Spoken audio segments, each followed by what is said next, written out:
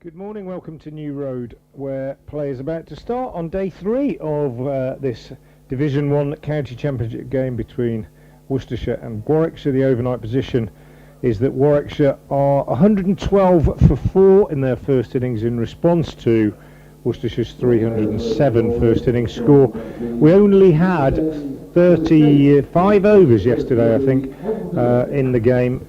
37 overs actually, and in that time Worcestershire lost their last 2 wickets and Warwickshire lost their first 4.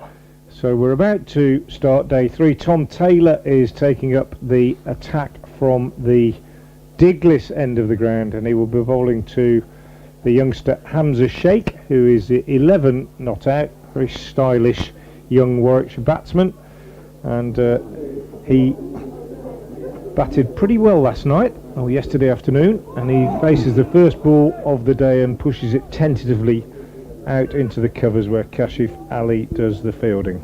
I'm Frank Watson of BBC Hereford and Worcester. Alongside me this morning is Clive Eakin from BBC CWR, BBC WM. Good morning, Clive, and if the weather stays away, we've got a really interesting game on our hands. Yeah, we have, though that is the issue, isn't it? And a lot of harbingers of doom about the weather. Yeah, it's good at the moment, but cloud is building in the west as Tailor bowls, and Sheikh is out, caught behind by Gareth Roderick. Early breakthrough for Worcestershire. Hamza Sheikh pushing at the second ball of the day outside the off stump. Regulation nick, and Gareth Roderick takes the catch, so an excellent start for the home side, and Warwickshire 112 for 5. Yeah, good ball, and just playing a correct looking forward defensive, but got an edge and caught behind for Hamza Sheikh for 11. And Warwickshire under a bit of pressure here. There is a danger they could concede a substantial first innings lead, and that could put them under pressure. This game, even if there are interruptions, could still produce a positive result for either side if one of the teams suffers something of a batting collapse, and Warwickshire feel they're in a bit of danger of that now at 112 for 5. Yeah, absolutely summed up by Clive there. The sun is shining at the moment, but cloud is building, as I say. The forecast for this afternoon is not great, and Worcestershire will really be hoping that they can make further inroads this morning before any rain does make its presence felt. But that's a great start for them. Tom Tailor's second wicket of the innings, and exactly what Warwickshire didn't want this morning. 112 for 5 now. So still 195 runs in arrears as Michael Burgess, the Warwickshire wicketkeeper, comes out to join Ed Barnard in bright sunshine here at New Road. Great start for the home side this morning, and they've played pretty well throughout the game. Worcestershire recovered from 67 for 4 in their first innings to reach that 307 on a pitch that's helped the seam bowlers throughout the game. And they find themselves in a very strong position as Tom Tailor comes in to bowl to Burgess, and he bowls, and Burgess is driving this up to mid-on, and there's no run. There'll be an update coming for BBC Hereford and Worcester listeners any moment before the end of this over, I should think. We're just going to hear some weather, so we might get a bit of a clue, Clive, as to what's going to happen. Heavy showers. A few showers beginning to come in over the Welsh Hills, apparently. Oh dear. Oh well. So here's Tailor again from the Diglis end. He bowls and Burgess is off the mark, steering this one down to third man for a single. 113 for 5. I'll shut up when I come to you, but Taylor deserved that wicket. I thought he bowled very well yesterday. The wicket he got actually wasn't typical of the way he bowled. He's got a leading edge from Rob Yates, but that one was, he was beating the bat a few times, and there he got his reward by finding the edge. Yeah, I agree. I thought he wasn't flattered by his figures yesterday, was he? But looking a bit better now. 2 for 23, his figures. Comes in now to bowl to Ed Barnard, and Barnard is taking his bat away from this, but not in time to stop the ball from hitting it, and it ends up bouncing down to Ethan Brooks at second slip. Brooks, who's probably going to open the bowling from the New Road end, judging by his warm-up.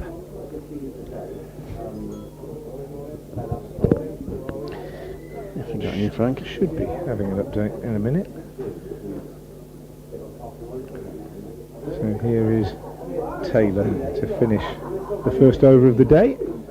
Bowls and Barnard defends, and that goes out on the onside. So 1 run off the first over of the day and a wicket for Tom Taylor, and Warwickshire 113 for 5 at the end of that over.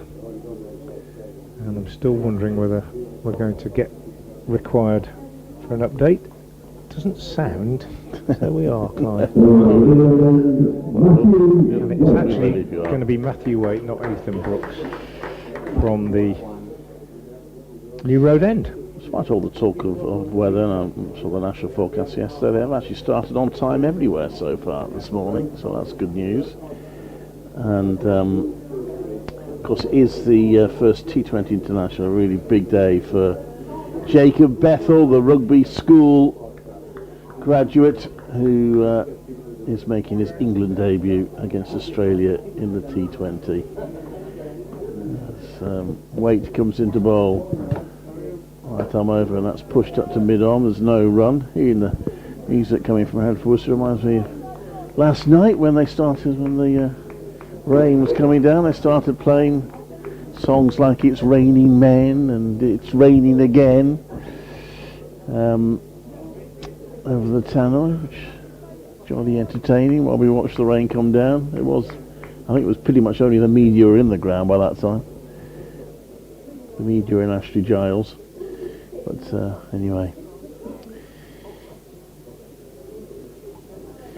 Right now they'll be playing Here Comes the Sun, probably. In comes Waite to bowl. 2 slips in place. Was looking to establish a bit of first innings dominance. Burgess push it to mid-on. Warwickshire want to get as many points out of the game as possible. I did talk to Alex Davis yesterday, and he talked a good game about still every intention of trying to win the match. But if they don't win the match, they want to make sure that they don't lose it, if possible, and that they get as many points as possible from it. Got 3 bowling points. Notts and Lancashire are both not well placed in their respective matches in terms of trying to stay in the first division, which has to be the first priority. That's played down the ground by Burgess, but it's cut off. They will be coming to us after the next song, Clive. Shabuzi. Yep. So yeah, in terms of that, it might seem a bit negative to keep talking about the relegation issues, but that's what it's all about. It is, yeah. And Lancashire, I mean, they're in real trouble against Durham. 370 for 4, Durham, big lead. Lancashire have only taken 1 point from that match so far. That's pushed out the offside. There's no run. Nottinghamshire, well, they'd started to bat. I think they got 2 bowling points. They're 40 for 1 against Essex. So if Warwickshire were to draw this game, and let's say they managed to get at least 1 batting point, go away with 12, that would probably give them a little bit more breathing space in terms of... Yeah, things would have to go badly wrong for these two to get dragged into it now, I think. Yeah, but you can't be complacent. No, Lancashire Notts might suddenly win their last 2 games. It's always possible. It doesn't look like they're going to win their 3rd game out at the moment anyway. That's played to mid-wicket. There's no run. Warwickshire started 26 points out of Lancashire 9th. Worcestershire 2 points further ahead.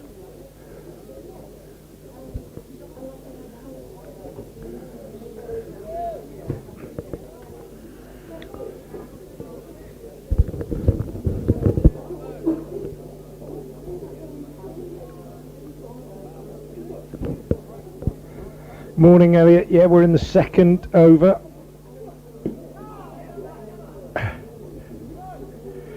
Morning, Elliot. We're in the second over of the day here, day 3 of this game between Worcestershire and Warwickshire, and Worcestershire have already picked up a wicket. Just the second ball of the day, and the promising Warwickshire youngster Hamza Sheikh edging Tom Taylor behind to Gareth Roderick behind the stumps. So a second wicket for Taylor, Sheikh out for 11, and at that point Warwickshire 112 for 5. They've added 2 runs since then. Ed Barnard, the former Worcestershire batsman, is a key man now in this Warwickshire batting lineup, and particularly now they've lost that early wicket. He's been joined by Michael Burgess, the Warwickshire keeper, who's a very capable batsman, but a lot depending, one would imagine, on this partnership if Warwickshire are to make inroads into the deficit, which is still 193 runs at the moment. Worcestershire having the best of the game so far, and they've done really well after recovering on the first morning to get themselves into this position. Showers are forecast, as you were hearing in the weather forecast just a few minutes ago, so that could be a factor, but a great start for Worcestershire. We've just seen Burgess drive Taylor through the covers for 2. He's gone to 3, and Warwickshire are 116 for 5. It's a good shot that by Burgess, but it's quite a slow outfield. A bit of moisture around. So another day he might have got 4 for that, but he got 2.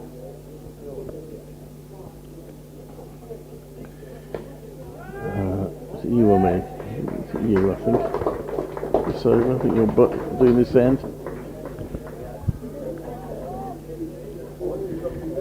That one was driven out the offside, there's no run.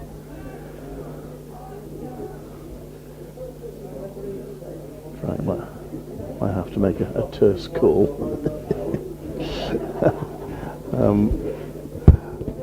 116 for 5, Warwickshire. So at the score now, in which Worcestershire lost their 5th wicket. Worcestershire rally well in the latter part of their innings. Warwickshire have to hope they can do the same if once they get through perhaps the early morning, after the ball gets a little bit easier. That one had a little bit of bounce from Taylor, and it's pushed out to mid-off for no run by Burgess. These two have had partnerships this season, and from Warwickshire's point of view, they could do with another one now. They put on 209 against Essex at Chelmsford. That one, it's action caught at second slip, and Burgess has gone for 3, and Warwickshire in big trouble now at 116 for 6. Yeah, good catch by Ethan Brooks at second slip. Tom Taylor has started very nicely this morning, and really good start for Worcestershire. Ethan Brooks taking the catch very neatly. It was about chest high, fingers pointed to the sky, straight in, and no mistake made. 116 for 6 then, and as you say, Clive, Warwickshire now in real trouble, because as I say, the deficit's still 191 runs. Great start for Worcestershire. Showers forecast, and they will be very keen to do as much as they can in terms of taking these remaining 4 wickets before any rain interruption. But super start from Taylor. Well, those showers forecast, of course, the follow-on could still come into play here. Warwickshire still need, what do they need? Another 42 runs to take that out of the equation, and that'll be an interesting one for Worcestershire's whether they'd enforce it. I would think with the weather around, kind of think they'd have to. I think they would, especially as it's not as if they've been out there for a day and a half, is it? They've only bowled 35.4 overs in this innings. So, yeah, fantastic start for the pairs this morning. It's interesting, isn't it? When I always think, Clive, when a team recovers, as Worcestershire did at Chelmsford last week, when a team recovers, you always wonder whether psychologically that impacts the other side, if you know what I mean. You get a team on its, not on its knees, but struggling, and when they recover, it takes a little bit of energy out of the other team. And I just wonder whether Warwickshire, when they started this innings, were still a bit rueful about the fact that Worcestershire had managed to get to 300, and then you lose a couple of early wickets and everything changes. Taylor in, Briggs defends that to the offside for no run.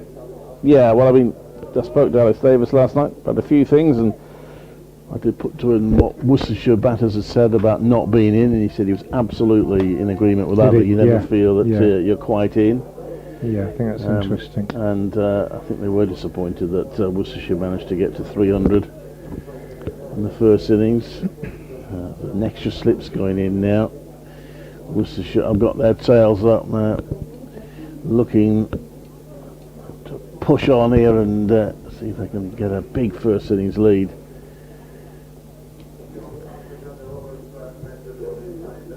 Taylor to Briggs.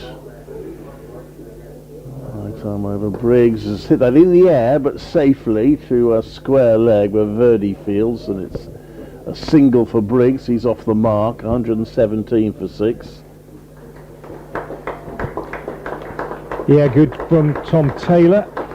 We were talking about the fact that his figures didn't flatter him, but they're not too bad now. 8 overs, 1 maiden, 3 for 26. And Matthew Waite to continue from the New Road End. 7 overs, 2 maidens, no wicket for 13 so far for Waite. 2 slips in for him, in discussion with the captain Brett D'Oliveira about whether to make it 3. Third man Jack Home is being brought up, so that will be a vacant area. And Tom Taylor moving from mid-on to short mid-wicket. They fancy, I think, that Danny Briggs might clip one uppishly on the leg side. So 2 slips and a short mid-wicket are the catchers. There's no third man. Cover point, extra cover, mid-off, mid-on, mid-wicket and long leg the other fielders as Waite bowls, and this is forced off the back foot by Briggs, but a good diving stop by Kashif Ali in the covers, so they only get a single. 118 for 6. Briggs goes to 2. Barnard has 2, and we're still being bombarded with programme feed from BBC Hereford and Worcester. Might have to make another call in a minute. Extremely distracting. Matt Waite from the New Road End, number 6 on his back. He moves in and bowls, and Barnard, who's been very quiet this morning, hasn't added to his overnight score yet. He's only faced about 3 deliveries, seen 2 wickets go down at the other end, pushes this one back up the pitch to the bowler. Izzy Wong and Georgia Davis are in the England team again. Central Sparks are suited Warwickshire's. Are in the England team for the 3rd match against Ireland, again in Belfast. Matthew Waite in, bowls, and Barnard is opening his account for the day with this one, which is full and on his legs, and he just turns it on the leg side for 2 runs. Logan Van Beek coming off the boundary down at long leg to do the fielding. 120 for 6. Barnard goes to 4. They're in the team, although they haven't started. Match delayed by a wet outfield. They've had the toss slightly oddly, but match delayed by a wet outfield. And one other piece of news on Warwickshire women, Katie George, who signed for next season of the new look Warwickshire team. She's been called up to the England team for trying to score for that series, but she's not in the 11 today. Here's Waite again in the sunshine. He bowls, and Barnard is driving square on the offside, thickish outside edge really, didn't time it. Jack Home fields at cover point. So 2 men out this morning if you're just joining us late. Hamza Sheikh to the second ball of the day, caught behind by Gaz Roderick off Tom Taylor, and in Taylor's next over Michael Burgess the keeper edging to Ethan Brooks at second slip. So 2 wickets for Taylor, Burgess out for 3, and Warwickshire 120 for 6, still trailing by 187 runs as Matthew Waite comes in to bowl to Barnard, and he is forward and pushing out on the offside. He's such an uncomplicated player, Ed Barnard. Batted superbly for Worcestershire the last couple of years that he was here. He made 100 in a losing cause for Worcestershire at Trent Bridge in 2022, and I have to say it was one of the best innings I've seen. I said at the time I thought it was the best 100 I'd seen for Worcestershire since Graham Hicks' time. Really superb against a a star-studded not to attack on a helpful pitch. Waite is in bowls and he's on the back foot. There's lots of time to push this one up to mid-off, and there's no run on. I just think he's technically as good as anybody on either side in this game, probably, and I think he'll have a big part to play if Warwickshire are to turn this around here. He'll get support from the other end, but much will depend on him, and to have a player of his ability coming in at number 6, Clive, I think is a real bonus when you get into a situation like this. He's got 2 centuries to his name so far this season. Got to be the best number 6 around, I think, don't you? It's came to this match at 733 runs in the championship. Yeah. So Tom Tailender continue.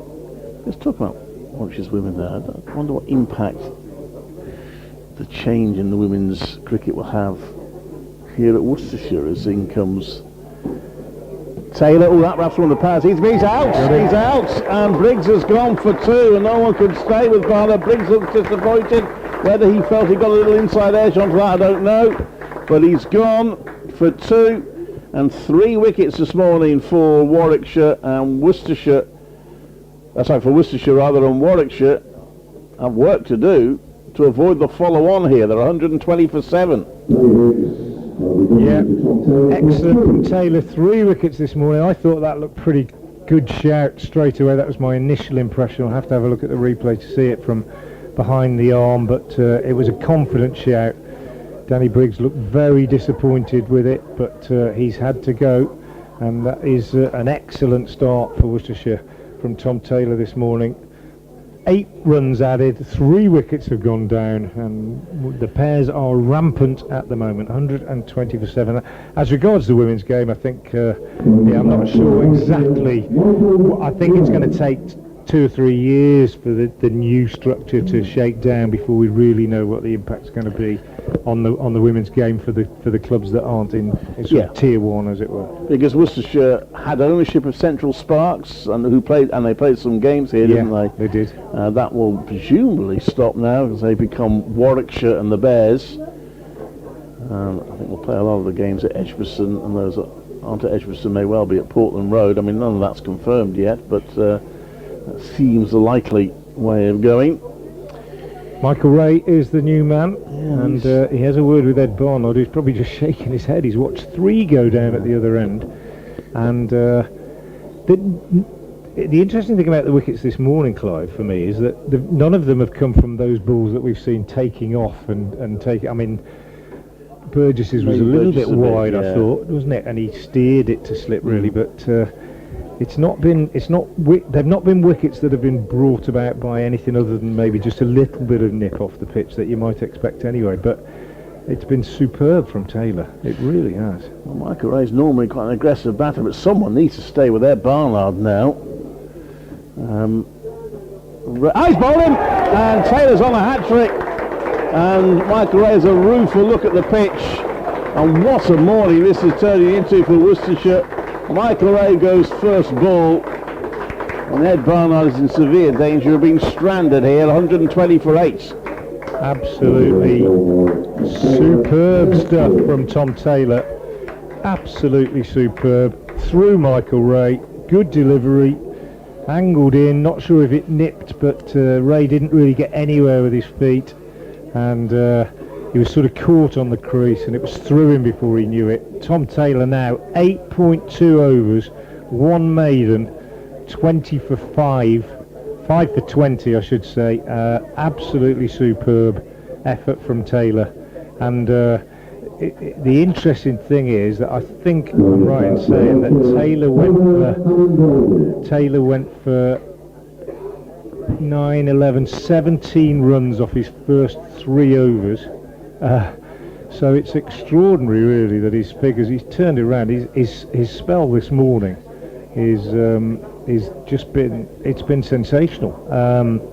I'm just looking to get the absolute figures this morning. 3, 1. I think he's got 3 for 4. There's 4 for 4 this morning, Clive. I think I'm right in saying that looks right to me. 4 for 4, and that 3 overs. Just it just turned this game completely on its head. I mean, Warwickshire was struggling this morning to start with, but they are now in trouble. We have the rock-solid Ollie Hannon-Dorby coming in, but nonetheless, would you like to take the hat-trick ball? Well, yeah, I've never had one, I don't think so. Yeah, why not? Ollie Hannon-Dorby, who was warming up in front of us this morning, having a few throwdowns. Tall, very tall, left-hander, but rock-solid, as you say. Been part of many a stubborn partnership at the end of an innings, but he's on the hat-trick ball here, taking his time. The field is being rearranged. 3 slips in place, that's all. And Hannon-Dorby just taking his time. He's taking guard. He's cleared a little bit of debris from the crease, and he waits now as Taylor comes in round the wicket and bowls to him, and he's in front and just dropping it down on the offside. But you can hear the applause on our effects mic from the Worcestershire faithful for Tom Taylor. A really fantastic effort from him this morning. Yeah, and well, Warwickshire now could well be batting again today, following on. And this is proving a damaging day for Warwickshire. In comes Tom Taylor. And that's Rapturn on the pass. He's appealing keenly, and the slips are all running in. It did him quite high, and he is a tall guy, Hannon-Dorby. I think they were appealing for they thought if we can't get the LB, if he got a nick on it, it's carried to slip as well, but neither is fruitful. Hannon-Dorby has a chat with Barnard. At least Barnard will know that Hannon-Dorby will play one way, which is to stay in and let Barnard score the runs. He knows his place, Ollie Hannon-Dorby, and he's good at that sort of role. Yeah, absolutely. Absolutely. But he still has 2 balls this over to survive. And Taylor round the wicket, bowls to him. He's played that well down into the ground to point. There's no run. That famous partnership with Michael Burgess, when Burgess scored 100 and Hannon-Dorby was none not out, and then he was mortified when he ran a single which he thought was a leg by, and the umpire awarded him the run. It ruined the... He didn't want to. Because he was heading for some sort of record for the longest innings. Well, had a run. Anyway, he's got this ball to survive. Can Tom Taylor get the 9th wicket? Now, round the wicket he comes. Hannon-Dorby's hit that in the air, but it's safe, and it's going to be, well, they've taken 1, which is a little surprising, because it was the last ball of the over. I'm not sure they intended, I think they might have thought there was 2 initially, and realised there was 1, so Ollie Hannon-Dorby's ended up nicking this strike. But the applause for Tom Taylor, 2 wickets in that over, and Warwickshire 121 for 8. Yeah, Tom Taylor 4 for 5 in 3 overs this morning. Brilliant stuff from him. Not only was I surprised that Ollie Hannon-Dorby took that single, Clive, but I was surprised at the shot, really, because it wasn't a very Ollie Hannon-Dorby shot, chipping it up in the air. Just had a look at that replay of the Briggs one, and I thought, yeah, look, it was a bit leg-sidey, I think. Possibly that might be what he was disappointed by. The height was good, maybe umpire's call. Just watching the Michael Ray one again, and yeah, just didn't get anywhere at all with his feet. Nowhere at all. So brilliant from Taylor. And Ollie Hannon-Dorby now finds himself on strike at the Diglis end against Matthew Waite. Those 3 slips are still in place. Waite, medium pace, comes in, bowls, and Hannon-Dorby is watchfully forward, playing this out square on the offside. And there is no run, so it's Yorkshireman to Yorkshireman at the moment. With Waite and Hannon-Dorby both found their way down to these Midlands clubs in order to further their careers. Certainly worked for Hannon-Dorby. Yeah, well, it worked for Matthew Waite in the sense that he's getting regular red ball cricket, which he wasn't getting up at Yorkshire. 121 for 8.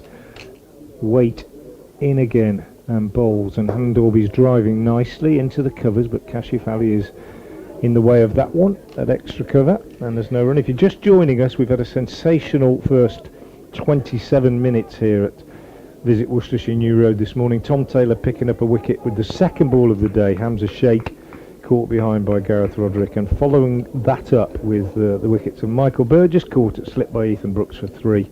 Danny Briggs LBW for 2, and Michael Ray bowled first ball without scoring. Waite in again, bowls, and Hannon Dolby just turns this one off his pads behind square on the leg side, and they take a single. And Ed Barnard has watched chaos from the other end. He's added just 2 runs to his overnight score. He's hardly faced the bowling, and he's seen 4 of his partners disappear back into the pavilion. The deficit is still 184. Before I see any more go, I shall hand over to Kit Harris. Thanks very much to Clive Eakin. Kit Harris will be joining me shortly, and he will be as surprised as anybody, I think, by what we've seen this morning. But Worcestershire rampant at the moment and seeking to get themselves into a position where they could, should they choose, enforce the follow-on. Waite bowls, and that's a good one to Barnard, which that's the first one today that we've seen do that from the Diglis end, from the New Road end, that area just outside the right-hander's off stump, which has offered extra bounce to all the seam bowlers from this New Road end throughout the game, and Waite finding it there for the first time today, and it climbed past the outside edge of Barnard's bat. Here's Waite again into Barnard. He bowls, and Barnard is pushing this one out into the covers for a single. Home is the fielder, and there's no run. So a little bit of calm restored just in the last 5 minutes or so after a pretty sensational start, Kit. Yes, it's absolutely on fire, isn't he, Tommy Taylor? That change of ends from yesterday, he's found something that's very much to his liking. 4 for 5 this morning, Taylor.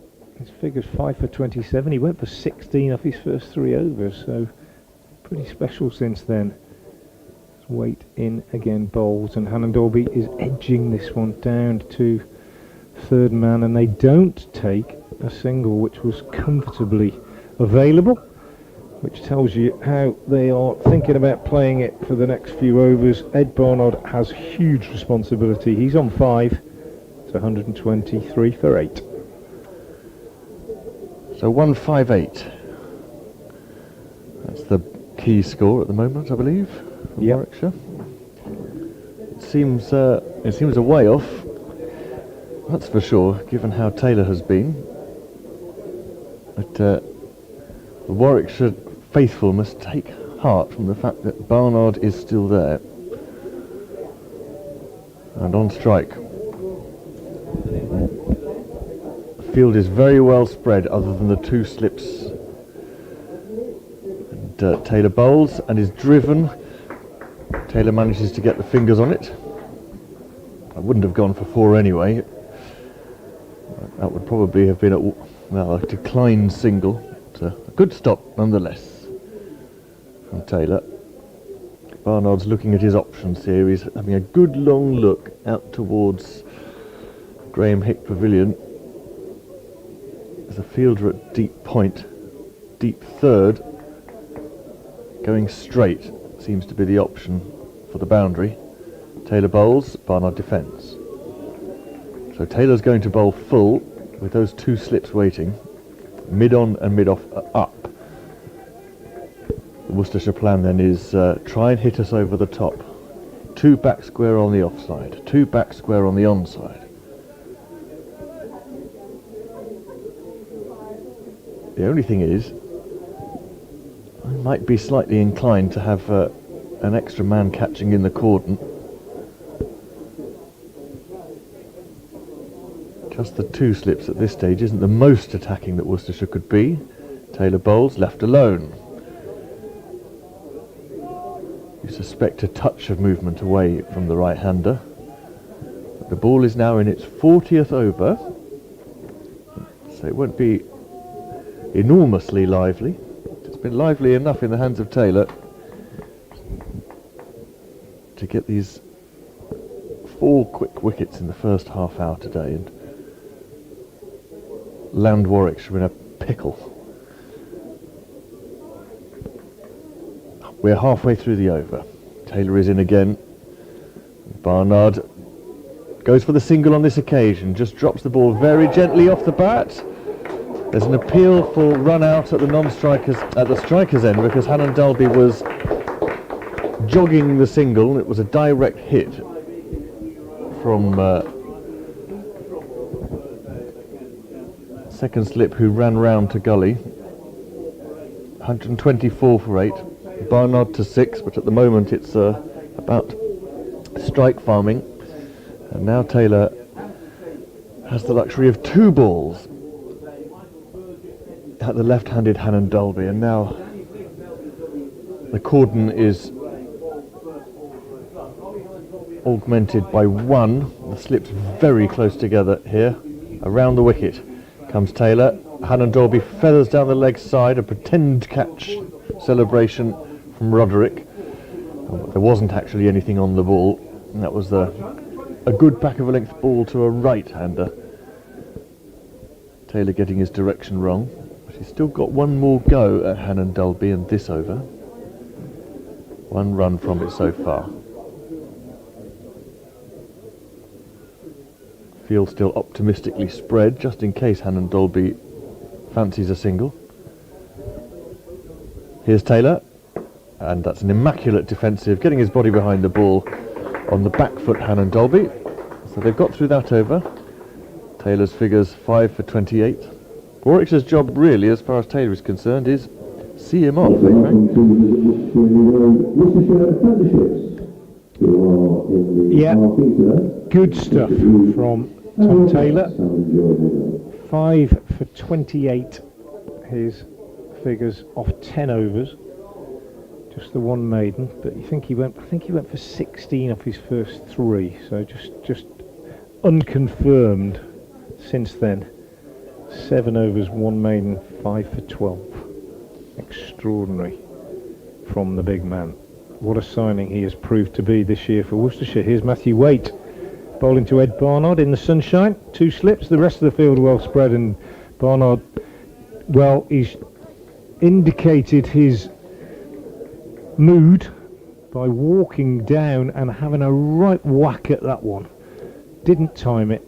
Thickish inside edge out to Amal Verdi on the boundary at deep square leg, and they didn't take a run.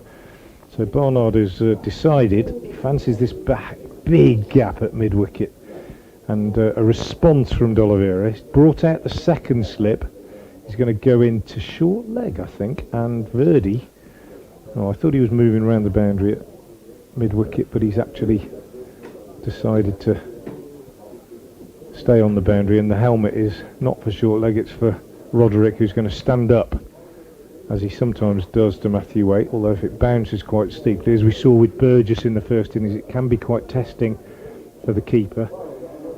But 2 slips, keeper standing up, the rest of the field spread to all parts as Waite bowls, and Barnard shows his white ball expertise with a beautiful little ramp shot played expertly over short fine leg for 4. He really is a 360 degree run scoring batsman, Barnard, as most followers of both these counties will know. A white ball expert in that sense, which is why many Worcestershire supporters were surprised that he wasn't in that Warwickshire T20 team that lost in the quarter-final on Friday night, and capable of producing those shots in the red ball game as well. A man has gone in now to fine leg. One of the slips has gone as Waite bowls, and he pushes this one out on the offside. Good contest developing here. Barnard has a great deal of responsibility on his shoulders as Warwickshire seek to avoid the follow-on. They're 179 runs behind, and it basically depends on him, I think, whether they avoid the follow-on. He will score the bulk of the runs if they do, and will be perfectly capable of staying with him. But a challenge on for the former Worcestershire batsman, and he is taken on the pad by this one. It runs out on the offside. They fancy a leg by, but decide against it as Roderick snatches off his right glove, pursues the ball out on the offside, and it remains 128 for 8. What a surprising game this has been, well, particularly this morning. D'Oliveira now changes the field, 2 balls left in the over, wants to try and keep Barnard on strike, prevent him get the single off the last 2 balls. That will be difficult, I think, because he is a very skillful batsman, as I say, but the ring is now made up of 3 men on the offside, plus 1 who's a little bit deeper, and Verdi comes into the ring on the leg side at mid-wicket. D'Oliveira is at mid-on. We've still got a deep backward square and a fine leg for the ramp, as Waite attempts to bowl 2 dot balls to Barnard. He comes in and bowls, and the first one is a dot, as he forces this one square on the offside, but hits it so well that it went quickly to Jack Home, and he was able to prevent the single. So 1 ball left, as Barnard has a chat with Ollie and Dolby, and they're thinking about where we will run to. Barnard may well look to try and get it down to fine leg, but Waite will be trying to bowl it on the off stump, or pretty straight, I would think. Not too straight, round about off stump with this field, one would imagine, as he comes in and bowls, and Barnard is unable to score off it, just pushes it down on the offside. So good from Matthew Waite at the end of that over. A really good game of cat and mouse out there at the moment.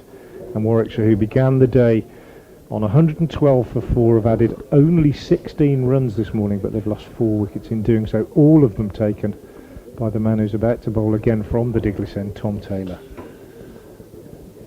Now this is the moment for Worcestershire. Theoretically a full set of 6 at the number 10 Hannon Dolby. And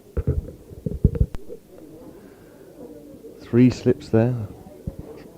Deep third is coming up into the covers. They've got to keep him on strike.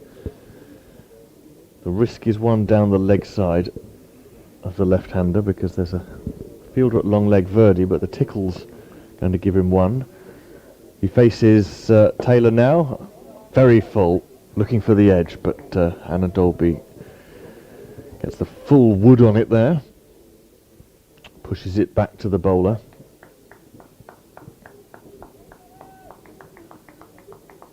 Hannon Dolby is not, on the whole, someone who succumbs to the rush of blood, as the occasional number 10 might. He knows his job, he knows his worth, and he knows his limitations. He faces Taylor. A bit of a clumsy bat and pad together there. He was hurried on the back foot, but the noise from the fielders was one more of agony rather than appeal. But I think that ball might have jarred the handle, or the gloves on the handle, or even the gloves, because Hannon Dolby is just taking his time to readjust his gloves, bat on the floor.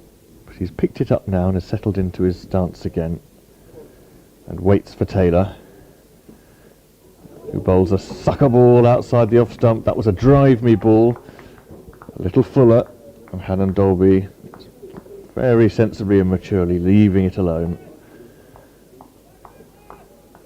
To many a higher order batsman, that would be an inviting gap between cover and mid-off, and all the more so with 30 runs still to get to save the follow-on. And Dolby is patient and shoulders arms again. That was a fantastic leave, flamboyant, something of the Australian in that leave. He's negotiated his way through 4 balls of the over from Taylor. 2 he hasn't had to play at. You feel that Taylor is trying to attack the edge of the bat and bring the slips into play, rather than trying to hit the top of off stump, as Taylor's movement will be slightly into the left-hander when it's swinging.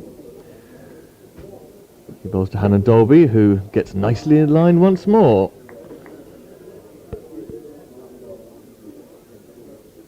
He can swing it the other way, actually, as well. He does go both ways, does he? Yeah, he does.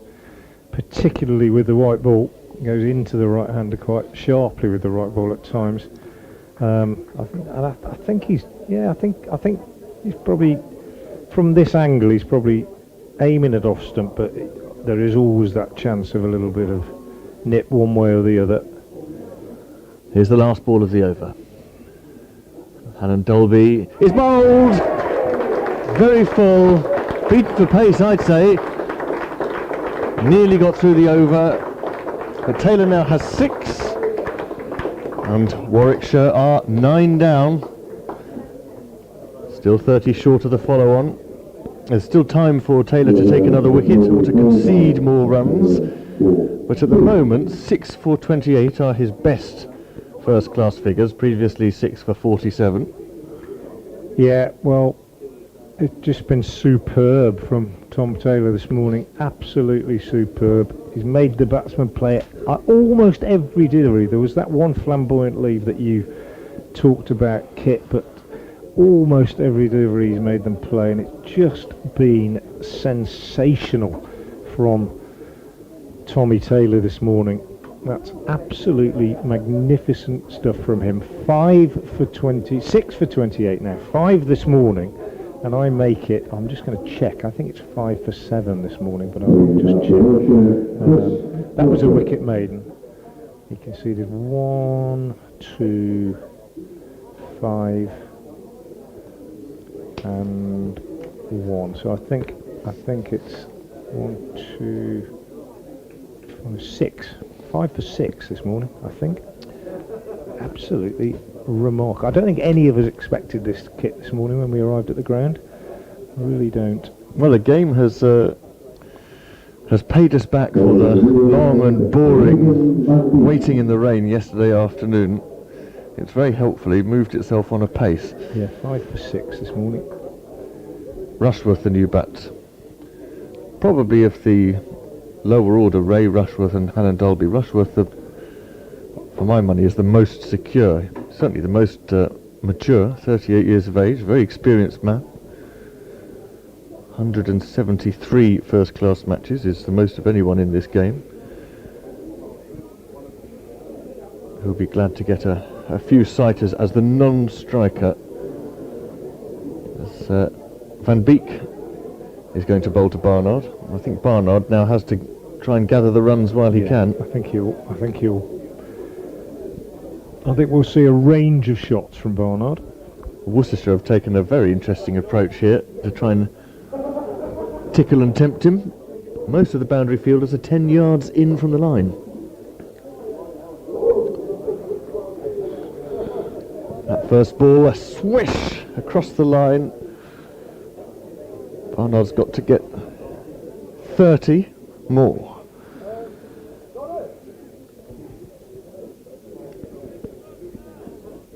Four fielders on the leg side boundary.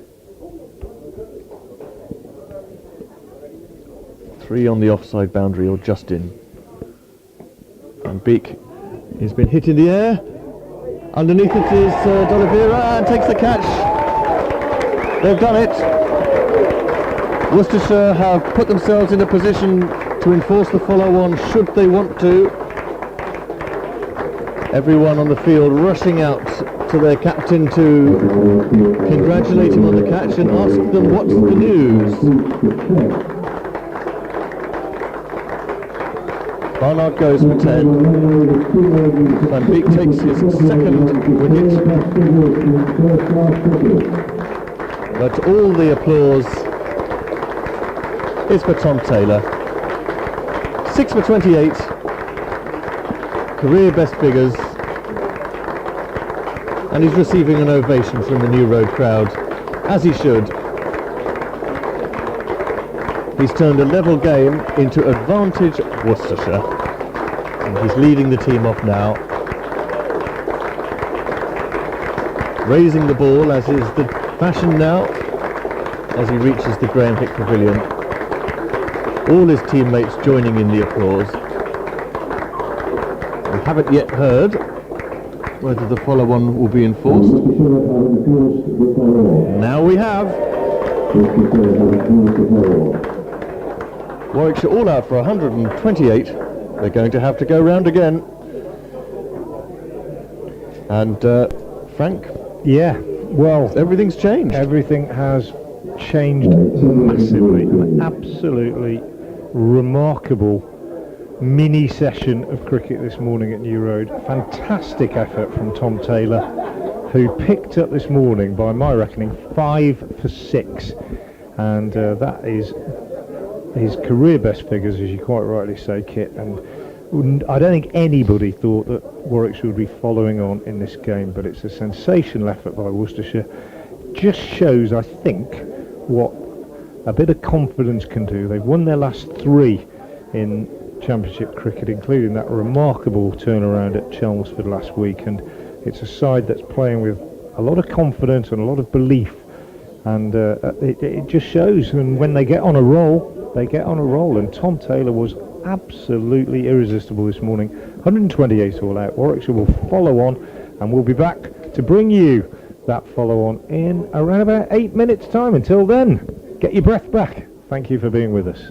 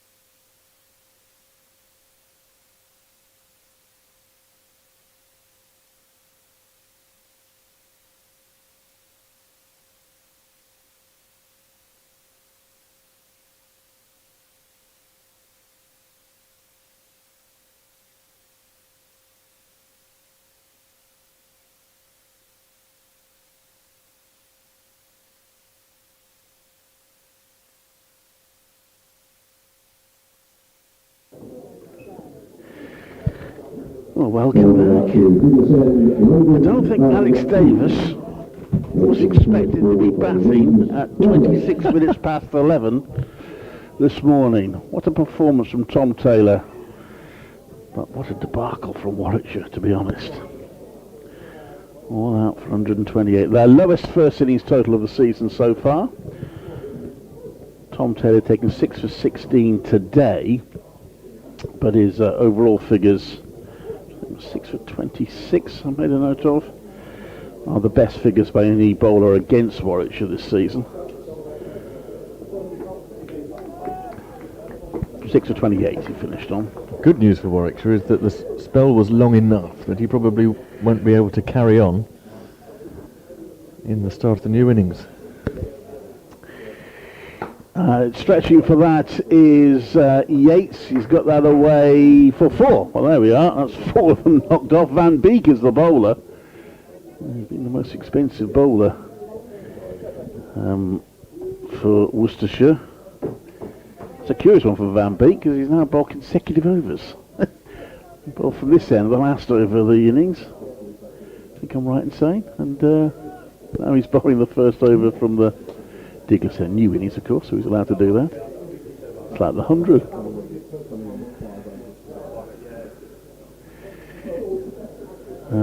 So Warwickshire following on after we roll up 128. So their first job, obviously, is to try and make sure that they get past Worcestershire's first innings total. That one bounces a bit, it's played down to the ground by Yates for no run. So they started 179 runs behind, so that's what they need to knock off first.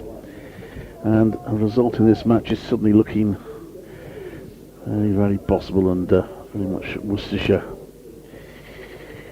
the team have got a great chance of getting a win. And beat round the wicket, that's short. Yates thought about swishing at it, then thought again, and lets it go. Only good news for Warwickshire is at the moment, at least, Lancashire and Nottinghamshire are still finding points very hard to come by.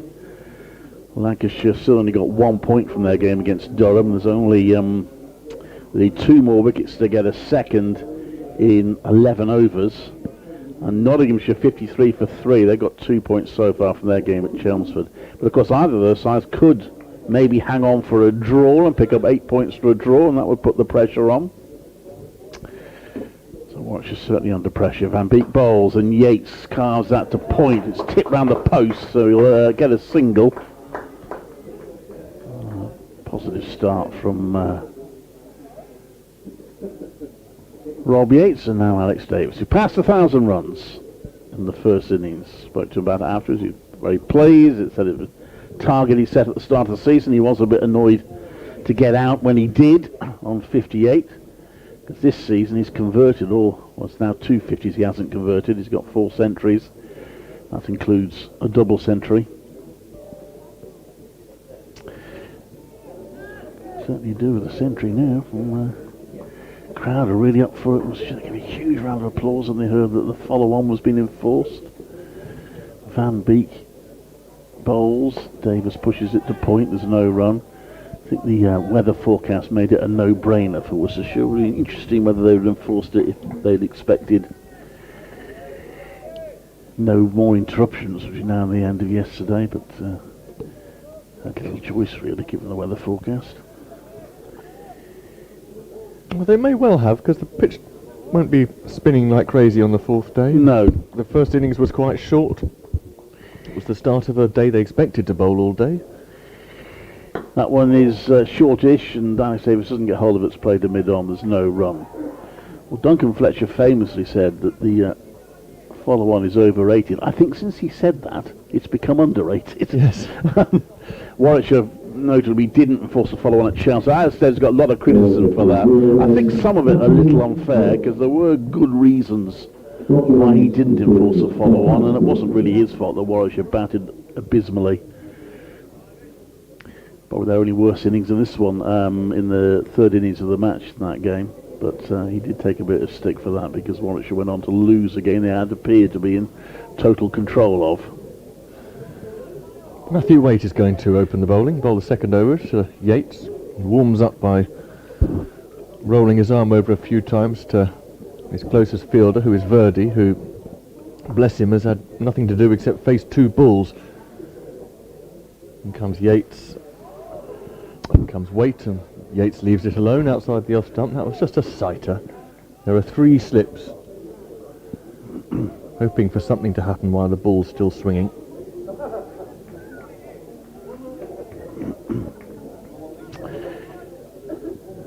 Yeah, should be Tom Taylor have a little rest and then he'll come charging in again. What a performance from him today. I'm sure he won't feel he needs to rest too long, not while he's in this kind of bowling form. But here is Waite. Yates flicks him off his legs to mid-wicket.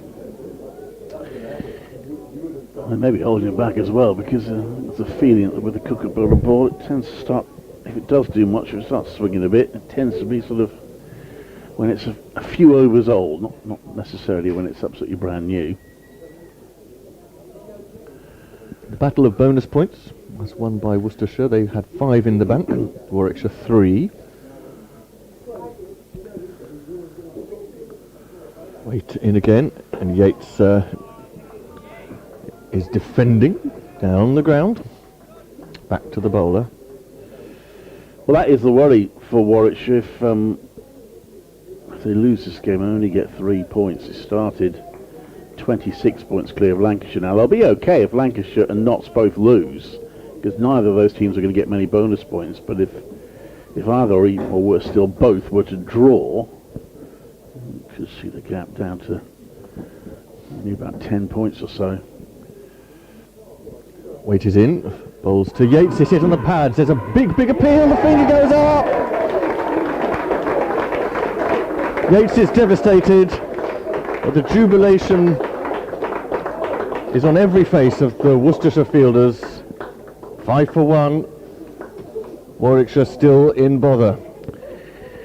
Well, it certainly kept quite low. Feeling that Danny Briggs might have been a bit unlucky earlier, so it might have been good down the leg side. Maybe Higgs thought that there, but it's no better for Warwickshire. We've now lost 7 wickets and we're still over an hour to lunch.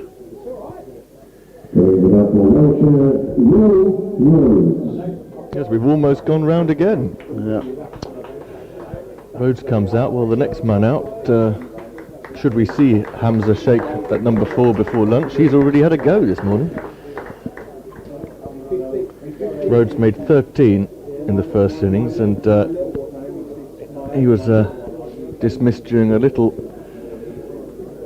hot period from Ethan Brooks, who dismissed Rhodes and Davies.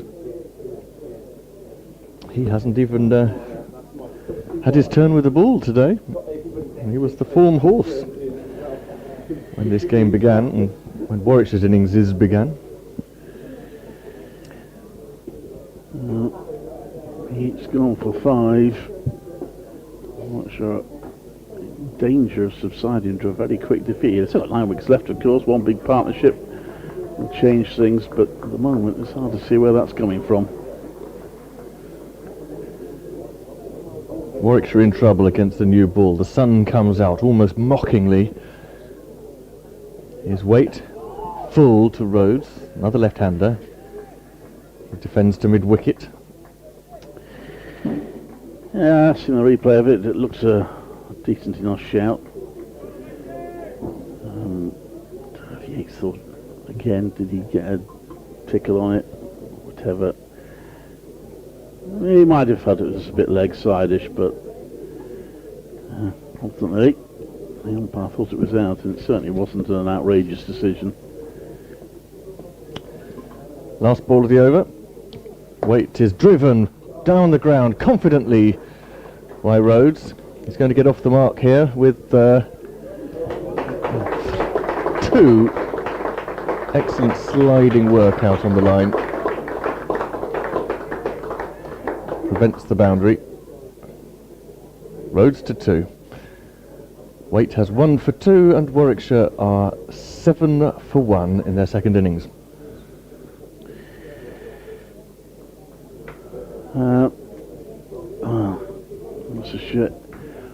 Want to stay on top. They're well on top now. The crowd, not a huge crowd, but those that are here getting quite vocal, quite excited about the performance this morning.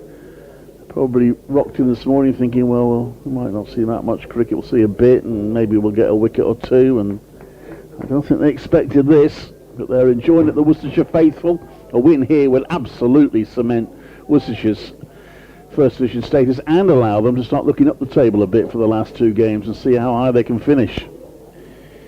Whereas Warwickshire will still be looking over their shoulders. Van Beek to bowl to Alex Davis. That's short. Alex Davis has pulled it. There is a fielder out there, but he's evaded that fielder and hit it for six. It's his fourth six of the match. He's now Warwickshire's top six hitter of the season, and that was a shot of a captain who's a bit fed up, I think. Well, he wasn't that far away from Verdi. No. He was taking on Verdi more than he was placing the ball fine of him.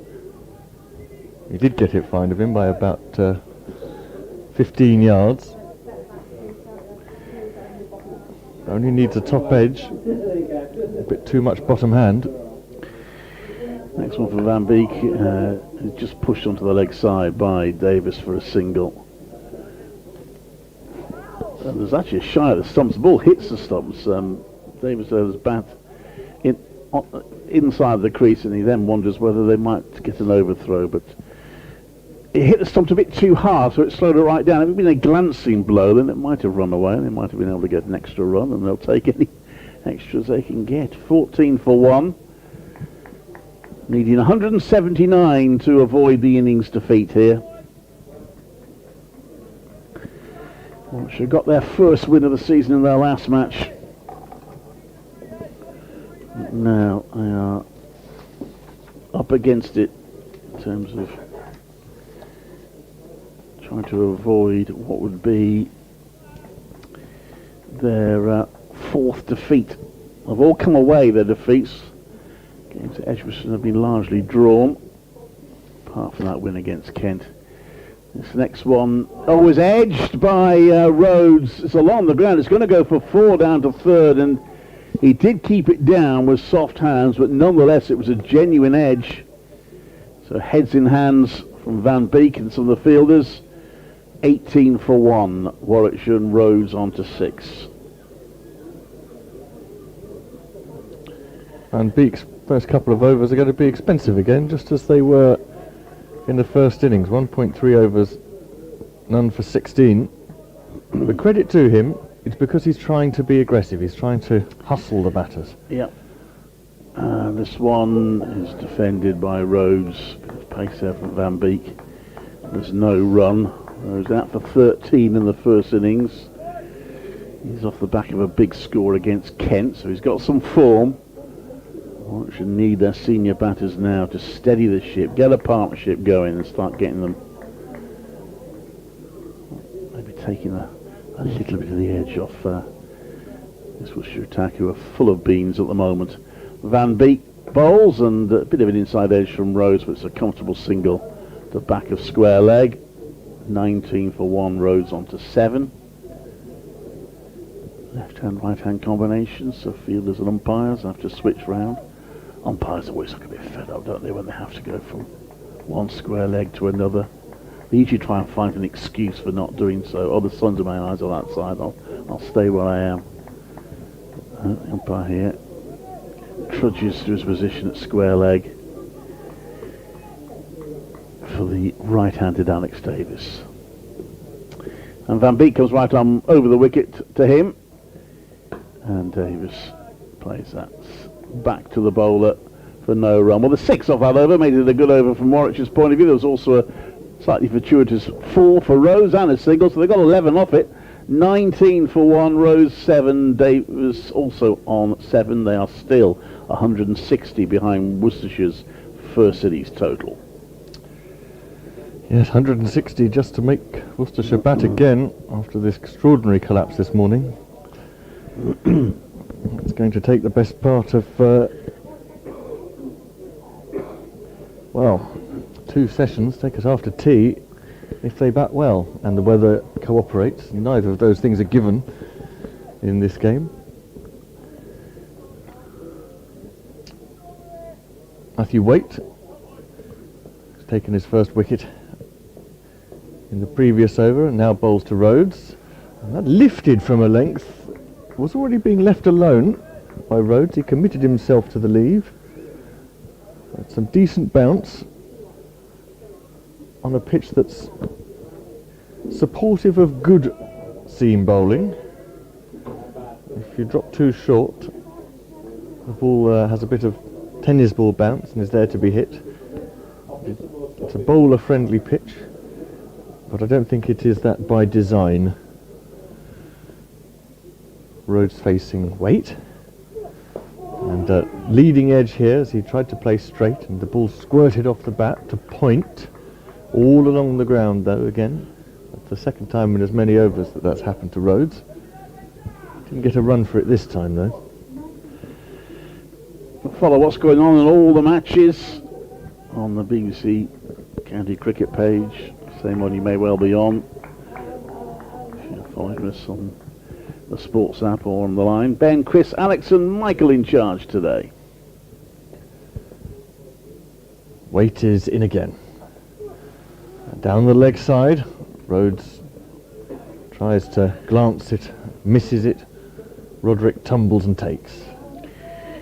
One of the stories that's on there is the news of an injury to Tom Banton, who pulled up in the warm-up, apparently I've heard, playing football, was ever thus, for Somerset against Surrey, which will be a massive blow if that's a serious injury, both for this match and of course for finals day on Saturday.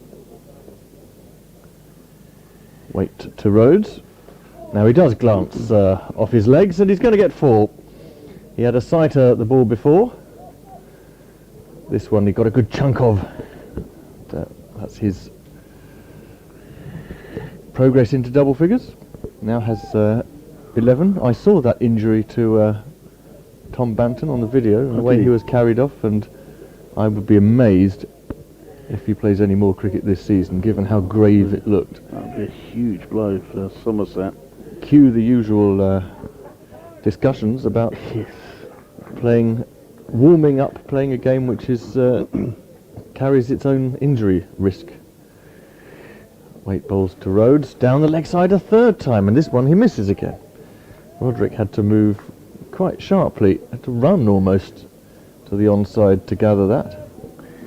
Waite is just waiting for the right-hander to get on strike so he can bowl there to him. I know there's a rationale about team bonding and all that sort of thing, and it's a good way of living it, but I just think it looks awful. Yeah. I've yet to turn up to a football match and see the players play a bit of cricket to get themselves ready for the football. Oh, I sound like a bit of a grump when I think about it. But Rhodes drives confidently here, and they're not going to take a single because it's very sharply fielded at mid-on. It's the end of the over. 23 for 1 Warwickshire. Yes, Clive, I mean, my view is if playing football is that important to you, then go and play it. I remember when Ashley Giles was coach here, he had a policy of not playing football. They might have done it in training on non-match days, but certainly on match days they didn't. And they were out doing cricketing drills while sometimes the opponent was playing football. And it may not have done them any good, but it certainly looked a lot more professional to me anyway. However, Surrey, by the way, are in a spot of bother against Somerset despite Banton's injury. They've lost a few wickets this morning. They're 220 for 6. Replying to Surrey 317. Warwickshire in a lot of bother here, but Alex Davis steers one from Van Beek onto the onside. By the way, I don't think that Taylor's on the field at the moment. Certainly Rob Jones was fielding for him, and whether he's come back on or not, I don't know. But maybe he just needed a slightly longer rest. He may be back, but he certainly wasn't at the start of play. That's beating the outside edge of Davis for defensive. And that's the worry for Warwickshire. However well they bat now from here, they're so far behind, and they know, as both teams have been saying, that you're never really fully in on this pitch. And however well they play from here, they may lose wickets without really contributing to doing so. That's very true. They've just got to bat by the half hour, haven't they? Van Beek in, and that's going down the leg side, and Davis lets it go past his chest. Neatly taken by Gareth Roderick behind the stumps for Worcestershire. Van Beek with his 2 men back for the hook. That ball was very clear what his intention was. Have another go, Al. See if you top edge this one, because if he bounces it short enough and gets it at head height, then Davies might not be able to keep the ball down. Well, there are 2 fielders down there now. Verdi's finer, isn't he? That's left. There's no run. Verdi's finer than he was when the 6 was hit, and there's also a fielder at on the square leg boundary. So, I mean, it's a fairly short boundary. The rope's seen quite a bit there. I don't know whether that's because there's a bit of dampness around. They've decided to bring it in and avoid the damp part of the ground. But it is quite a short boundary there. So if he connects properly, then the fielders won't be a problem. But as you said earlier, just needs to miscue it slightly, and he could be in trouble if he goes for that shot. Van Beek in, and that's outside off stump, and Davis is happy to watch that go past. Time's also an issue here for Warwickshire. If the weather does intervene a bit, then they might just, the longer they occupy the crease, the harder it might be for Worcestershire to wrap it up in time, particularly if they can get ahead. We're going to try and make up time as well today, aren't we? 10 extra minutes on each session. So lunch will be 12:40 today. That one's left again by Davies. There's no run. So Van Beek not really testing Alex Davies too much that over. He maybe tried to tempt him, but Davies didn't fall for the temptation this time. He's still on 7, 23 for 1. Warwickshire following on, so they're still 156 runs behind Worcestershire's first innings totals. Rain at Leicester, by the way, that's the first delay today. They can afford to lose a bit of time there, because Leicestershire are 88 for 3 in their second innings, 193 behind, but there is rain there now. Waite is going to have to resume to the left-handed Rhodes. I wonder if he can get his radar right. He's still bowling right arm over. So this one is straight, almost a half volley. D'Oliveira collects the drive at mid-off. I wonder whether there might be anything to be said for Waite switching to right arm around the wicket to the left-hander. He's gently pushing the ball down the leg side to him now, and it would angle the ball into Rhodes and make him play a bit more. Waite bowls, and another one down the leg side and curling away. Roderick yet again finding himself trotting after it to gather. He's had a lot of action these last 2 or 3 overs, Roderick. I'm not sure Rose is that far away from getting a little tickle on that. Could have been in trouble. He seemed to go on a little bit of a walkabout just to remind himself to be a bit more careful. I mean, if he'd got enough on it, he probably would have got a 4, but he's hit 1, hasn't he? He's hit 1 and he's missed 3 from Waite in the last 5 minutes or so. Mid-wicket comes up shorter. Waite bowls on middle and leg this time, and Rhodes is in a walking defensive shot. Ethan Brooks is preparing to have a bowl. Well, so he should be. He got Rose out the first innings. Yes, he'll be saying to Brett D'Oliveira, I got this, Skip, I got this, I did it last time. He got both these 2 batters out, didn't he, in the first innings? In the space of 3 overs. He was over the moon to dismiss Rhodes, his former captain when he was with Warwickshire. And this ball is on leg, and contact has been made, but Rhodes has hit it a lot squarer, straight to Verdi at square leg, so no run. D'Oliveira is sending instructions down to long leg. Are those warm-up instructions? Or are they, he's just well, yes, fine leg's gone to long leg. He's being very exacting about his field, but I think the short mid-wicket almost suggests now that Waite is being told to bowl at leg stump. He bowls now to Rhodes, on leg stump, pushed around the corner, and this time he will get at least 1 to long leg. He realises it will only be the single.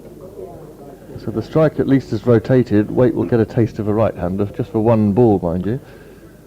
Rhodes to 12, Warwickshire 24 for 1. And Davies now takes guard at the Diglis end.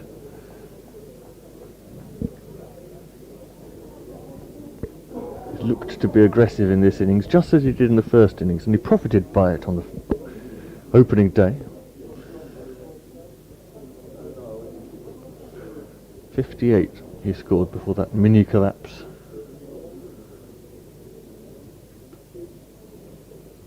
Second day, of course. And here is Waite to finish the over. Outside off. Waite somewhat uncomfortably defends. That's the end of the over. Waite's been very tidy, 1 for 7 off his 3. Warwickshire still trying to play themselves in. Yes, they've maybe just calmed things down slightly, haven't they? But if they lose a wicket now, they're still in horrendous trouble. So it's a big, big job for them to try and just settle things down and to get ahead. They'll be saying to themselves, if we could bat well in the second inning to get 320 or something like that, we could potentially put Worcestershire under pressure. Batting fourth, but that's a long, long way off. As Van Beek comes into bowl to Rhodes, it turns out to back a square leg for a single. 25 for 1.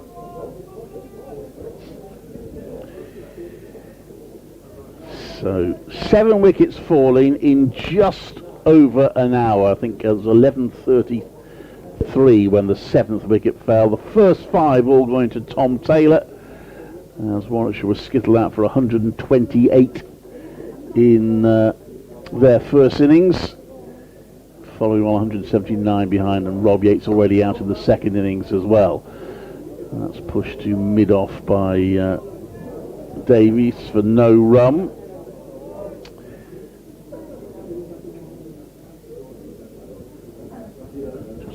Checking my stats, and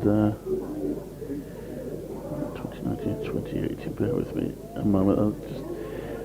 Maybe this is a chance to get the highest tally of runs by Warwickshire batters since 2019, certainly. That one's hit him in the midriff and has left him a little bit uncomfortable as he falls forward. He goes on a bit of walkabout, he's okay. Came into this innings having passed 1,000 runs in that first innings, and he came into this innings, if I can find it, on 1,024 runs, which you have to go back 2 years when Sam Hain scored. I'll tell you exactly how many in a minute. It's, next one he leaves, there's no run. Sam Hain in 2022 scored 1,137. So, and then you go back to 2019 when Dom Sibley scored just over 1,300. 2 games to go. He'll do well to get that many, but he could go past Haynes' 1,137 if he has a couple of good matches and a good innings here. No, he's again. That's caught the midriff there. That's not midriff, that one. Yeah, he tried to work it out onto the onside.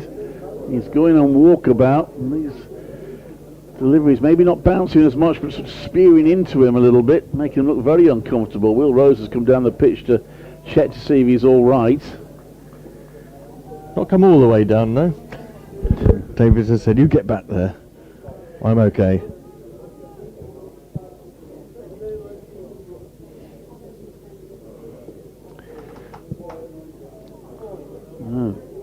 We do this one. He manages to get back on that one, forward defensive.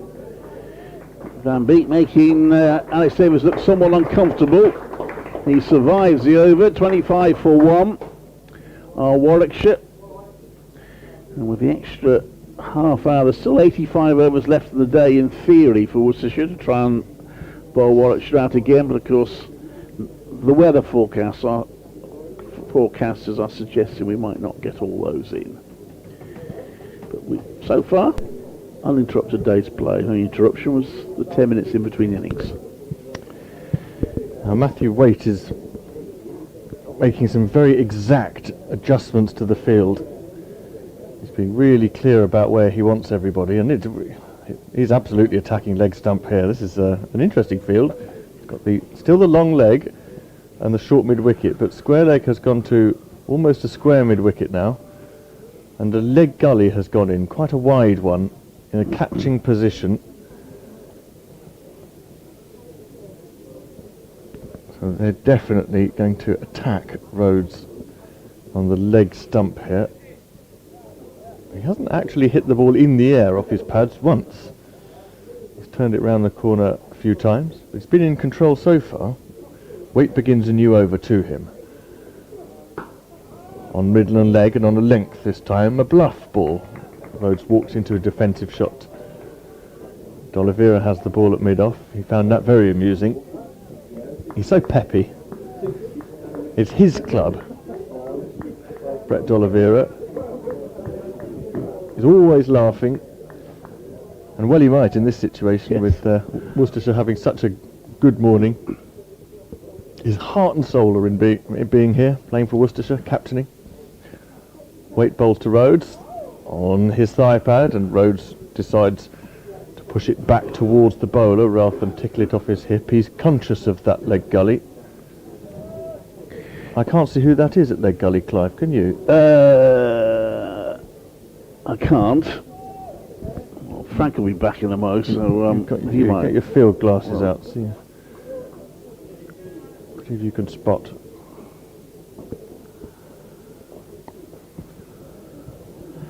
Here's Waite, also on leg stump, but fuller this time, and Waite is pushed to mid-on. I think it's Kashif. Yes, I was just about to say that. That might be Kashif Ali. You need to have one of your better fielders round the corner there, because if you do get a catch at leg gully, it's going to be reflex, maybe unsighted for part of it. Waite halfway through the over, bowls to Rhodes, outside off, checked drive to D'Oliveira again. Oh, I've got to do an update. I'll pop back in a few minutes. Meanwhile, Frank will come in here. Well, when you return, I shall replace you. I'll keep this seat warm for you, Clive. It's not half an hour till lunch. That's the key to remember. We're making up time. 10 extra minutes on this session makes it 40 minutes to lunch. 20 to 1. Funny time for lunch for an Englishman. Here's the bouncer. And Rhodes, well, it was so short that Rhodes barely needs to duck underneath it. He just bobbed his head out of the way. Through it went, shoulder high to Roderick. Took the ball fingers up. I'm Kit Harris with you here at BBC Sport Live.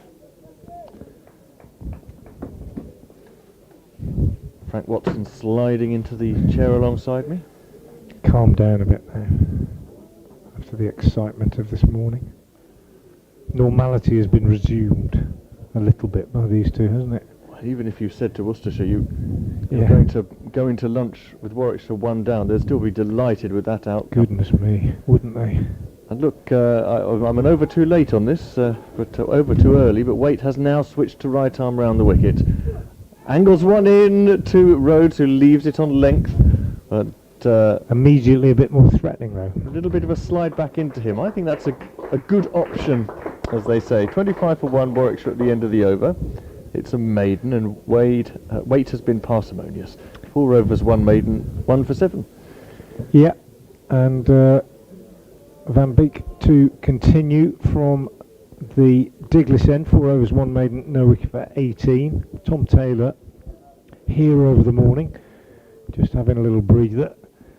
Might come back a little burst just before lunch, perhaps. Psychologically, he'd love to, wouldn't he? You'd imagine psychologically that he would be on top of the batters a bit at the moment as Van Beek bowls, and Davis is in behind that, dropping down on the onside and there's no run. But He's out there now, is he? yeah, again? he is out there. Now. Yeah. Mid on. Mid on, yeah, with the ball now polishing it. But yeah, career best figures if you're just joining us for Tom Taylor, 6 for 28, and this morning 5 for 6 as Warwickshire subsided from their overnight 112 for 4, losing their last 6 wickets for 16 runs, 128 all out, being asked to follow on 25 for 1.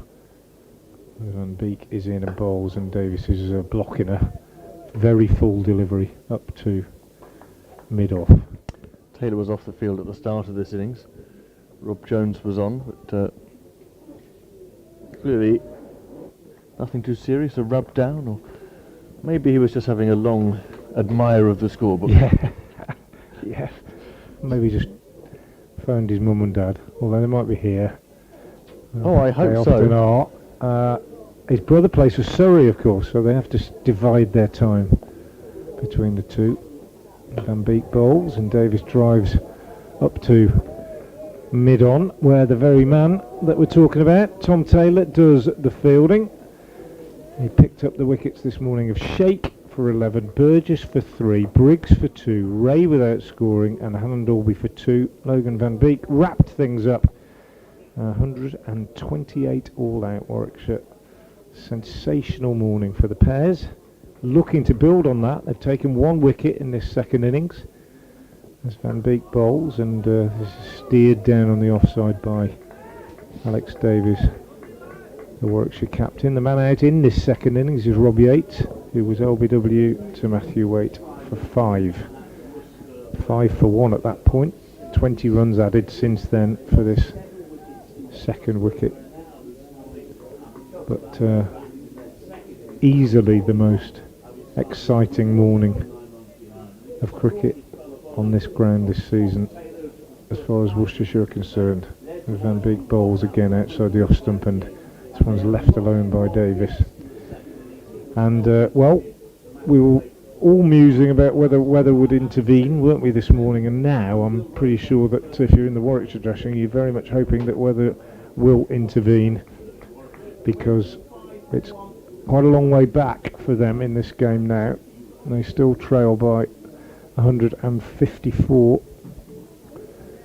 and another couple of wickets, and on a pitch that's never been that trustworthy. And Van Beek bowls and Davis defends on the back foot.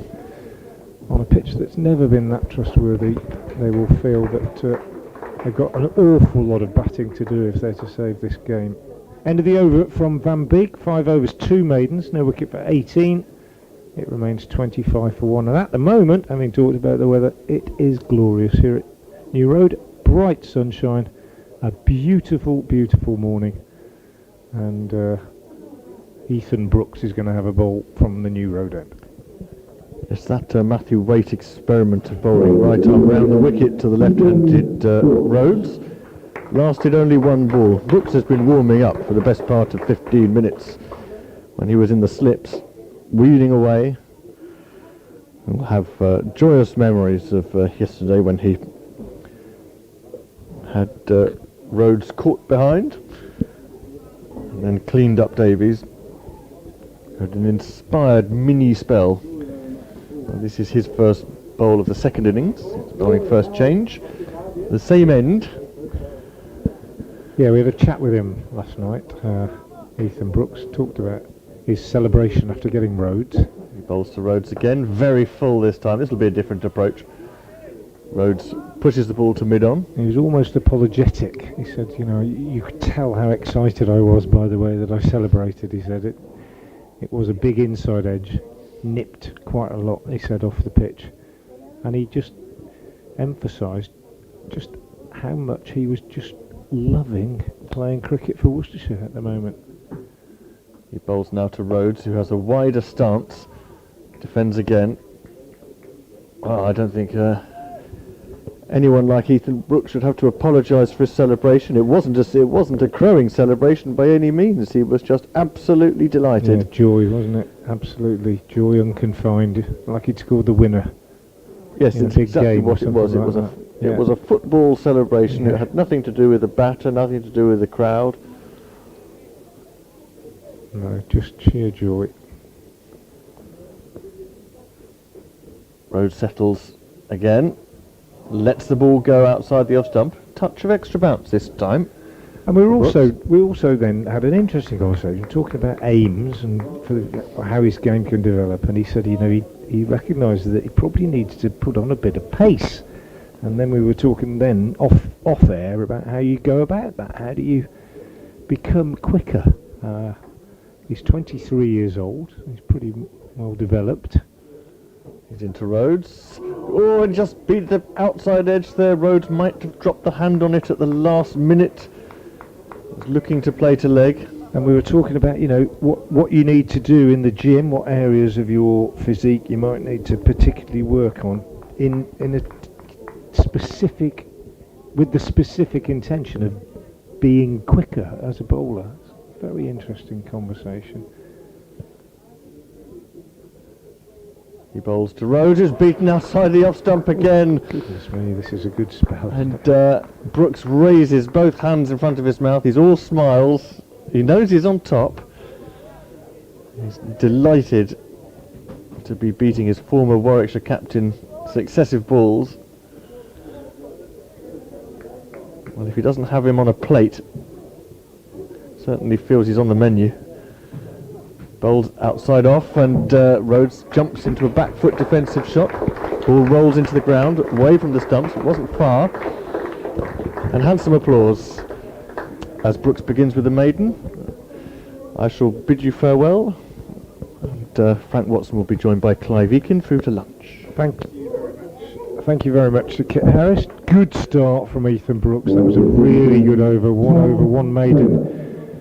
No runs and no wickets, obviously, for him. And the hero of the first 50 minutes or so, Tom Taylor, having had a little breather, is now going to replace Logan Van Beek. Oh, goody. Is he back? At the Diglis end. Taylor, just to remind everybody, 5 for 6 this morning. And now he's out there with a ball in his hand that's only 5 overs old. And Worcestershire will be very much hoping that he can continue where he left off this morning.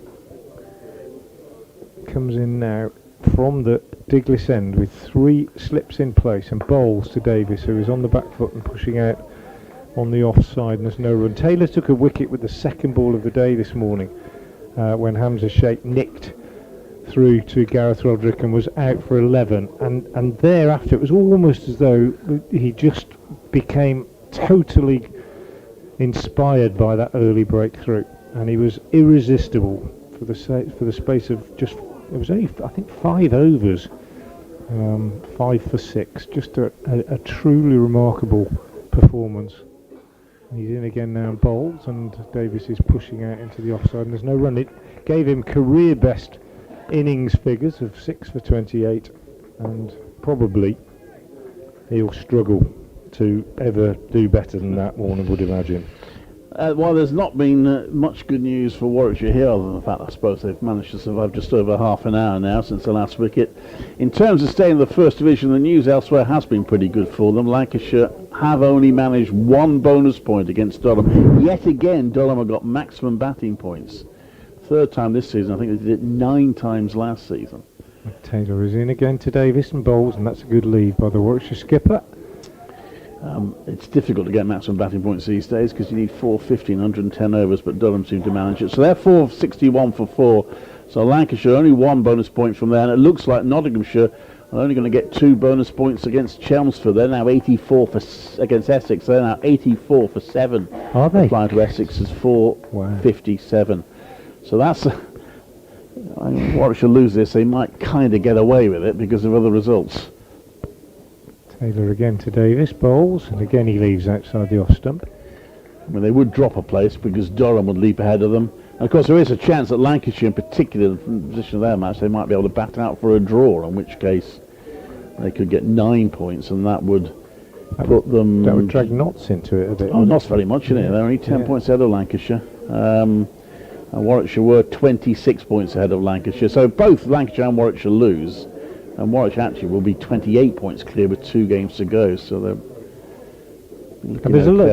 Worcestershire have got a lot to do yet to win this game. I think Taylor bowls. Davis spoons this out on the onside, a sort of cramped pull shot. Didn't get his arms away from his body and just sort of swivelled it round onto the leg sides. A big gap at mid-wicket. Picks up a couple, but it wasn't a comfortable shot.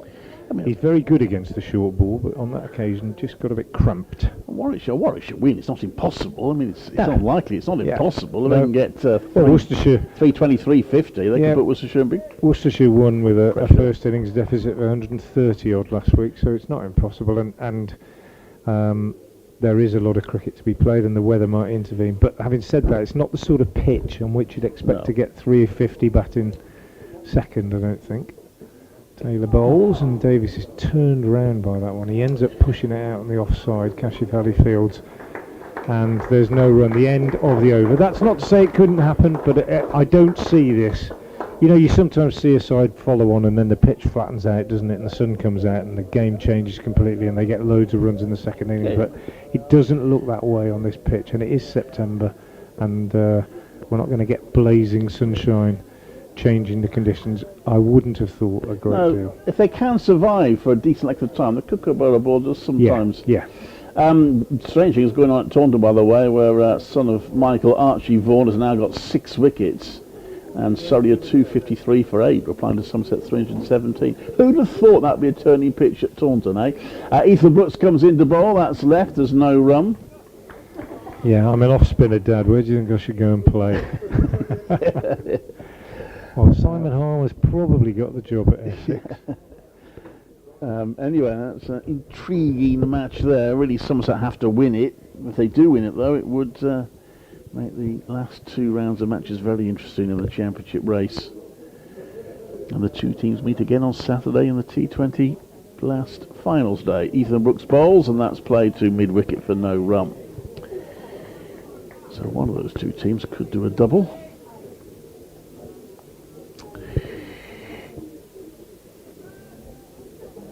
In fact, Somerset in the final, the 50 over, aren't they? So, are they? Forgotten where that is now. I've forgotten. You tend to forget when your team doesn't qualify. Yeah. I'll look that one up. Brooks, round the wicket he comes, and that's driven by Rose. That's a good shot. A little bit of a response, perhaps, from the former Warwickshire captain as he drives that for 4. Yeah, they are. They're playing Glamorgan. Yeah. So they could still do the treble, Somerset. Yeah. Yeah, they could. They could. 31 for 1. Rose on to 17. There was talk of the quadruple, wasn't there, earlier in the year? I think from some Somerset fans who got a bit carried away. Well, but they've been a very good side, haven't they? They've been a really good side. What's the 4th? Brooks comes round the wicket to bowl, and that's turned to. Maybe they were. No, seriously, maybe they were doing really well in the second team competition. I read a tweet from some Somerset supporter that said, could they win absolutely everything that they were involved in? It must have been that, mustn't it? But it's they often fall at the final hurdle. Although they are the T20 holders, aren't they? Brooks comes in to bowl, and that's played down the ground. It is the trouble sometimes when you're chasing something like a treble, you could end up with nothing. It does happen.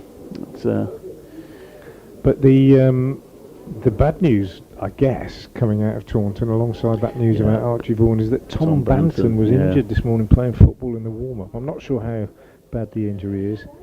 Formerly of Warwickshire, of course, Tom Banton in the academy days. Brooks bowls, and that's a little uppish from Rose, but he's turned it around to square leg for a single. Has a little look at Ethan Brooks there, another little skip of excitement of that ball. Rose just turned to him saying, calm down, lad. Yeah, calm down. He's 31. Yeah, still having a bit of a chat. Yeah, they are.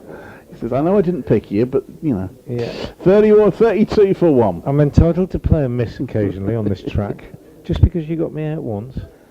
But it hasn't been easy for either of these two. Alex Davies doesn't often face 35 balls and only have 18 on the board. Will Rhodes has... Sorry, that's Will Rhodes. Alex Davies doesn't often face 29 balls and have only 9 runs on the board. They've been made to work, as you would expect, And Taylor's going to go round the wicket now to Will Rhodes. He went round the wicket to left-handers this morning. Got Olihan Dolby with a full one, but managed to get through him and bowl him. And it's 32 for 1. The deficit then remains 147. And Worcestershire seeking a second wicket before lunch, having enforced the follow-on. Taylor bowls to Rhodes and he edges that, and it bounces just in front of Ethan Brooks at second slip. Turned round, found the edge, and it went low and bounced about a yard in front of Ethan Brooks at second slip. So, well, we've said it all along, Clive. This pitch isn't going to change a great deal. It's helped the seamers throughout. There's a lot of nip in it, and you've got to bat well to stay in for any length of time. Taylor again round the wicket to Rhodes. Bowls, and that one absolutely proves the point. Nips away, bit of bounce, and well, you've got to have a bit of luck to stay in for a long time, and you've got to be a good player to nick a delivery like that, I think, because that was a real beauty. Yeah, still a battle of these two. They have 7 wickets falling in just over an hour this morning. These two have managed to last about 3/4 of an hour, but it's not easy. Taylor again round the wicket to Rhodes. Bowls, and again he's turned round the left-hander. Leading edge really up to mid-off as he attempts to play it back up the pitch. It's a real test. It really is. He's gone for a walk here, Rhodes. And it's a test against anybody. Against Tom Taylor with his tail up, it's not a test, Clive, it's an examination, isn't it? It really is. It's very, very tough out there for the Warwickshire batters at the moment. Taylor in again, and bowls, and Rhodes plays this one nicely out on the offside, but even then there's no great certainty about his footwork, not surprisingly. They've got to look at the Worcestershire first innings. I was looking at it, they lost their 4th wicket in the 25th over. And after that, it did seem to get a little bit easier. Yeah. So they've got to be thinking in those terms. What are we in now? We're in the 13th over, so they've got a way to go yet. But if they can see off another half hour or so, it might get a little easier. Yeah, absolutely. Taylor again bowls, and that one again climbs outside the off stump. It's a good leave by Rhodes outside the off stump. Roderick takes. Glorious sunshine at the moment, and the sun is shining on the pairs this morning. It's a real grafting job on now for the Warwickshire batsman. Stung a little bit by what happened this morning, no doubt, as Taylor in once more. Bowls to Rhodes, and he's turned round again. He's edged it away. He's going to get 4 runs, but he didn't know anything about it really. Trying to turn it on the leg side, and it's gone off the outside edge, scooted away past Kashif Ali at cover point. It's a boundary, but far from convincing. Another very good over from Taylor. 36 for 1. Say with sun shining on the pairs, that'd make them go mushy, wouldn't it? Or maybe turn it into a nice pair. Ripen them nicely, wouldn't it? Yeah.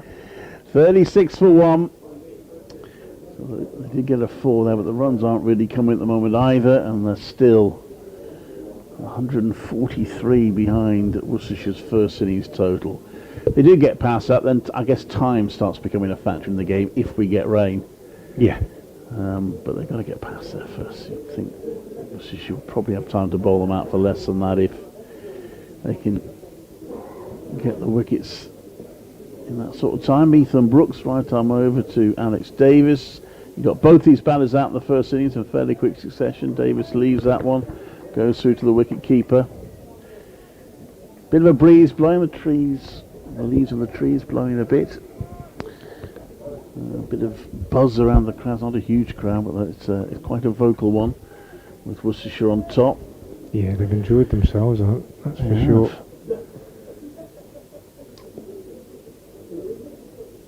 Brooks comes into bowl, and Davis plays that into the ground. There's no run. anyone walking in now, they haven't been following what's going on. They think, oh, hang on a minute, what's Yeah. Alex Davis batting? What's Yeah. going on? All out for 128 this morning, so they've been made to follow on. And they are now trying to avoid a 4th defeat of the season. Would it be back-to-back 3 wins for Worcestershire? It'll be 4 if they win this. Yeah. But in terms of being in a row, Davis, was it 4 in a row? Yeah, they won at Durham, then won here against Kent, and then won at Essex. Wow, that's a Yeah. good run. Yeah. I say, if they do get this win, they can start having the luxury of looking up the table and saying, well, how high can we finish? Essex might be heading for a win in their game. Hampshire, what's their situation? Oh, they're not playing this round, are they? So, oh, they are playing Kent. I mean, Hampshire at the moment, they'll probably win. That's a no ball going down the leg side. No ball for overstepping. So probably they will stay. Probably it's a long way to go in all these matches, but if Worcestershire win, they may stay the same number of points behind Essex and Hampshire, but still 2 games to go. They'd certainly be looking potentially at 4th. I mean, if somebody were to beat Somerset, there's a long way to go in that match. Might not be too far behind Somerset. That's a defensive shot to mid-on. There's no run. But certainly they can look forward to First Division cricket next season if they win this game. Worcestershire, they probably will if they lose, but if they win it, they'll be more comfortable. Unlike Notts, who are now 93 for 9 against Essex. Goodness me. So Simon Harmer? probably, let's have a look. In comes Brooks to bowl. Davis standing up, plays a forward defensive. There's no run. Well, he's got 3. Jamie Porter. Jamie Porter's a good bowler, isn't he? Well, is he one of the bowlers that Should have played for England. and then perhaps, what's the Porter and what key comment about indexing? Porter and Sam Cook Yeah. between them. I mean, they've got 800 wickets between them. I know that Essex were talking about Porter as a possible England this season when I went down there, but he's got overlooked, but he's got 5 for 35 today. That's the end of the over. The last one defending. Warwickshire are trying to put the shutters down. There's the occasional ball they can't do much about, but they're trying to hope they can survive those and try and maybe get to lunch now without any further damage. 38 for 1.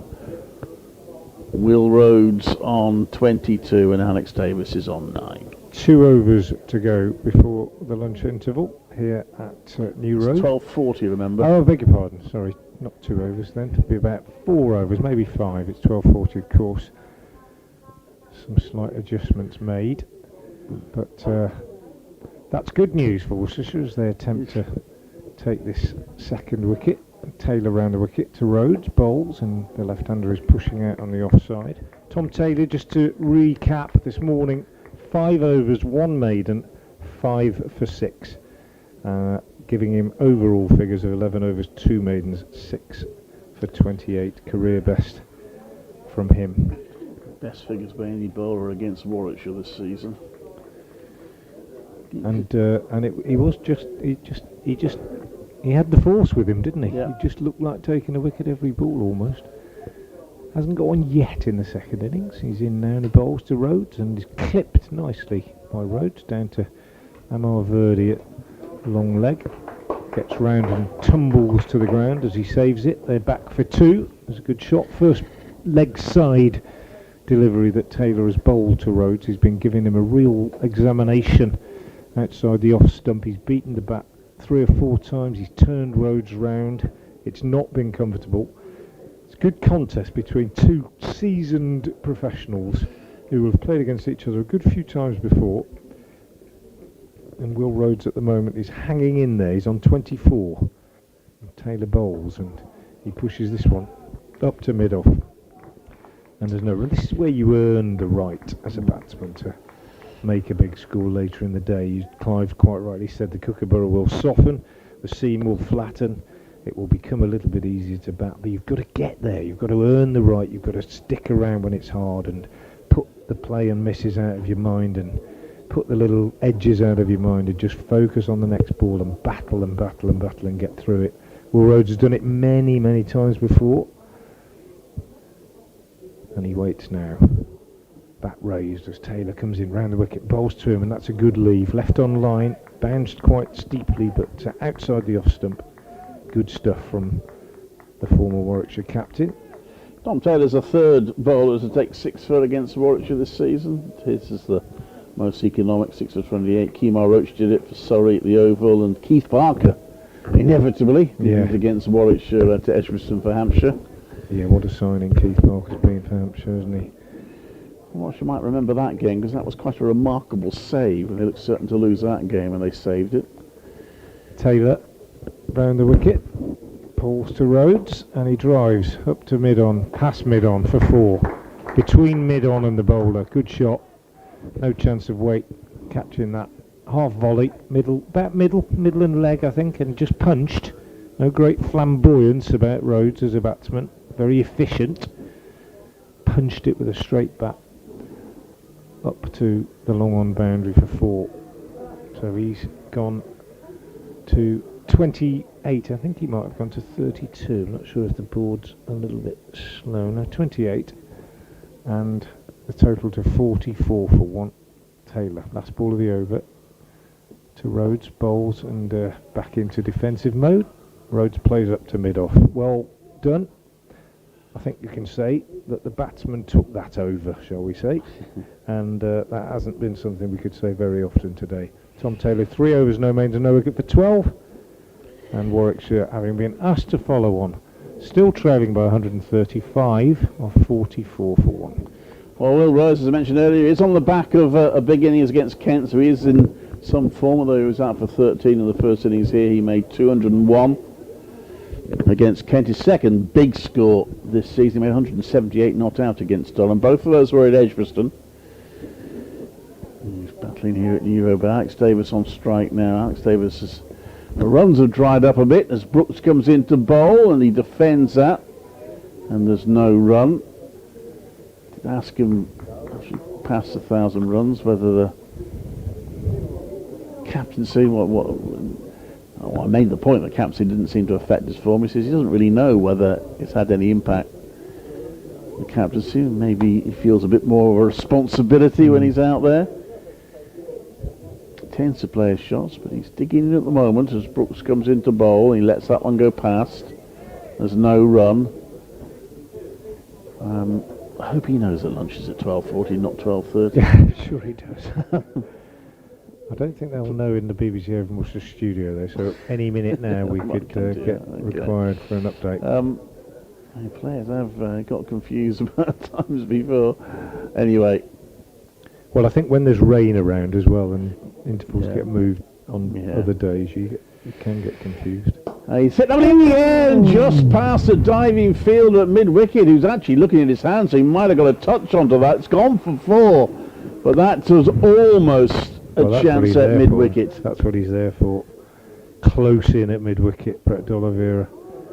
Anybody who was watching Worcestershire at Chelmsford last week will have seen that he effected 2 dismissals in the last over before lunch on the last day when Worcestershire were bowling Essex out, fielding not there but in a ridiculously straight mid-on position, just off the cut strip, almost where the non-striker stands. Is that Kashif Ali there? Deflected one onto the stumps and then dived to his right and held a catch. It's Brett D'Oliveira. Oh, sorry. Next one is pushed out to the offside for no run.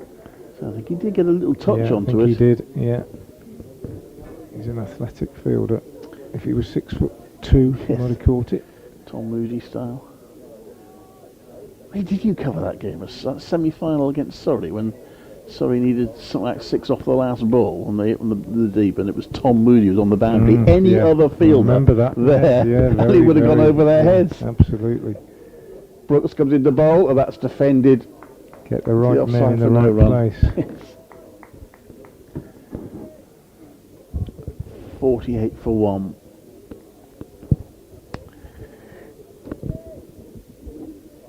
So what, should have 10 more minutes to get to lunch. They have now lasted almost an hour, these two. I looked at the time, 11:33 I think it was, when Rob Yates became the first batter out in the second innings. Ethan Brooks, with number 77 on his back, comes in to bowl. Davis just prods that onto the onside, plays it down this time, and there is no run. It's the end of the over. 48 for 1 Warwickshire. Still leaves them 131 runs behind. Knots all out for 93. Lost 9 wickets in the morning session. That's even worse than Warwickshire here, Clive. Porter 5 wickets and Harmer with the other 4. Follow on enforced. So it won't be a very good mood in the Knots dressing room. To be fair, they only need 364 to make Essex bat again. Suddenly Warwickshire's position doesn't look quite so bad. Extraordinary goings on with the Kookaburra around the country. Taylor round the wicket to Rhodes again. Bowls, and this one is steered behind square on the offside. That update will be coming shortly. No run there.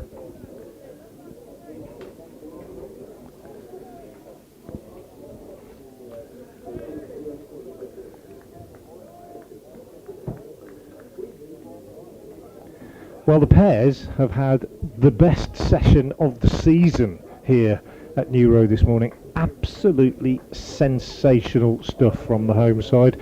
Warwickshire resumed this morning on 112 for 4. They were bowled out. They lost their last 6 wickets for the addition this morning of just 16 runs, 5 of them going to Tom Taylor, whose spell this morning was 5 overs, 1 maiden, 5 for 6, giving him career best figures overall of 6 for 28. Sensational from the Pairs.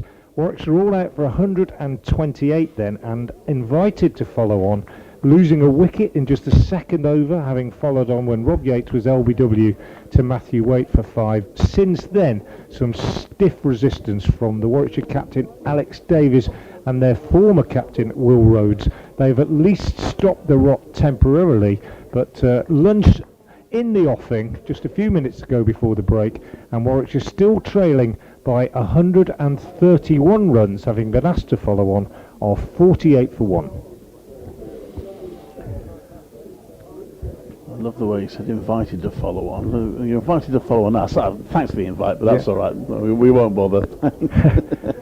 Well, there was that one famous game I was here, about to mention that. the Northants game, where both sides took the field because Jeff Cook said he hadn't been properly asked to follow on as Taylor bowls. Rhodes leaves alone outside the off stump, and Phil Neal had gestured to the dressing room, tapped his leg as you do when you signal leg by, and Jeff Cook, canny campaigner that he was, decided not to take that as an invitation to follow on, and said, come on lads, we're going out to field. So we actually had both sides out on the field, and it was about 10 minutes to go, half an hour maybe to go before the end, and Lords was phoned and a ruling was given.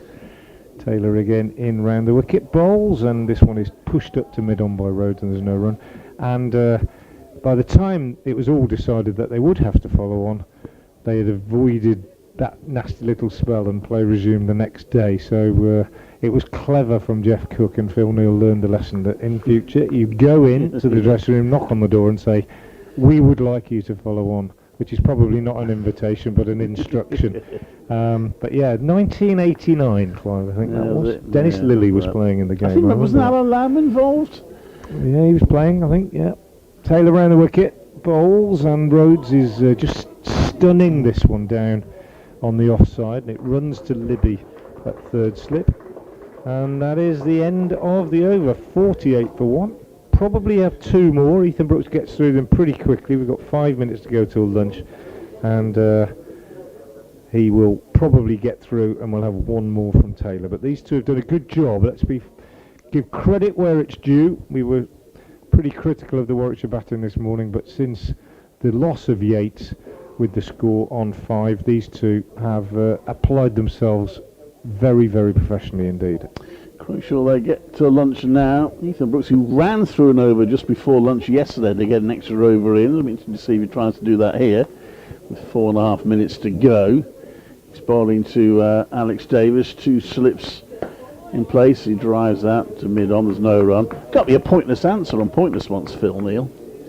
There's a picture of the England team. You had to identify the players, and Phil Neal So the backroom staff was there. I thought, well, I bet he'll be a pointless answer, and he was. 48 for 1 then, with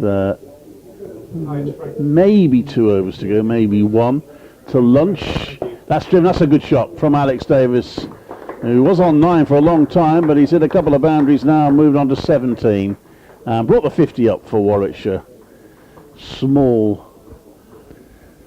step forward then for Warwickshire. But yeah, good shot, wasn't it? Nicely balanced.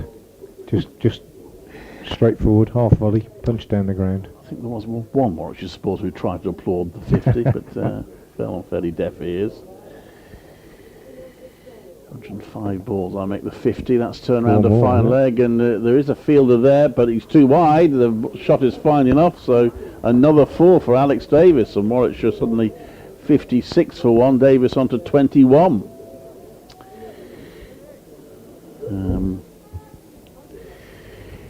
Warwickshire supporters might launch into a chorus of "It's all gone quiet over there" at the moment. It's gone a little quiet among the crowd, but they were silenced, weren't they? Having celebrated Gloucestershire's poor first innings on Friday night. Yeah. Oh, that's a good ball. That's where you got to bowl it. That's a little bit of bounce, and Davis prods at it. It goes past his chest to the wicket keeper. And that's the thing. He needs one more wicket, and the noise will become palpable again. But these two hanging on at the moment. I have seen off just over an hour now. How many balls have we got left? 2 balls. We probably will get another over in then.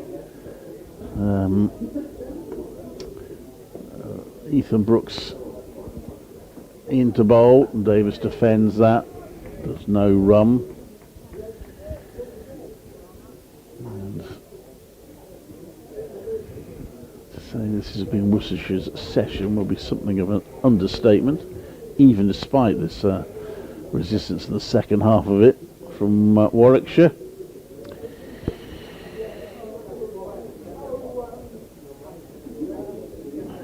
It's Brooks in, right arm over, and that's defended again by Davies. That's the end of the over. They've got one more over to negotiate to lunch, and they are 56 for 1, 123 behind Worcestershire's first innings total, with Rhodes on 28 and Davis on 21. There is a 50 partnership between these two now. Yeah, first wicket having fallen on 5. Yeah, I think I said after they'd been together for about 10 minutes that kind of normal cricket had been resumed, normality had been restored, because it wasn't normal this morning. But yeah, interesting that they do appear having just it just sort of settled the mood a little bit out there, that they do appear to have just restored order. It just went a bit chaotic for a few minutes this morning, and that's all it takes, and these two have just pulled it back. And now you start looking at the board and thinking, oh, you know, if they can get back into parity without losing another wicket or two, then things could change. But interesting change in the bowling. Amar Verdi coming on to bowl the last over before lunch from the Diglis end, off spinner who hasn't played a lot of red ball cricket in the last couple of years. It's his 3rd game for Worcestershire in this lone spell. Well, it's the 2nd lone spell. He played at Durham and didn't bowl an over in the entire game, and then he played at Essex and he bowled 37 overs in one innings and 23 in the other, so he made up for it. Comes in now round the wicket to the left-handed Rhodes, and that one is on the spot, and Rhodes is on the back foot playing it defensively. One slip and a short leg. The close field is bowled beautifully actually at Chelmsford last week. Amar Verdi, very accomplished off spinner, not really figuring in the plans at Surrey at the moment. He's in again and he bowls. That one's given a lot of air, nicely flighted, slow as well, and Rhodes just turns it off his pads down to long leg for a single, and probably quite happy to get to the non-striker's end and allow the right-hander to face the off-spin Alex Davis. Short leg goes across, as does slip, and we have 4 deliveries left. This is now Warwickshire's biggest partnership of the match. These two had the only 50 partnership of the first innings. That was exactly 50. So they're doing it again. I'll be hoping once they do get out that the rest of the batting does a little better this time. Verdi just tweaking his field on the leg side slightly, slipped short leg, the close catches as he comes in over the wicket to bowl to Davis, and that one is worked away on the leg side by Davis through the hands of Kashif Ali, who is under the helmet at short leg, and they take a single. Got the impression that might just have turned a little bit, but early days yet. Short leg crosses over, left-handed Rhodes on strike again now. 3 balls to go to the break, and Verdi in bowls, and Rhodes is whipping this one away on the leg side for a single. Quick resume of the morning for those of you who have not been with us all morning. Warwickshire resuming overnight, 112 for 4, blown away this morning by Tom Taylor, losing 6 wickets for 16 runs. Taylor a spell of 5 for 6, all out for 128. Taylor finishing with career best figures of 6 for 28, and Warwickshire following on 179 behind. Verdi bowls Davis, and he blocks this. Lost Yates in the second over, 5 for 1 at that point. He was out for 5, but since then, as we were saying, normality restored by Alex Davis, who is 22, and Will Rhodes, who is 30. And Warwickshire are currently 59 for 1. And they stay at 59 for 1 as they go to lunch, because that's a dot ball. There are 120 runs in arrears. Been a sensational morning to cricket. Hope you've enjoyed our coverage of it, and we'll be back when play resumes at about 20 minutes past 1. Until then, thanks for being with us.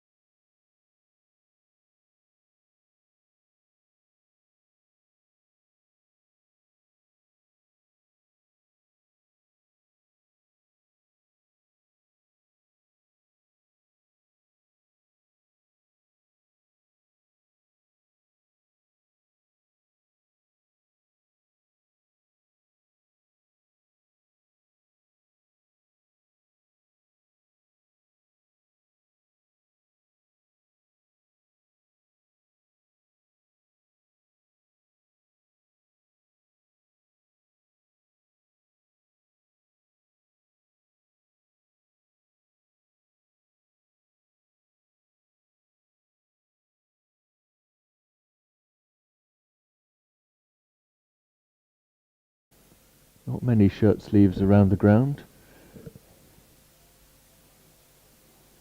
None on the field, everyone is jumpered or at the very least long sleeved. Home bowls. Davies shapes to play down the leg side to a rising delivery. Roderick across to his left to gather. Davies, I fancy, withdrew the bat at the last minute from that one. A decent turnout today at New Road. Not as many as day one, which was the pleasantest of the weather. Then the stands all round the ground were well populated. But, members, the locals, the faithful, they're all here. Home bowled and is driven, and there are going to be runs. 4 of them through the offside. That was textbook Davies.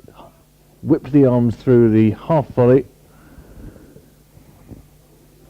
He moves to 29, Warwickshire 33 and 71 for 1.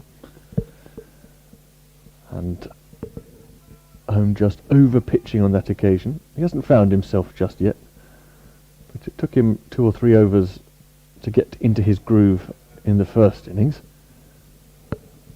He's running up again.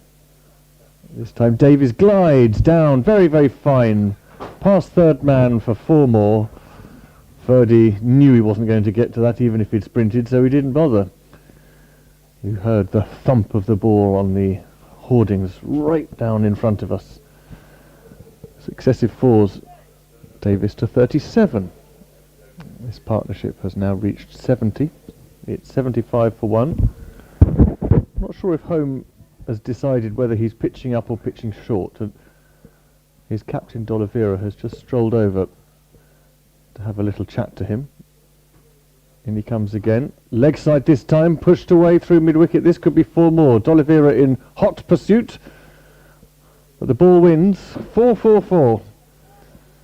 Overcorrection is what's happening to poor old Jack Home here. 2 full, 2 wide, then 2 straight. Davies now 41. Frank Watson was saying that Rhodes is being a proper watchful number 3, but Davies, it's not quite right to say he's come out playing his shots. No, but he's just. I mean, 2 of those, the cover drive and the mid-wicket one, were just meat and drink, weren't they? Really, you can't bowl there to a top-class county batsman. You can't bowl there to a good league batsman, to be fair. Next ball is defended. Better. 2 overs for 20 then to Home. Davies collecting the runs that were on offer, and there were plenty of them in that over. Executing his shots very well. The truth is there was only 1 decent ball in that over, and that was the last one. And I think that this is what Jack Holmes got to work on. He's been playing school cricket and county second team cricket and minor county academy cricket. You can get away with it. You can bowl with, if you've got that pace, you can probably bowl a couple of loose-ish deliveries in and over and not get punished. But if you bowl a half volley outside off stump to Alex Davis, it goes through extra cover for 4. If you bowl him a half volley on leg stump, it goes through mid-wicket for 4. Matthew Waite round the wicket, bowls, and Rhodes is nibbling at that one. That's really good bowling from Waite, exactly where he wants to be. Just had a little fiddle outside the off stump Rhodes and was lucky not to touch it. 79 for 1, but that's what it's all about, and that's what Holmes got to work on. He's got to bowl with his usual pace, but he's got to learn the discipline of hitting the right areas on a regular basis, because otherwise his pace will not be enough. Waite round the wicket, bowls to Rhodes, and he tucks him away off his pads for a single out to deep mid-wicket where Logan Van Beek is the fielder. His throw is a bit wayward, but Gareth Roderick gathers it quite athletically, one-handed above his head. Score has moved on to 80, so 21 added since lunch, and that's D'Oliveira's worry now, in the sense that they're 100 behind now, which still sounds quite a lot, and it is if you get another couple of wickets, but they're eating quite quickly, munching into that lead, while Alex Davis is plundering these runs. And when you've got a lead like that, it's nice to make the other team have to work for every run. Waite bowls, and Davis is working this one away on the leg side. straight to the fielder at mid-wicket, and there's no run, but Waite to the right-handers from this end hasn't consistently hit that spot that we've identified outside off stump, which has seen the ball climb. He should, in a sense, be suited to bowling in that area, because that tends to be his line generally, but he's found himself bowling to the left-hander for most of the time. He comes in there and bowls, and this one is full and straight, and Davies just pushes it up to mid-on. Thinks about a single, decides against it as Verdi moves round behind the bowler to do the fielding. So Rob Yates, the sole man out in this second innings, and Warwickshire, well, this is easily the best partnership they've had in the game between these two, who also shared a partnership of 50 in the first innings. Before, just about this time yesterday, Ethan Brooks dismissed Will Rhodes. How the game's moved on since then. Good from Waite, this one, as Davies is slightly turned round and kind of steers it uncertainly off a thickish outside edge up to Verdi straight mid-on. Quite a lot of cloud cover, but still a few bits of blue sky. The weather coming from the northwest, not from the southwest, as it most frequently does here at New Road. So it's actually, what's coming is out of our sight. Keeping an eye on various weather apps, as we all do. The Waite is in and bowls, and that's looking for that length I was talking about, perhaps just a bit full, a bit wide, left alone by Davies. 80 for 1, Rhodes 32, Davies 41. It also accounts for the cold, Frank. Yeah, it does, you're right. Northwest, absolutely. and you can feel the difference. Yeah, absolutely. Thought that I went out to walk the dog this morning at about 7 o'clock with my shorts on, and only got round the corner and thought, might it just have underclubbed it. Polar maritime air. Yeah. It's autumn. Yeah, it is. Fluttering in front of us every now and then is a helicopter seed. Do you know what the tree is, Frank? Sycamore. Yes, it's going to be sycamore or maple most likely, isn't it? Good bit of breeze for those seeds today. Home bowls, outside off stump, and is cut away. This is going to be a chase for deep point. And a great attempt to stop, but he's carried the ball with him. Longest boundary out there on the offside. I hope he hasn't hurt himself. Up he gets. Now it's Rhodes' turn. Logan van Beek. Well, he's not a man that you want to get hurt in the season running. He was fully committed to that dive, but his momentum carried him and the ball over the line. Home continuing to get a bit of tap. Rhodes 36. Warwickshire 86 for 1. They've got that deficit down into double figures. Here is home again. Oh, that was a Yorker length. Outside off. Rhodes tried a square drive. Missed. There's a lovely inviting gap. Because there's a backward point. Close-ish. 2 slips, backward point. Deep cover and a mid-off. So, to his great credit, D'Oliveira is still trying things. He's not trying to keep it quiet. He wants the wicket. Giving Rhodes something to aim for. Rhodes taps it into the offside, but D'Oliveira scampers in and prevents any single. D'Oliveira happy for home to bowl a bit of width as long as it's on a good length. And the slip cordon is waiting. But too full, and as we saw earlier in this over, too short, and it goes away. Home is in. Rhodes rides the bounce, clips it off his legs. Deep square has to run in and pick up. So there's a single.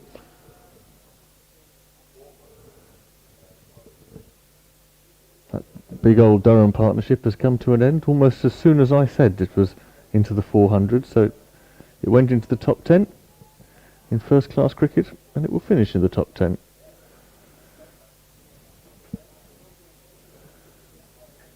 Ackerman was the one to go. Cut! Hard, but there's deep point, where Davies will only get a single.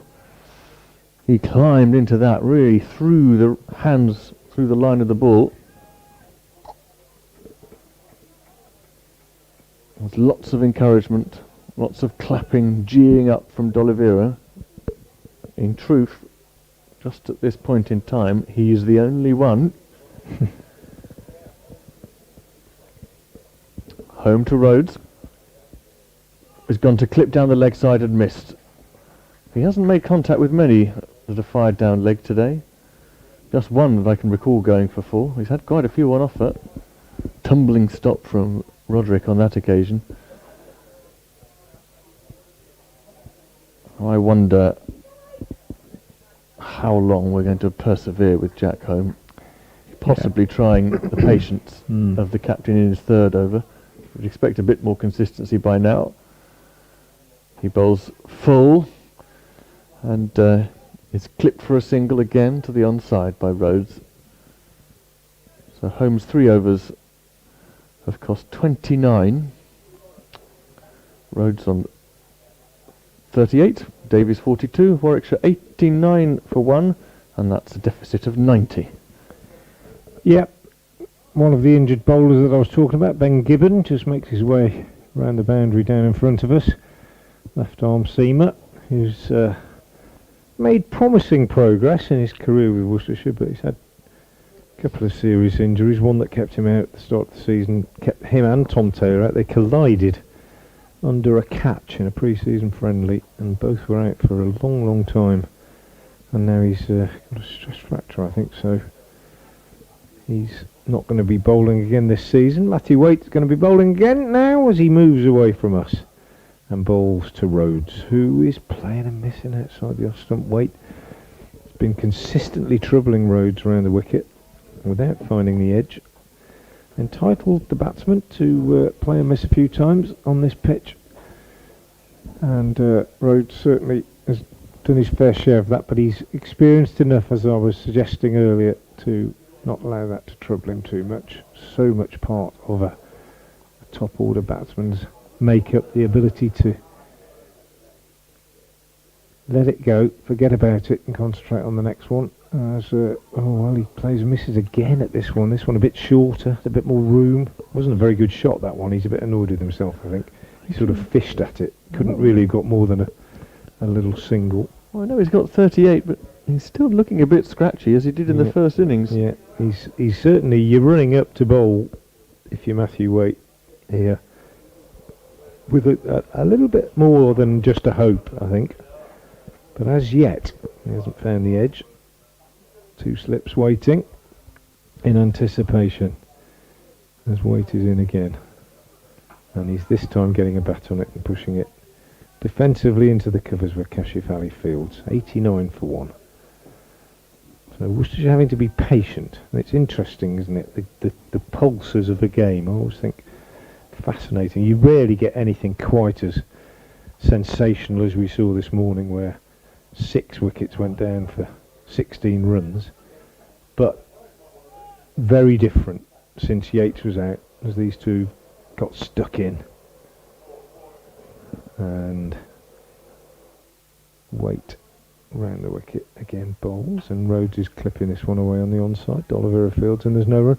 I mean, you can only imagine what the mood was like in the Warwickshire dressing room in between the innings, and I think if you're one of the main batsmen, the best way to avoid a haranguing from the coach is to stay out there in the middle, isn't it? As far away as possible from any kind of... Well, it doesn't even have to be a verbal. It can just be a look, I would think, from a coach who's just looking at the team thinking, why did we bat like that this morning?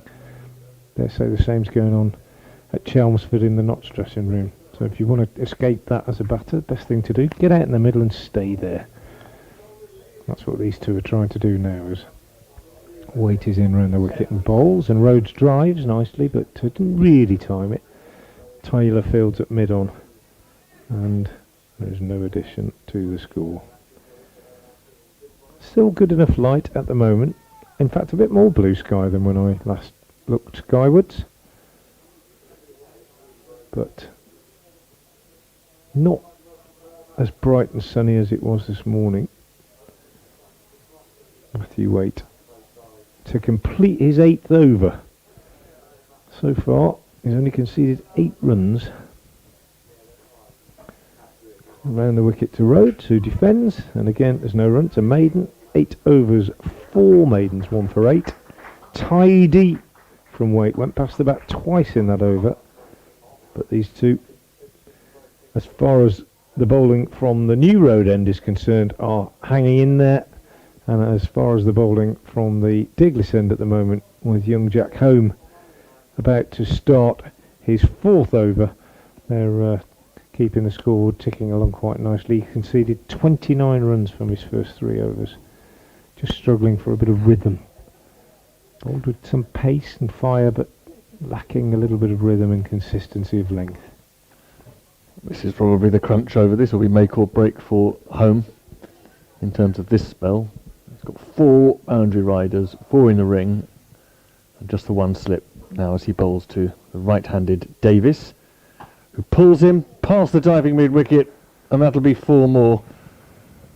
A metre to the left, and that would have been a catch straight to mid-wicket, but he's placed it well. Home under the cosh again straight away. Davies now careening towards his would-be in 4 runs' time, his 2nd half-century of the game. 58 in the first innings before he was castled by Brooks. You wouldn't bet against him knocking off these 4 more in this over. Off this ball. I'm afraid that could be. Well, he likes the short ball, Davis, and saw him hook for 6 before lunch. He's an aggressive batsman by nature. First to 1,000 in the country in Division 1 yesterday, and as the sun does come out again very brightly, he's in the mood against young Jack Home. Home bowls, driven through the offside, straight down the ground. This could be 4 as well. I think the fielder is actually going to pull it up a few yards inside the boundary. Davies comes back for 2. That's the other ball that you don't bowl to Davies. You don't bowl the short ball on leg stump, and you don't bowl a half volley outside off. Well, you don't bowl that to anyone, do you? I suppose, really. Top order batsman.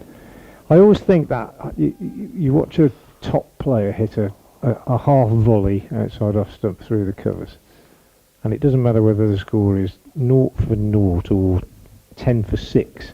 It's kind of stimulus response, isn't it? He's done it so many times in his life. Home bowls. Davies gets a better ball this time. Good length on middle stump. It's like throwdowns in the morning, and they just do it so many times that it is just, you see the half volley and you just lean into it and play it, and you've got to learn as a bowler that they must be few and far between. That was a good delivery. But he's only young. I mean, we're asking an awful lot of an 18-year-old straight out of school to come into Division 1 and start bowling maidens. So bear with young Jack Home. Here he comes. A ballooning bouncer. That's overhead height and has been called a no ball. Well, points for aggression from young Mr. Home. But that was unhittable. And the umpire, were it not for the match regulations, would have been well justified in calling that a wide, because it was unhittable. More than a bat blade's length above Alex Davies' head. He faces Home again, driving to the onside this time, but Captain D'Oliveira picks it up. So we haven't yet got Davies' half century in this over. There are 2 balls of it left. There isn't scoreboard pressure yet for Worcestershire, but there are plenty of other bowling options and plenty who've done well in this game, and I think that's the pressure that Home will be under. He bowls to Davies and flicked through square leg. That was cavalier, and it reached the fielder on the bounce, gone through his hands and over the rope. 4 to Davies, which bring him his 2nd half century of the match. The first to congratulate him is Will Rhodes.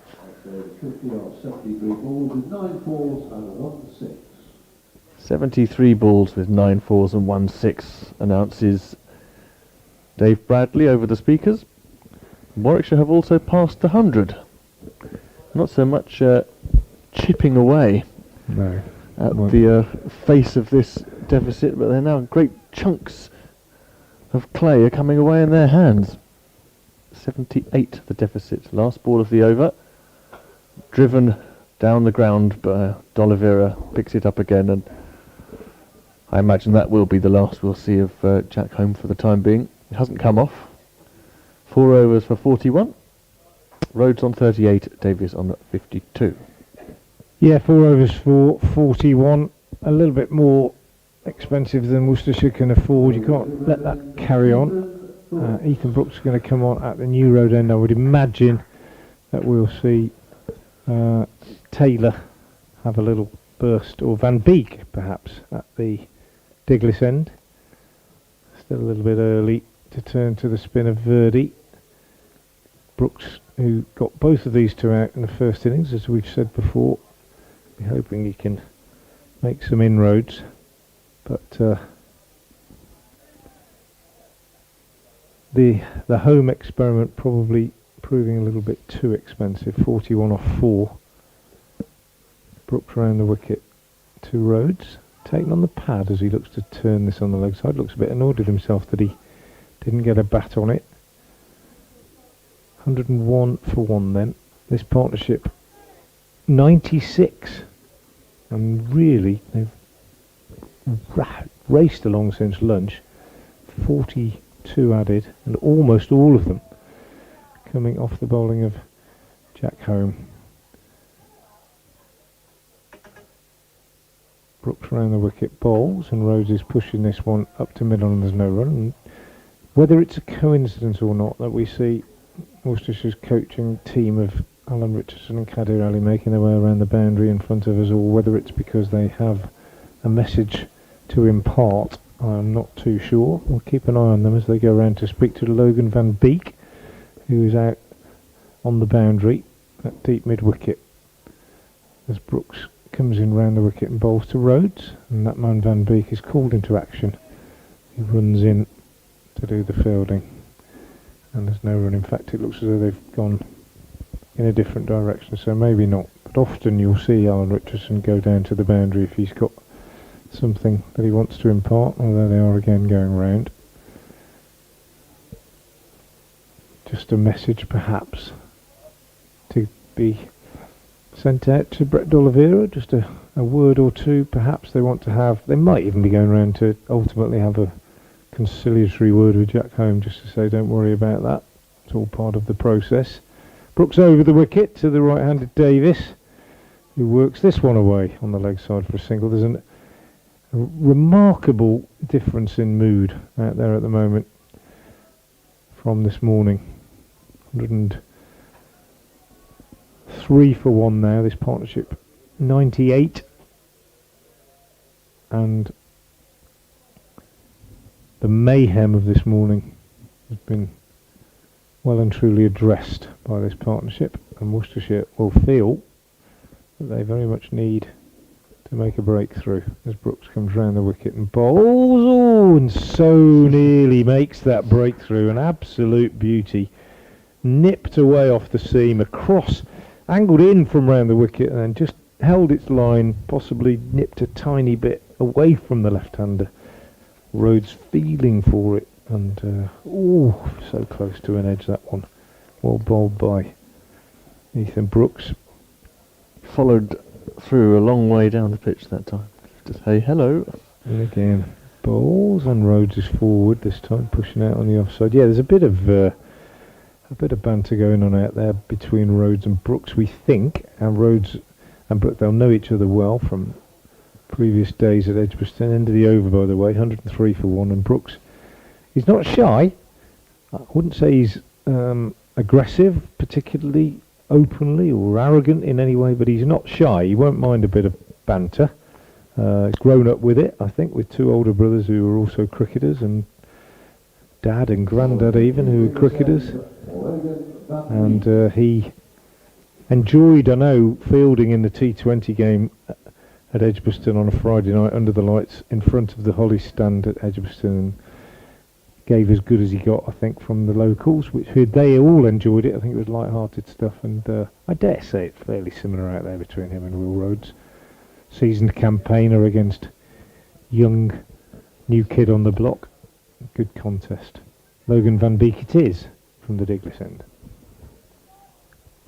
I think he will try the same approach. He'll try to bowl quick and with hostility to Davies.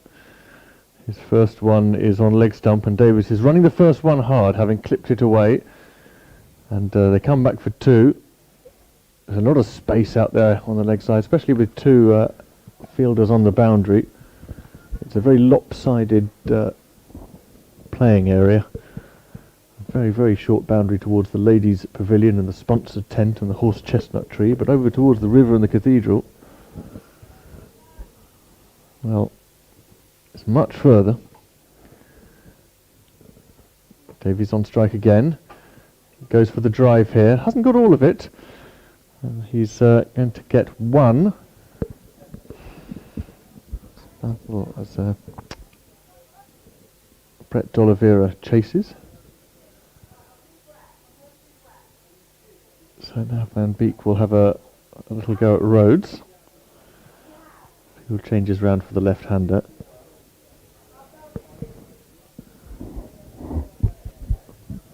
Pretty much a mirror image. What will change is that Van Beek is going to bowl right arm around the wicket. He'll try and push the ball back into Rhodes. He has looked throughout his innings, as in the first, a little bit vulnerable, just outside off stump. He's faced 88 balls for his 39. He's accumulated well. Now he finds the gap in the covers and races a single. D'Oliveira hurls the ball in at the striker's end wicket, misses. But Davies was well home. Amaverdi was running round in front of us to back up. He's got his hands thrust deep in his pockets, where on a day like this, the cold breeze well into autumn, any off-spinner would be. He's only had the one over to bowl just before the lunch interval. May not see him again until tea. Van Beek is in. Davies shuffles back to come forward in defence.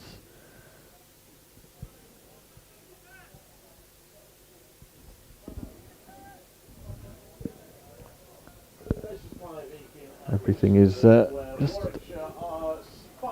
mellowed out there for the moment. Just like the stadium announcer, I've overlooked the 100 partnership which came up 2 runs ago. There's a drive down the ground from Davies. That was timed very well. It was a good length ball too. He hit it on the up, very straight. So the partnership goes from 102 to 106. Davies on 60.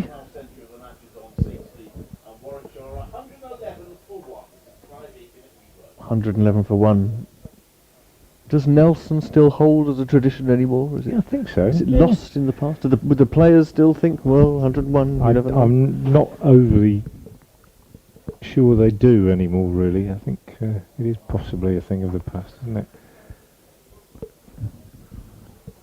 These young men don't seem... They don't bother about things like that, do they? Given to the tyranny of superstition. That ball's taken a bit of a bump because Logan van Beek is giving it a lengthy rub. He comes in to bowl the last ball of the over, and Davies plays it into the covers for no run. 68, the deficit now. Warwickshire making very good progress. Clive Eakin is back with us. Yeah, first century stand of the match by either team. It's actually looking a lot easier. The occasional one is still causing problems, but it is looking a lot easier now. But Worcestershire will just keep saying to themselves, 1 wicket, they're still ahead, and get them going in again.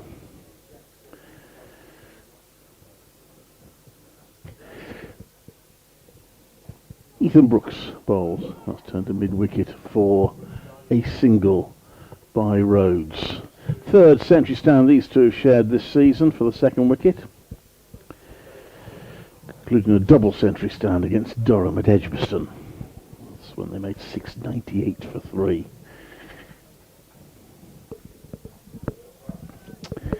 With a ball of the same brand as this one, although on a rather different pitch.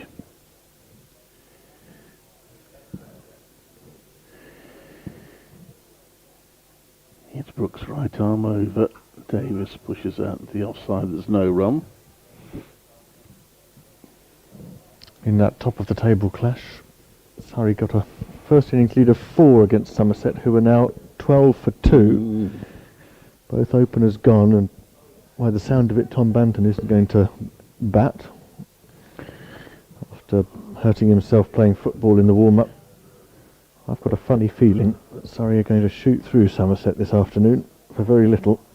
Well, it's what they tend to do, isn't it? Brooks bothers. A bit of a leading edge there from Davis. It did go in the end on the onside, but only just. It was cut off at mid-on by Verdi. They were through for a quick single.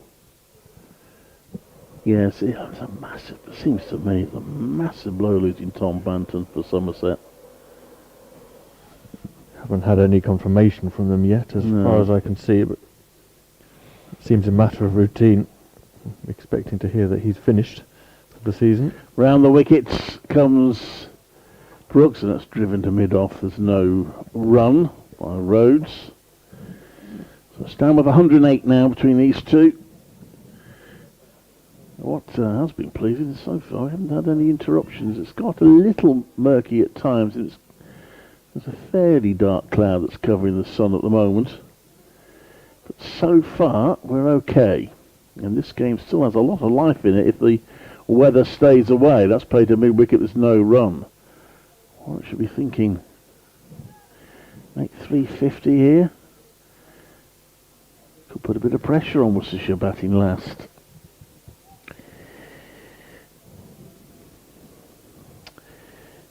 Yes, and the bottom two seem to be struggling to get anything from their respective games.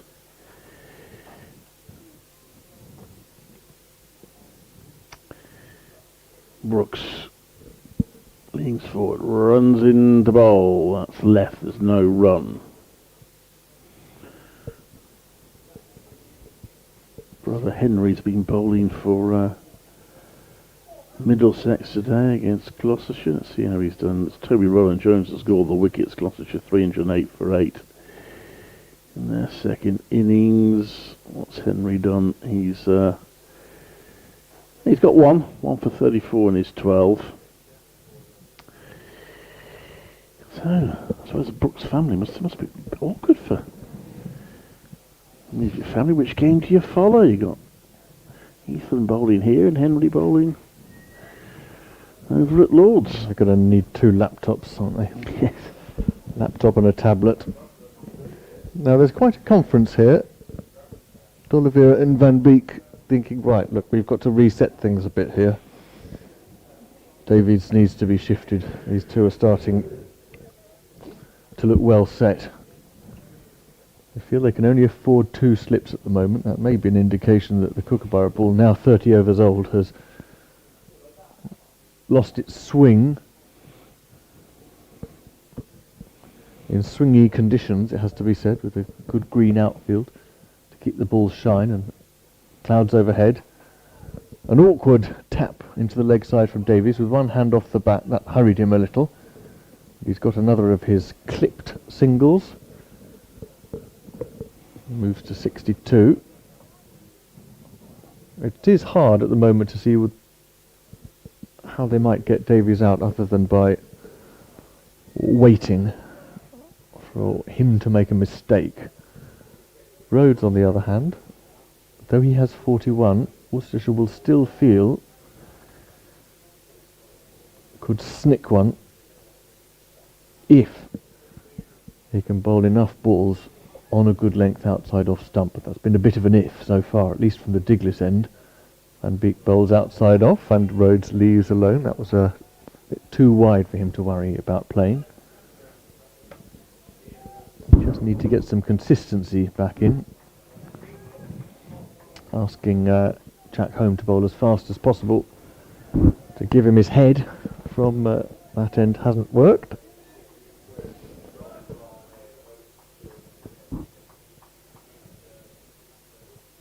Two slips settle as Rhodes drives to mid-on. Oh, you mentioned Frank, but he's a bit nippy now, isn't he? You can actually feel it in here and even in the box. They've got the press box. Cold. The press box door is open, and it's a bit of a U-bend to get through them two. But temperature's falling in here.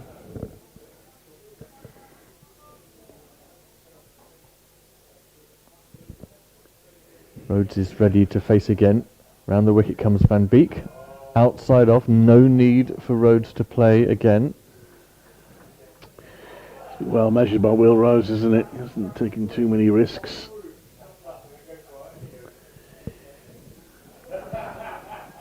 Verdi's still down near us with hands in his pockets. It's just about the one over, isn't it? One Before over. lunch. You're thinking, what happened to my season?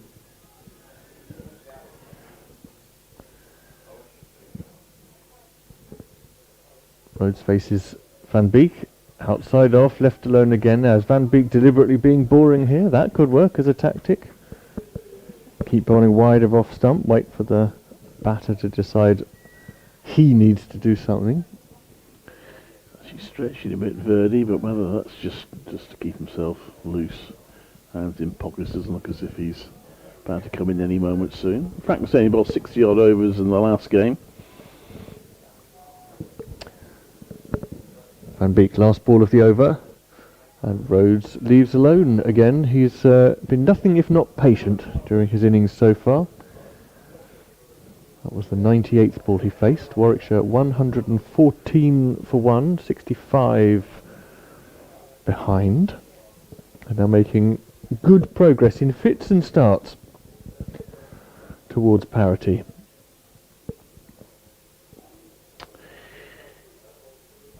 Match of the game at Lord's, the ensuing declaration. Gloucestershire declared on 309 for 9. Conceding a first innings deficit of 68 at Lord's.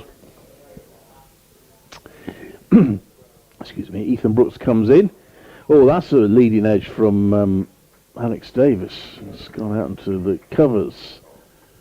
There's a couple that he's just tried to turn around to the onside and hasn't met with the middle of the bat.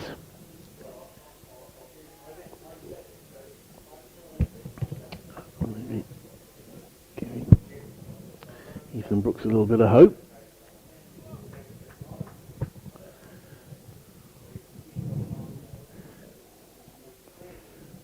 Brooks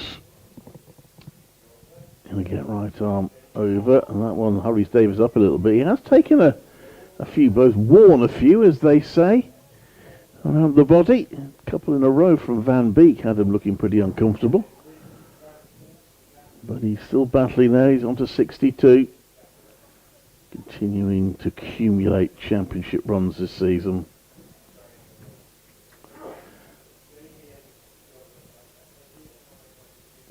Enhancing his chances of ending the season as the top scorer, at least in the first division. Brooks round the wicket to Rhodes. A little late on that, plays it back to the bowler. No run. Rhodes, well, it just seems to bowl a little bit extra, Ethan Brooks, when Rhodes is on strike.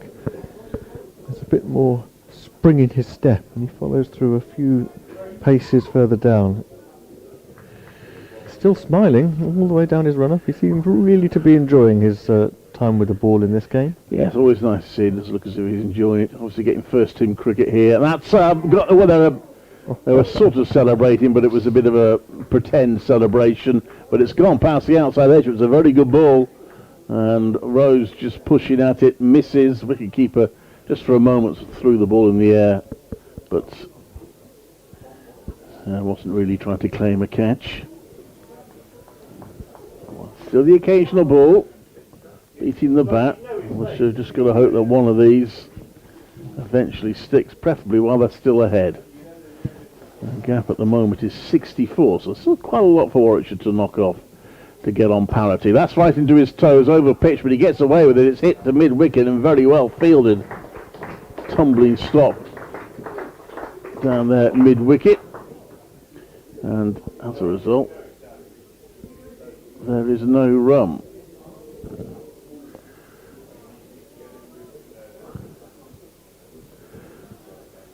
Not sure who that was. Got this problem of no numbers on the back, so I'll find out at some point. That's left, there's no run. End of the over, 115 for 1. So Van Beek will have to do battle with Davies again. He's played very well, Alex Davies, for 58 and 63 not out, chanceless in this innings. In fact, it's been a very good match for chances all round. I can only remember one being dropped. Slip on the first day. Yeah, was that the one Hayne at the far end? I mean, there was a very sharp chance he didn't hold on to early in the day, but I'm not sure you can count that one. Very difficult jumping chance to Hayne at first slip. Warwickshire 115 for 1. In comes Van Beek to Davies. Second slip's gone a bit wider. Davies gets a good line and length and is happy to wait. I'm going to make a tentative prod that was Matthew Waite who made that stop at mid-wicket. Very good stop it was. So I hope I'll give him the credit to the right player.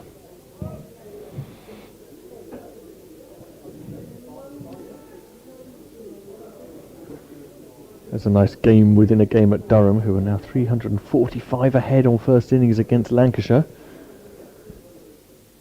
Van Beek bowls to Davies. Tries to push him down the ground for a single, but Oliveira scoots round to pick it up. Durham are losing wickets rapidly now. And the subplot is that David Beddingham is not out 279. He's got Parkinson with him at number 10 now. No doubt the declaration would come were Beddingham to get to 300. This is his career best score. Davies waits on the back foot for a shorter ball, short and straight. Defends again to mid-wicket. Well, it's already the highest score in the First Division this season, and we'll have to break it to Alex Davies when he comes back, that he no longer has the highest individual score in the First Division. He did previously.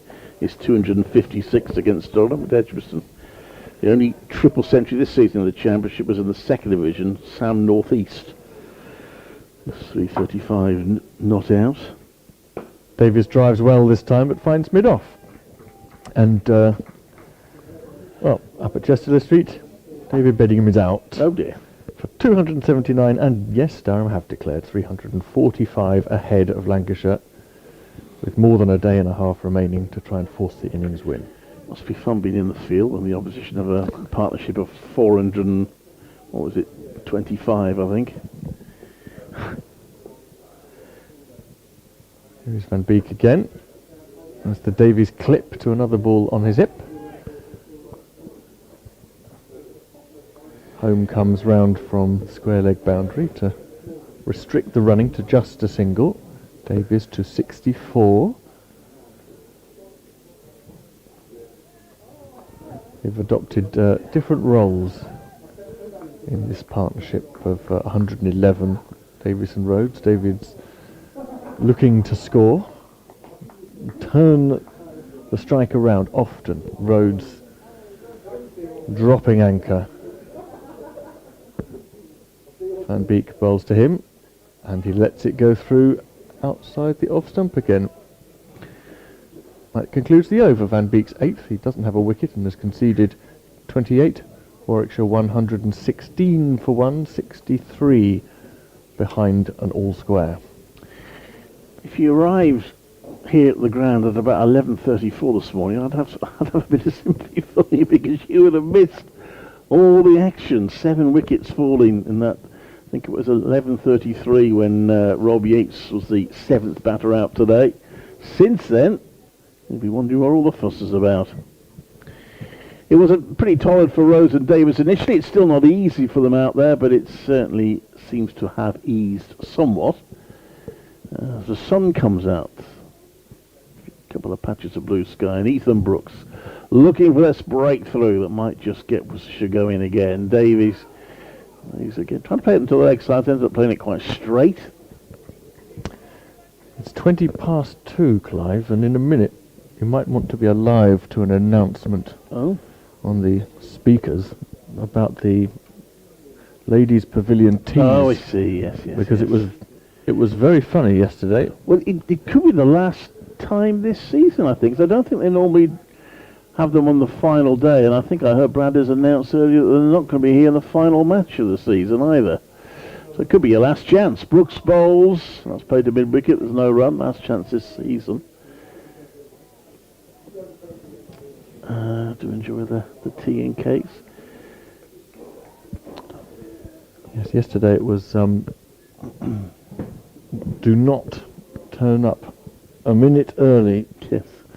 Doors are not opened until 2:30. It's almost like a royal palace unlock. In comes Brooks, and that's played the backward point for no run. Not familiar at New Road. It's on the side. It's sort of mid-wicket, and it's a building which has got brick foundations, and then I don't know what it looks like, wooden slats. It might not be. It might be something else, but it looks like wooden slats, white wooden slats, and it's got a sloping roof. One-story building, and then down it a row of brown park benches, about sort of 6 or 7 rows of those. It's a nice place to watch the cricket. It's a forward defensive. There's no run. There's a few people sitting there watching the cricket from there. What David Bradley said yesterday was, if you turn up early, you'll be punished. Yes. You'll be locked in a small room with Kevin Peterson. Oh dear. Who, it is suggested by Mr. Bradley, might be something of a bore in such a situation. That was going down the leg side. A little bit of a swish at it from Alex Davis. I think he's having a little talk to himself about that. And he's sitting into the changing room for what? More new gloves or a new bat or what? Slice of cake? Also just sort of touching his toes. I don't know whether maybe has he strained something. Anyway, he's carrying on. Brooks comes in to bowl, and that's played to the onside. There's no run. Don't know whether it be Jake Lintott. He's certainly here today. Whether it's going to be him that comes out. Davis is jogging towards the change room, looking to meet someone halfway. It's not Jake. It's Chase Simmons actually, who's coming out with a drink. He's hedging his bets here. He's got a drink and a couple of bags of glass. Oh, he's dropped the drink. Oh dear. Okay, there were 2 options of drink. One in a black bottle, one in a see-through one. The black bottle has not only dropped on the floor and then kicked it along the outfield a bit. I hope the umpires don't regard that as rendering the field unplayable. Little patches of damp normally get right under their skin. Heat lamps will have to be brought out. We'll have a 2-hour break. Chase Simmons is all smiles. I wonder if Warwickshire... Just stretching his back a little bit there, Alex Davis. I think he's maybe just got a little bit of a strain.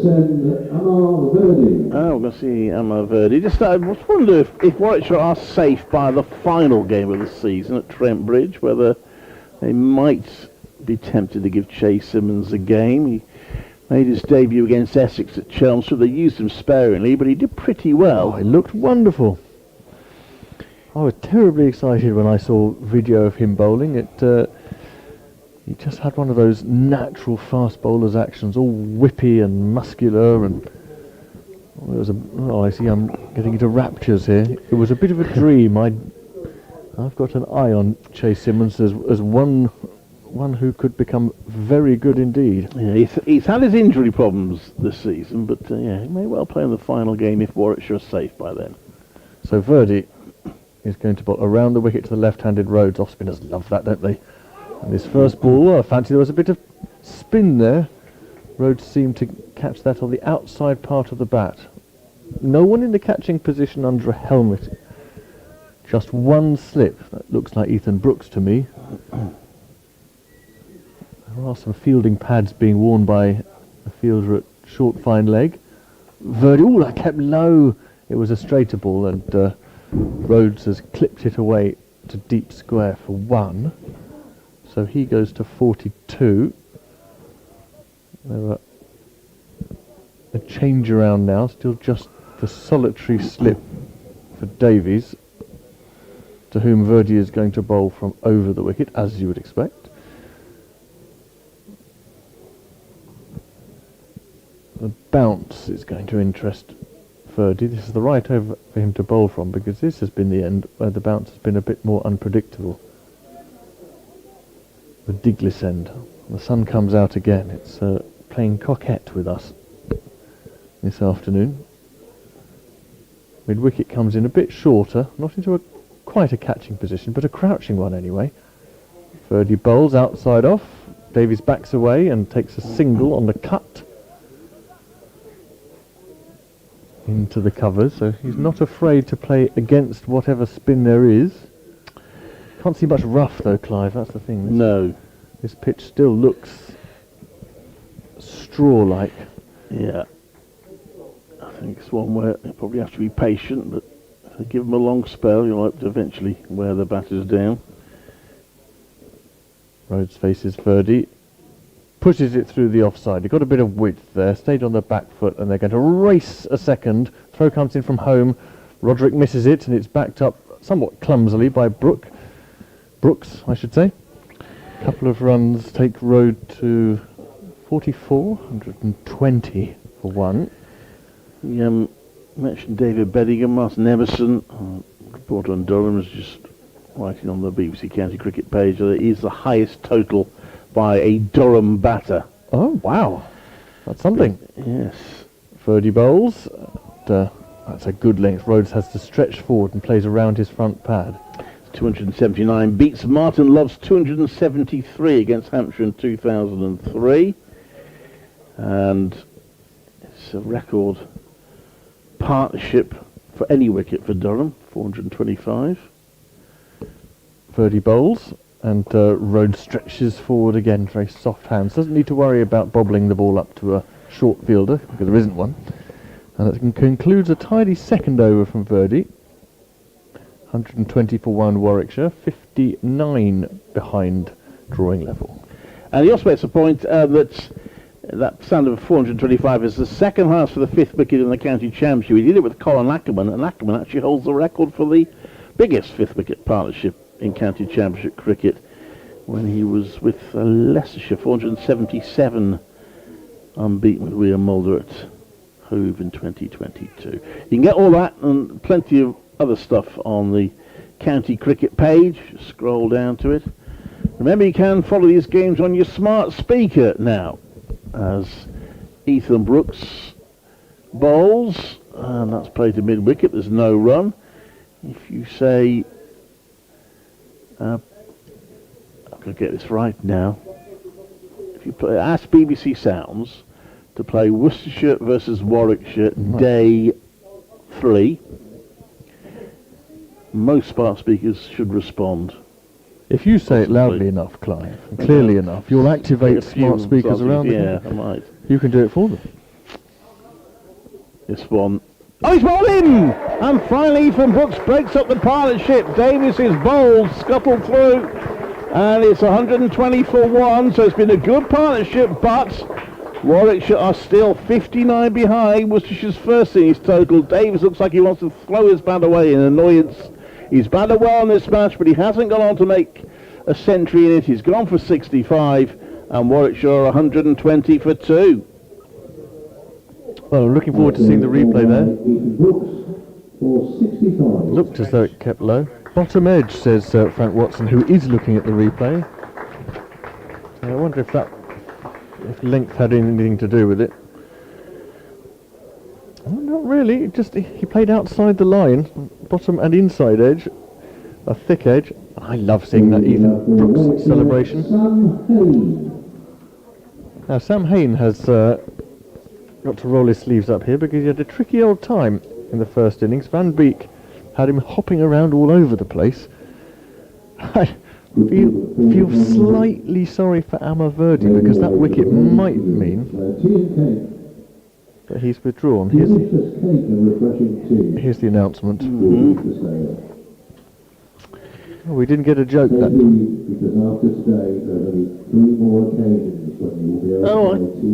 Oh, apparently he cancelled it. I thought he said he wasn't doing it in the last match, but maybe...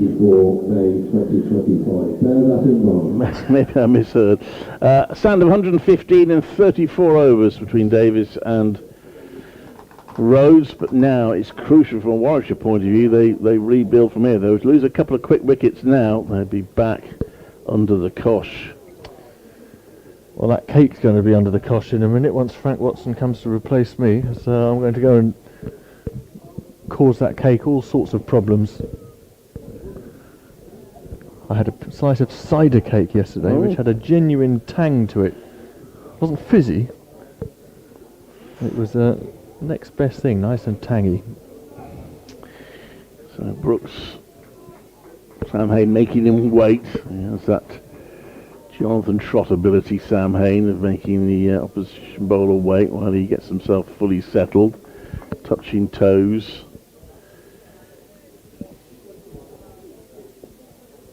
In comes Brooks. And that's a good start from Hain. He won't get any runs for it, but he's driven it down the ground, but it's cut off by Verdi. It's a dot ball. It remains 120 for 2. Thinking about the tea break, we've got an extra 10 minutes on each session. So it's 3:30 is the scheduled break. How many overs have we got left? Will there be a minimum number of overs? That's a good question. Brooks comes in to bowl, and that's played to mid-wicket. There's no run. I think there would be, but I'm not absolutely going to swear to it. If that is the case, we've got 24 overs to go after this one. That's an hour and a half, isn't it? So we're looking at getting towards 4 o'clock, I suppose, for tea. Unless Verdi has a good long spell. Well, we'll know in a moment whether he's going to carry on. Brooks to Hain. Turns that around to mid-wicket, looking for his first run. He won't get it there. That's cut off. So Warwickshire still 59 behind. I always think if you make the opposition follow on, you need to get 3 wickets before they reach your first innings total. If you do that, you feel you're still on top. Sounds about right, Clive. Got a bit of time to try and get the third. Brooks in. Hain leaves that one. Taking another wicketkeeper Roderick standing up to Brooks. End of an over which broke up the partnership for Ethan Brooks. His first wicket of the innings. And Warwickshire 120 for 2, trailed by 59. Verdi is making a beeline for the Diglis end, but has someone else got the ball? No, he's moving his field around, making adjustments. Kashif Ali looks a little peculiar at the left-hander's square leg because he's got quite chunky fielding pads on underneath his trousers. Almost looks as though he's recovering from an operation. 2 mid-wickets is it going to be for Rhodes? Roderick's having his say too, still just the one slip. Off-spinners tend to love bowling round the wicket to a right-hander to get a little bit of break away from the bat. Verdi bowls, forward comes Rhodes, pushing the ball back down the pitch. The bat a bit of a distance away from the pad. Verdi gathers on the second bounce. Got to keep those cold fingers warm. As he bowls again, flighted on off stump. He's not pushing it through in the way that we've seen Danny Briggs do earlier in this game. Verdi, a proper red ball spinner, loves to give it flight, hoping the ball will turn. This one is a touch flatter, straighter. Rhodes defends again. A massive turn.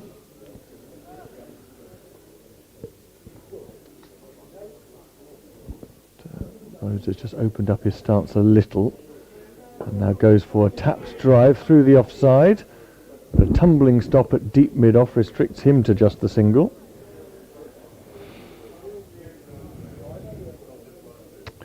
Well, you still have big batters to come with Ed Barnard and Michael Burgess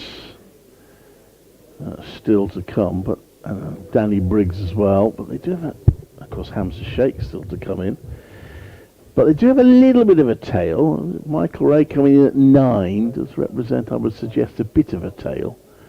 So with them still 58 runs behind, all these sort of senior batters need to be thinking of, got to make a score.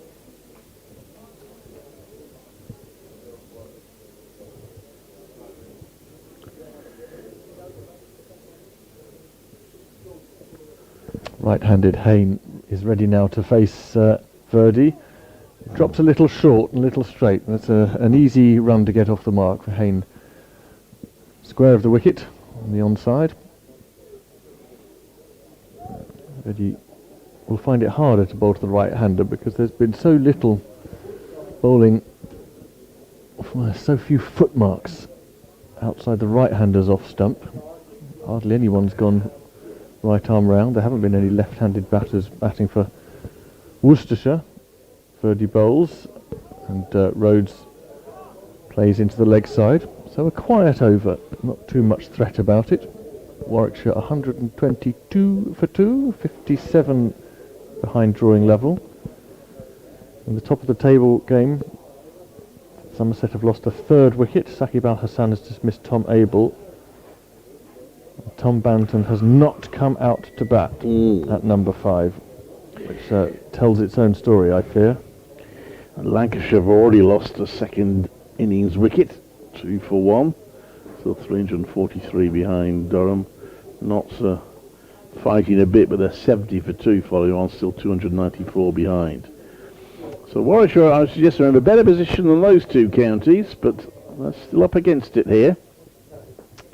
As Ethan Brooks comes into bowl, and that's left outside off stump by Sam Hayne. Missed out in the first innings. Keen to push on in this second. But all the batters keep saying it's a pitch you never feel you're completely in on. And Brooks to Hayne, leans back and plays that to mid-on. It's cut off by Verdi for no run. It's funny, isn't it, that Warwickshire are following on and they're still 57 behind, but this is probably the most even of all the Division 1 games at the moment. Yeah, that's a fair point, yeah. Somerset in big trouble against Surrey. Likewise, Kent against Hampshire, Nottinghamshire against Essex, Lancashire against Durham. That's left by Hayne. Well, what Warwickshire have done, of course, is they've ensured they could at one point have been blown away today if it hadn't been for Rhodes and Davis steadying the ship. You could imagine them have been skittled out quickly, but they've got back into it. And in all the games in Division 1, it's the team that's higher up the table who are in the ascendancy. That one is a forward defensively onside, there's no run. Which suggests the table is doing its job. Yes. Yeah. Just 2 points between these two teams at the start of this match. Worcestershire have outpointed Warwickshire in the bonus point stakes to the tune of 2. 5 bonus points to Worcestershire, 3 to Warwickshire. So if it's a draw, Worcestershire will move 4 points ahead of their local rivals. Brooks comes into bowl, and that's turned round to mid-wicket. There's no run, but if they can win, they will be 20 points clear of them. 2 games to go. But all results still possible here. Happily, the one thing that hasn't had us factoring in today so far is the weather. There was a sentence in there somewhere, I think. As Brooks turns right on over to bowl, and that's a bit off the inside of Haynes' bat, but comfortably. I think dealt with that over pretty comfortably, but it's a maiden over. Brooks is fourth of the innings, 122 for 2. Warwickshire, they still trail by 57 runs following on.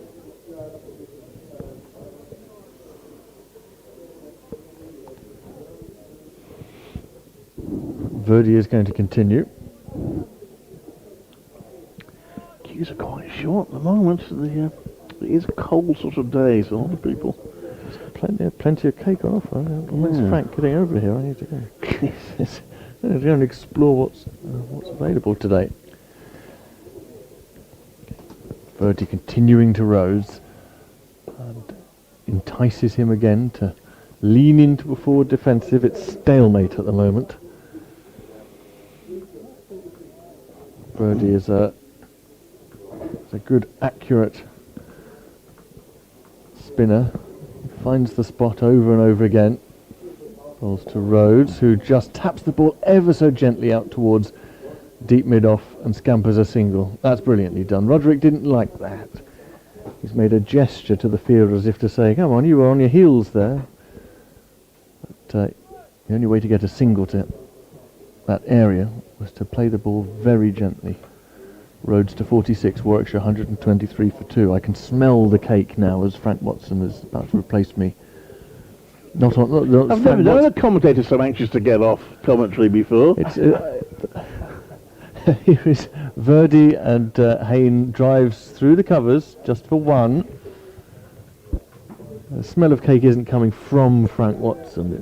It's merely, and he's all the worse for it. I think it's a smell that I'd allow anyone to have. Just trying to see on these replays whether there is much spin for Verdi. There really isn't outside the right-hander's off stump. There's just no rough there at all. He bowls now to Rhodes. Just not having any difficulty leaning into that defensive shot. They should have a webcam in the pavilion, shouldn't they, so you could see all the cakes. Absolutely. Maybe I'll tweet one in a minute. Although I appreciate tweeting about cakes on that app is not the darn thing anymore. There's a good drive here, firmly through the offside, and Rhodes has reached his 50. Off 117 balls, that one just fractionally over-pitched from Verdi. Polite applause. That 50 has almost snuck up on the spectators here, as it has on Rhodes. That concludes. No, there's still a ball to come in the over. Warwickshire 128 for 2. More bad news for Alex Davis, by the way. And Rhodes defends the last ball of the over. What's that huge score from David Bedingham means that Alex Davis is no longer the top run scorer in the first division. Bedingham has raced to 1,205, which means he's now 116 ahead of Alex Davis, who that's a pity. Done pretty well this match, but not as well as Bedingham's at 1,089. Well, I shall go and commiserate with the crumbs. And after a few words from Clive Eakin, it will be Frank Watson.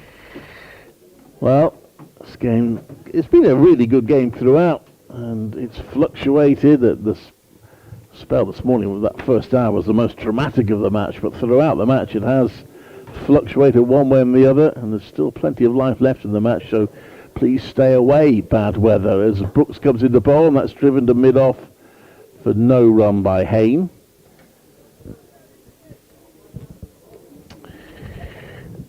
And still Warwickshire some way behind. Will Rhodes is 50. It's his 6th 50-plus score this season. He's converted 2 into hundreds. What was she got to make sure they do is not let him convert this one to 100, because when he has got 100, both times it's gone on to be a really big one. That's played to mid-off. There's no run. Got 178 not out in one, and then he got a double century against Kent in the last match. He's one of those players, Will Rhodes, isn't he, that exudes the potential to play really long innings because he's so calm at the crease. I think even when he's struggling, and he has struggled at various times in this innings, he just puts everything behind him and focuses on the next one, or so it seems. Brooks to Hayne, defends that back to the bowler again. You have to work to get him out. That's what I really mean, I think. Yeah. As Kit was saying, there's a bit of a stalemate as well between Brooks and Hayne. Hayne's just quite happy just to keep the ball out at the moment. Prod it back to the bowler. Brooks is having a little look at the ball. Is he going to try and apply for a ball change? He was looking as if he was seeing if it was out of shape. And he comes in now to bowl to Hayne, who turns that round to mid-wicket. They don't tend to go out of shape, the kookaburras, do they? They tend to keep their shape, and the seam flattens down, and they become quite difficult to work with from a bowling point of view. But that said, in the first innings of both sides, you saw the ball still nipping around, even when it was quite old.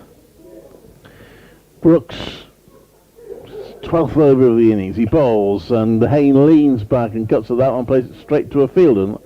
Nice enough looking shot, but straight to a fielder, so he's still not penetrating the field and getting runs, but he's looks pretty relaxed on 2 of 17 balls.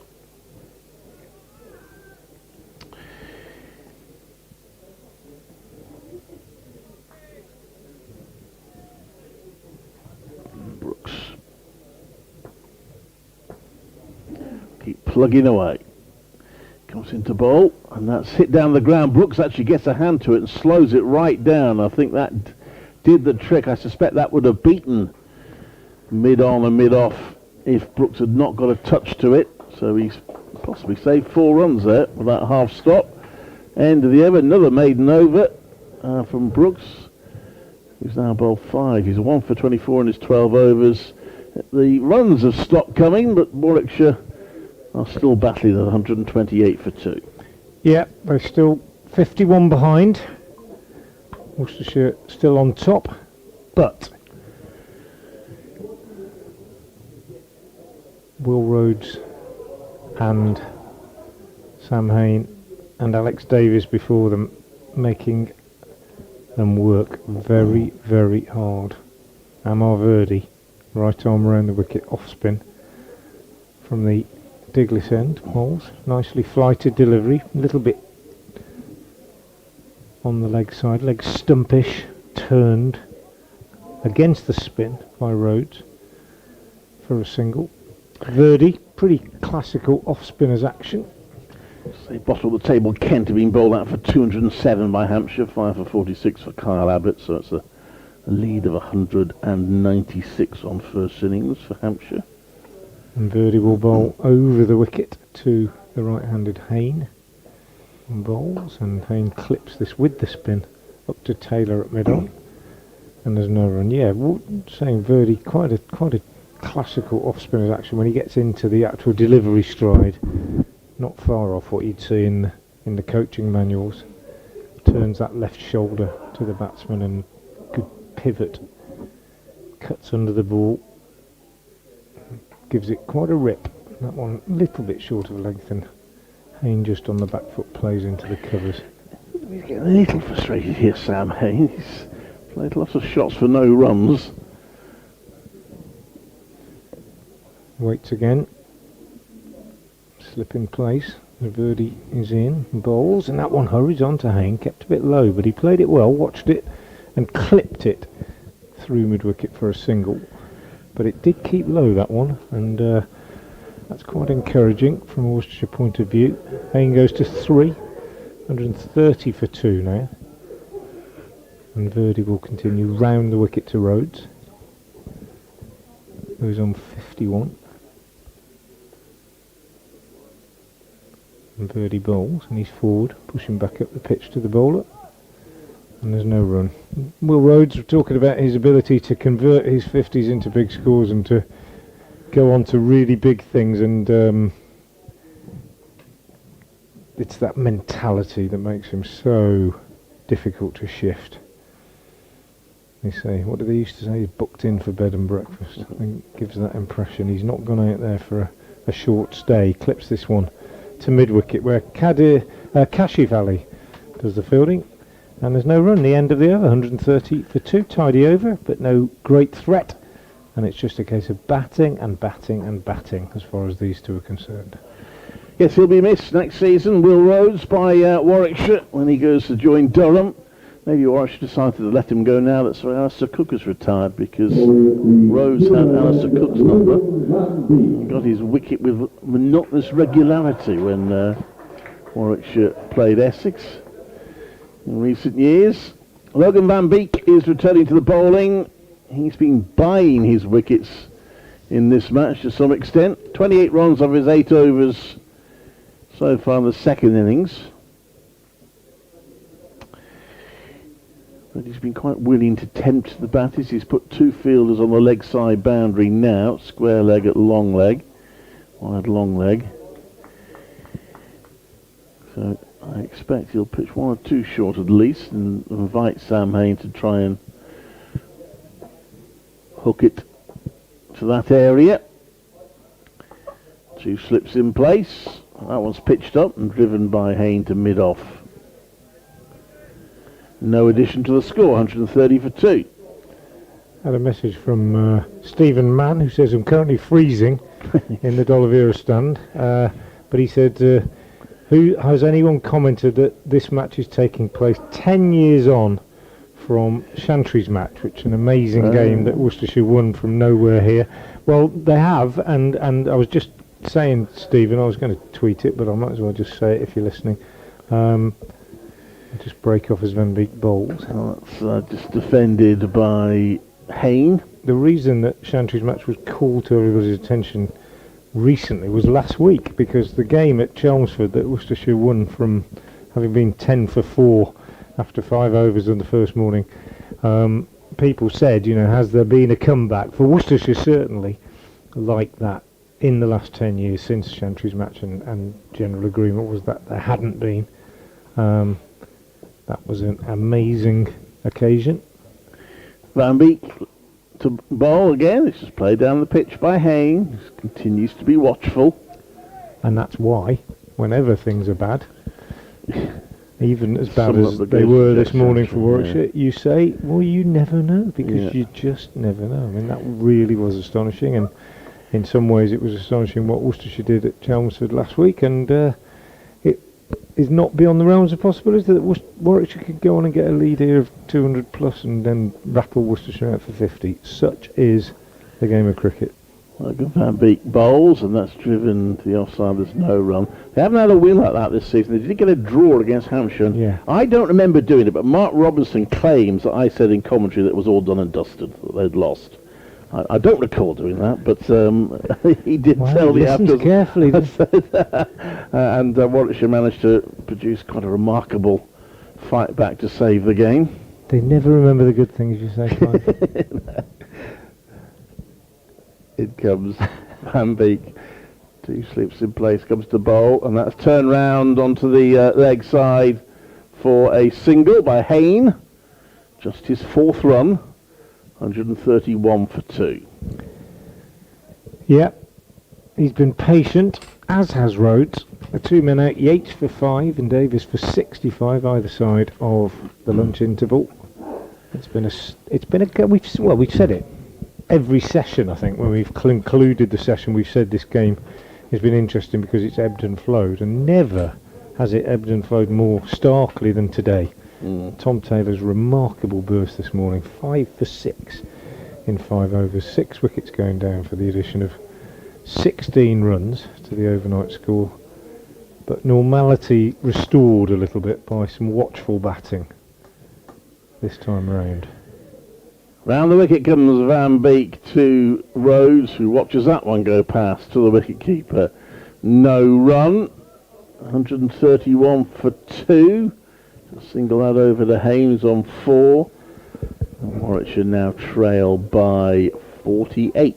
Bright sunshine with us again, so the promise of rain that we've had all day hasn't materialised whatsoever. It's a lovely afternoon. I think from a Worcestershire point of view, what you've got to do here is just plugged away. This pitch is not reliable. We know that. It's not impossible to make runs in it, as Alex Davis has made 250s on it.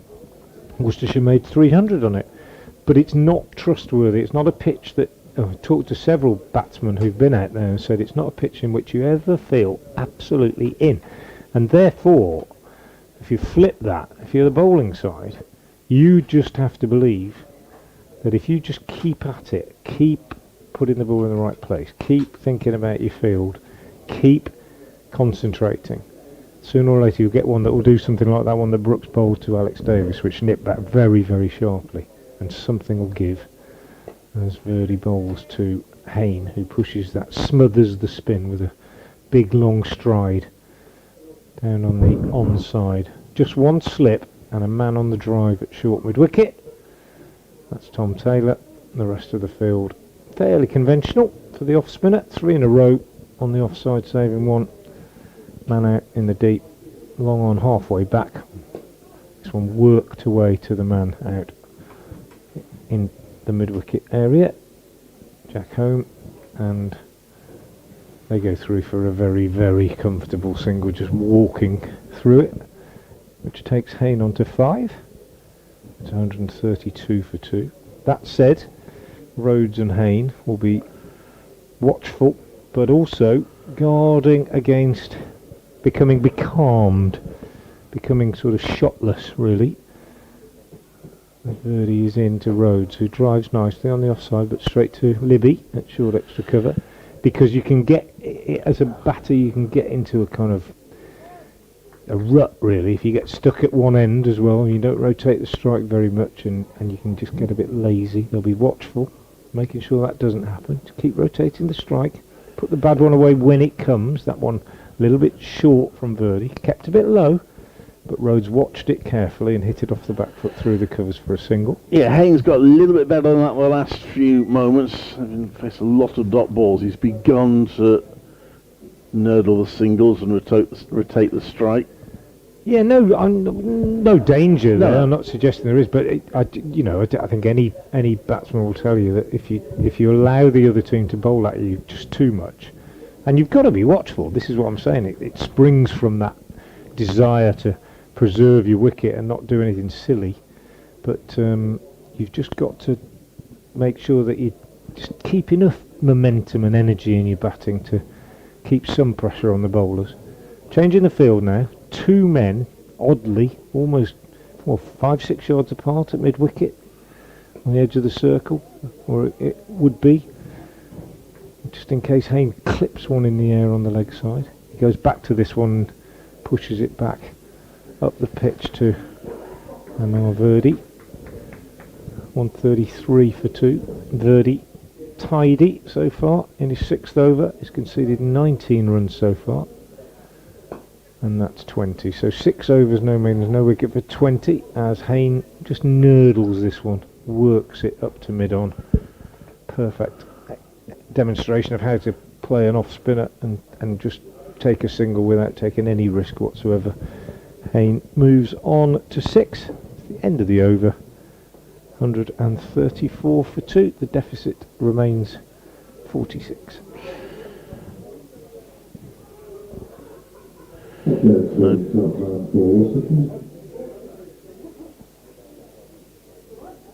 Van Beek to bowl to Hayne. 1 or 2 people putting extra coats on there. It's getting quite cool, but no threat at the moment of rain. Let's grab a couple of balls, and I've got to go off and do an update.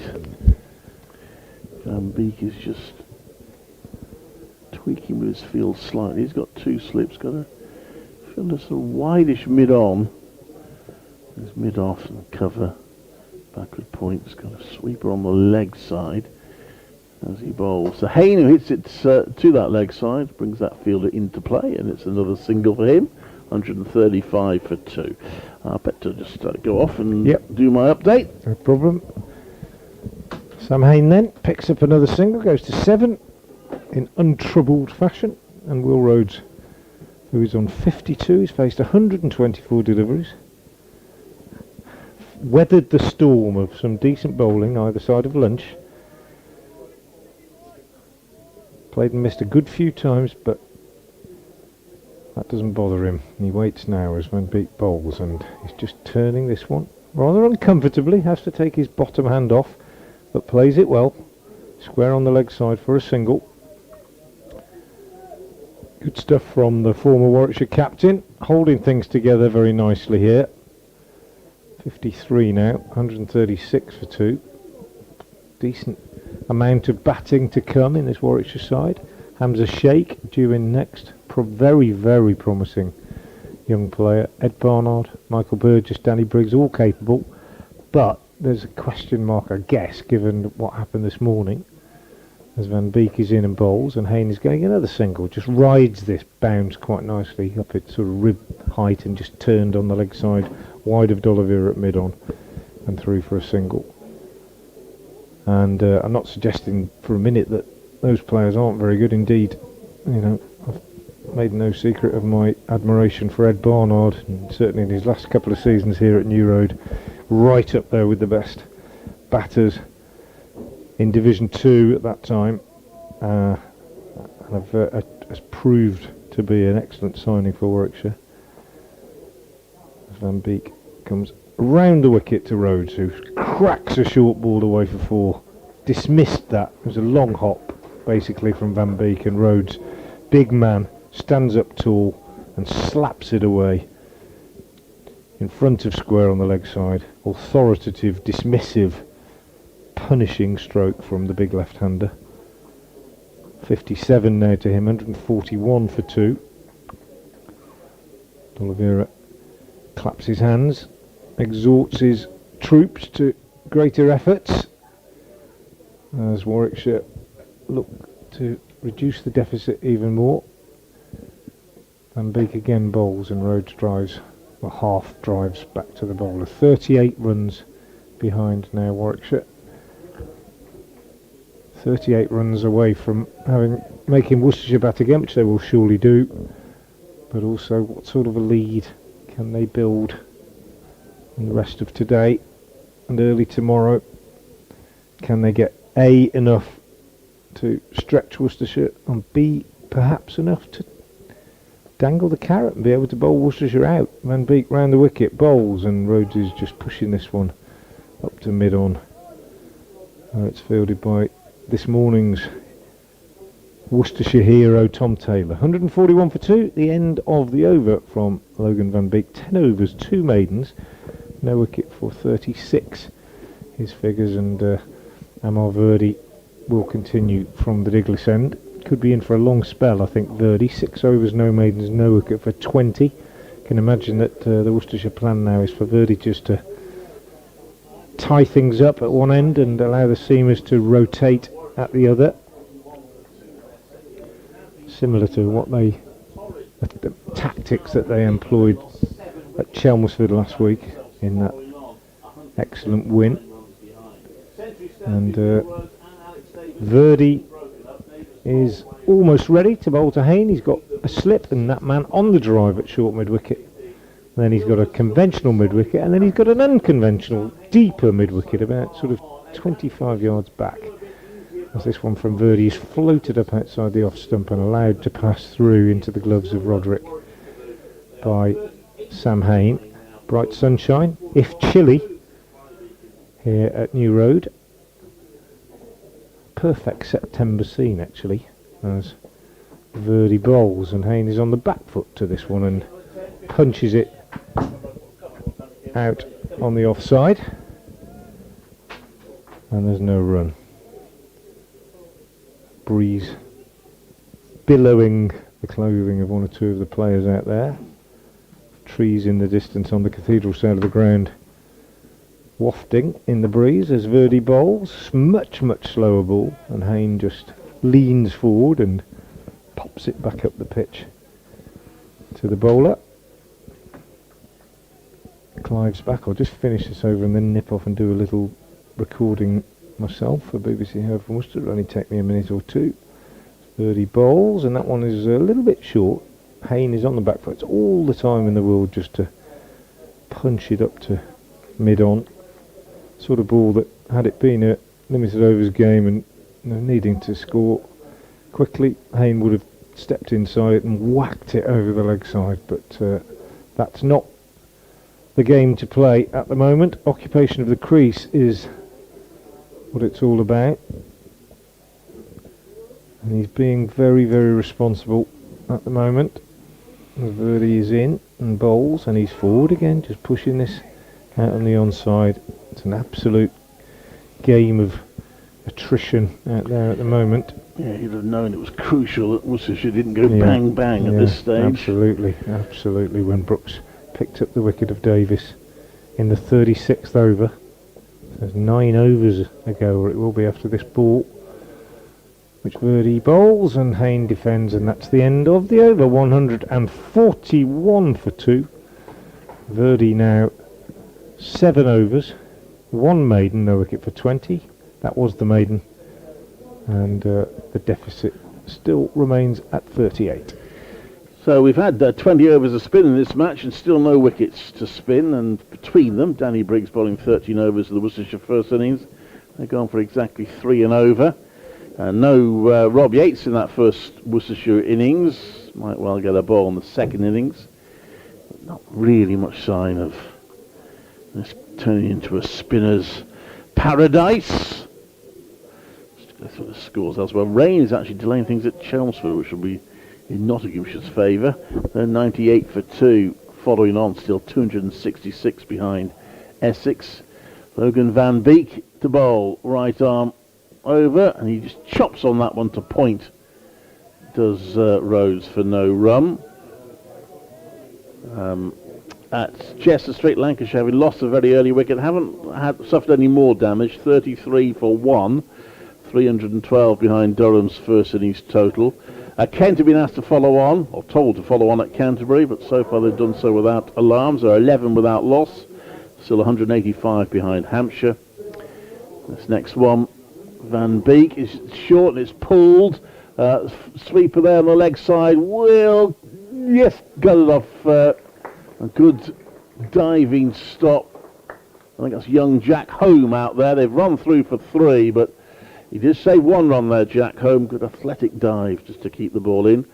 In the top of the table clash, no further damage for Somerset, but bearing in mind that Tom Banton, you would think, is unlikely to bat. They are 67 for 4, which means they only lead Surrey by 63. And then we're into the second division. They're back on at Leicester. This could be the first match to finish. Because Leicestershire 148 for 5 in their second innings, still 133 behind Yorkshire. They are enjoying tea at Lords, where Middlesex are 39 for 1, leading Gloucestershire by 107. Van Beek, right arm over bowls. Oh, that one rises, goodness me, and in the end, Hay managed to keep out of the way of it. Well, that was a good delivery, testing delivery. Hay does a bit of prodding down the pitch. The other game that's well on, it's into its 4th innings, but it's now been delayed by rain, is at Northampton, where Derbyshire set 266 to beat Northants, were 26 for 2 when they came off. They haven't been able to get back on there. Glamorgan 122 for 2, still trail Sussex by 183. Those are the scores. As Van Beek comes in to bowl, and that's defended. And just say, sadly, they haven't got on at Belfast. They had a toss, but that's all they've had at Belfast in England's women's ODI against Ireland. Of course, this evening at 6:30, England's men, with Jacob Bethell set to make his England debut, play Australia in a T20 at Southampton. Sure, these Warwickshire players will hope they have a decent rest of the day and then they can get to the changing room or back to the, I don't know if they're staying in the hotel here. No, I think they're driving, aren't they? Yeah.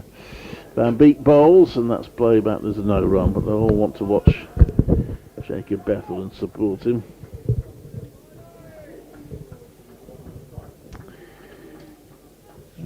Wind maybe picking up a bit, the breeze blowing fairly keenly.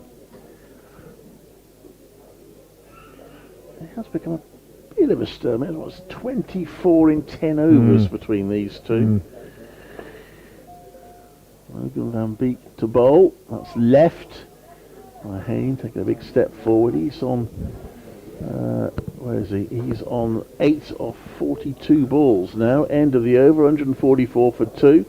Means every time you look at it, the deficit's still there at 35 now. Yeah, it's attritional, isn't it? That's the word that we use. We chuck it away, that word, don't we? But it's absolutely what it is What we out used there to at call the Tim moment. Curtis obdurate, I think. I We used to did. call Tim That was Curtis the, yes, also obdurate. it was me. Yeah. He's never let me forget it. I still call him that sometimes. He's as obdurate as ever on the golf course. But yeah, he was, wasn't he? I mean, he was obdurate. And Will Rhodes is obdurate. I think it's the perfect word for Will Rhodes' innings and for Tim Curtis' innings. Perfect excuse for me to tell the old story about Tim's car. The birdie comes round the wicket and bowls to Rhodes, who whips this one away on the onside, but nicely fielded by the 12th man, Rob Jones, at mid-wicket. No run. And Tim Curtis, who was sponsored by Volvo when he was playing here at Worcester, and one always thought that was a particularly appropriate car to sponsor Tim. The company was John Warwick, I think, and he had a big white one of those Volvos, can't remember the number, 370 or whatever it was, the great big one, you know the one I mean. Dot ball again here, and it had on the side Tim Curtis of Worcestershire in England, drives John Warwick Volvo. And one day it was very dirty. Excuse me if you've heard this before, told it loads of times. It was in the car park here, and you know how people write things in the dirt on the back of your car. Birdie bowls, and Rhodes taken on the pad as he looked to push this one away on the onside, and it said Tim Curtis, Worcestershire in England, drives John Warwick Volvo, and somebody had written in the dirt underneath 0 to 60 in 3 days. They hadn't. It was only because they didn't know how to spell obdurate. Very apologies, an old story. It's true though. Round the wicket, bowls, nicely flighted, but again, his line maybe just erred a little bit too much towards the leg stump and just tucked round the corner by the left-hander. He gets to the other end, and you can always tell. I just think when a player gets to the other end and he undoes his gloves and he leans on his bat and he thinks, yep, that's me done just for a minute or two. He's got to run, obviously, back up, but off strike, have a breather. This is the way you bat all day, and that's what he's trying to do. 61 not out now, Will Rhodes. 145 for 2, and Verdi bowls, and Hayne pushes this out on the off stump, on the offside, and there's no run. 76 is still the highest score in the match. That was Brett D'Oliveira in the first innings. We'll have an eye on that. Birdie again bowls, and that's a beautiful, beautiful shot from Sam Hayne. There has not been a better shot in the game than that. It was slightly over pitched, just outside off stump, and he just leaned into it and drove it through extra cover for 4, and it was absolutely perfect. It was superbly timed. His shape was Ian Bell-like, let's say that, and Warwickshire listeners know exactly what I mean. Super shot from Hayne. Goes to 12, 149 for 2 at the end of the over. The deficit is now just 34. Yeah, boundaries make a big difference. Warwickshire will start to feel better as and when they get ahead and can start scoring runs that Worcestershire themselves will have to get to win.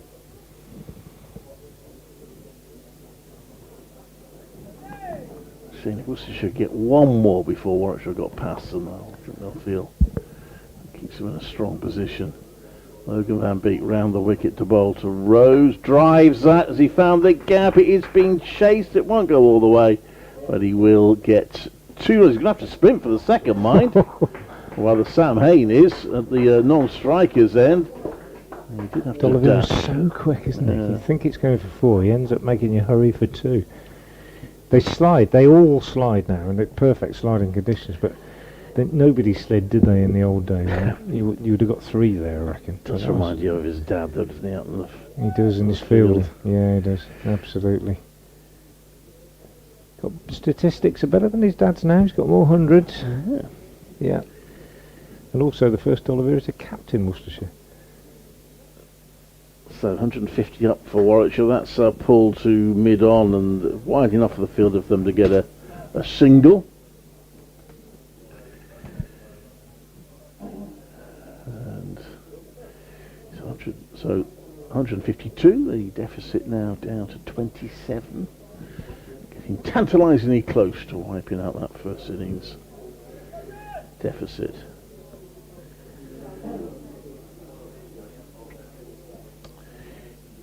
Van Beek wicketless so far in this second innings. Comes into bowl, and that's played to a mid-wicket for a single. Slightly unusual situation for Van Beek, where he bowled from this end, the New Road end, and then bowled the next over from the Diglis end. They weren't in between innings. So. Yeah. You wonder why.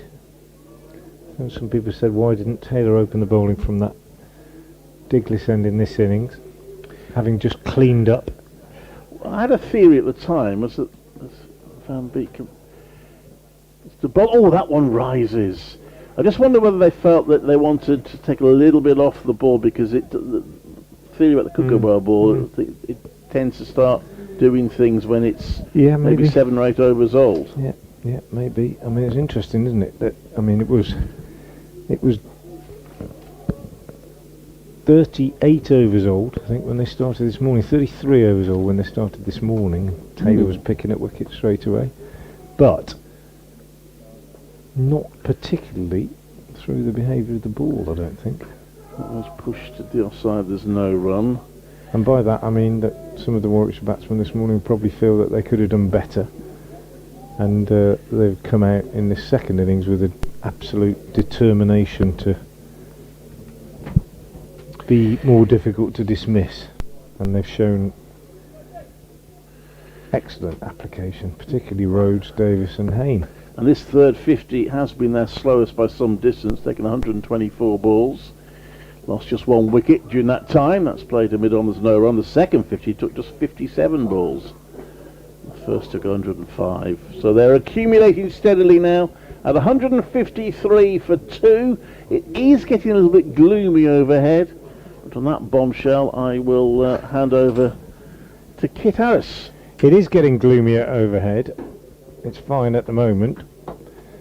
It's also becoming more difficult for the Worcestershire bowlers. And getting a little bit less out of the pitch, you would think. I think we're going to see Verdi continue to try and tie up one end, and he's going to carry on from the Diglis end now.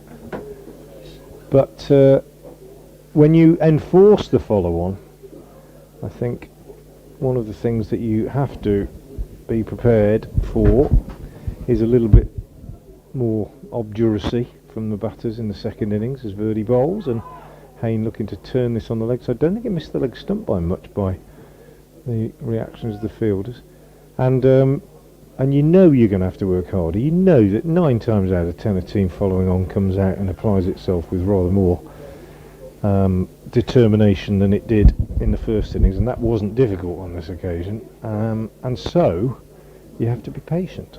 30 bowls, and Hayne is in behind this, pushing out on the onside. I do think it was the right decision to enforce the follow-on, Frank. Oh yeah, even now. Oh yeah, absolutely. No, not for a minute suggesting that it wasn't.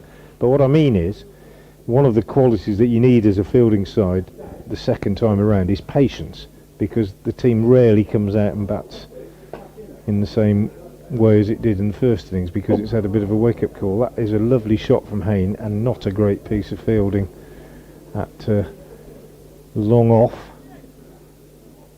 Should have been stopped, but fielder moving to his left, diving down. Tom Taylor didn't get down. He's usually an excellent fielder, so we'll forgive him that. And it went for 4, 157 for 2.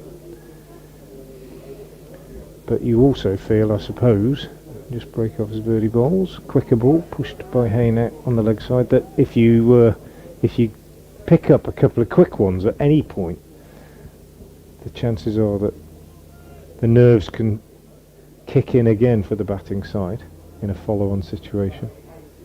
Long way to go.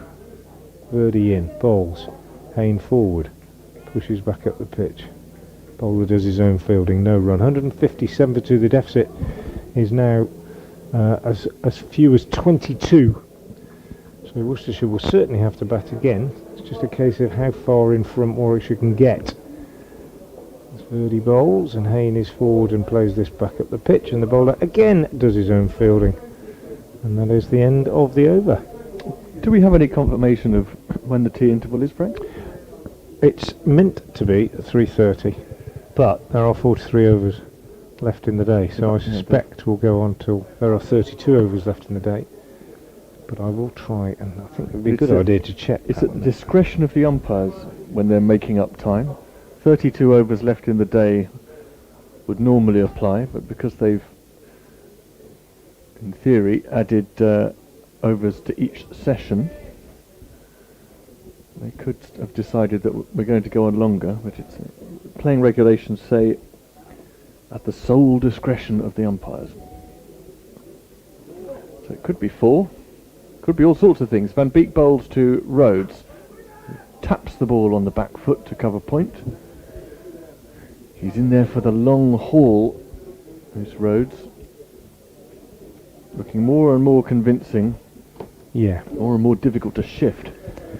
Yeah. With every 20-minute period that he bats. Hayne, likewise, he was scratchy against Van Beek in the first innings, but he's getting it together now.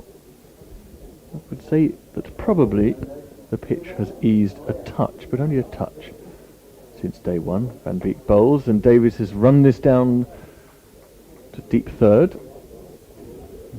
Strolls a single that takes him to 65. 3:30 tea, apparently. 3:30. You've got that from the I've got that the from scorer's from mouth. the scorer's mouth. Well, we're going to have quite a chunk of change in our pockets overs wise after tea. We might get 3 more in, 40 left. The umpires will be able to switch their light meters on later today then, I expect. Van Beek to Hayne, forward in defence. That's an immaculate shot.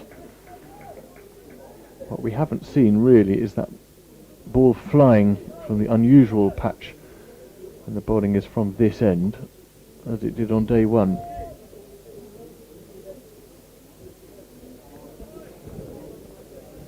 Definitely got easier, hasn't it? It is a patience game, as you say, Frank, for Worcestershire. The bowlers are bowling dry. Van Beek to Hayne, flicks it away, and fielder who was third man is now long leg. No, he's not. Yes, he is. Yes, he is. I got myself in a tangle there. Can you imagine how I bowl to a left-hand, right-hand combination? It's all right for you behind the stumps. The stumps are always in front of you. Although not these days for keepers, because they go in front of them to take the throws when they come in there, don't they? And didn't do that when I played. They actually step in front, don't they, and take the ball in front when a throw comes back in. I mean, to take a millisecond out of the equation. Rhodes faces Van Beek, lets it go through, which is all very well, Frank, as long as they take the damn As long thing. as they know where the stumps are, yeah, absolutely. It's something they do practice an awful lot, and it looks a bit odd at first, and I spent my entire career taking the ball, allowing it to come past the stumps when a throw came in, but of course it makes absolute sense, and the scientists have worked it out, that if you go in front of the stumps and take the ball just in front and then take the ball onto the stumps, if you imagine a batsman running in the freeze frame situation, you are saving time. Rhodes defends again, and that concludes the over from Van Beek. Warwickshire 159 for 2, now just 20 shy of Yeah, and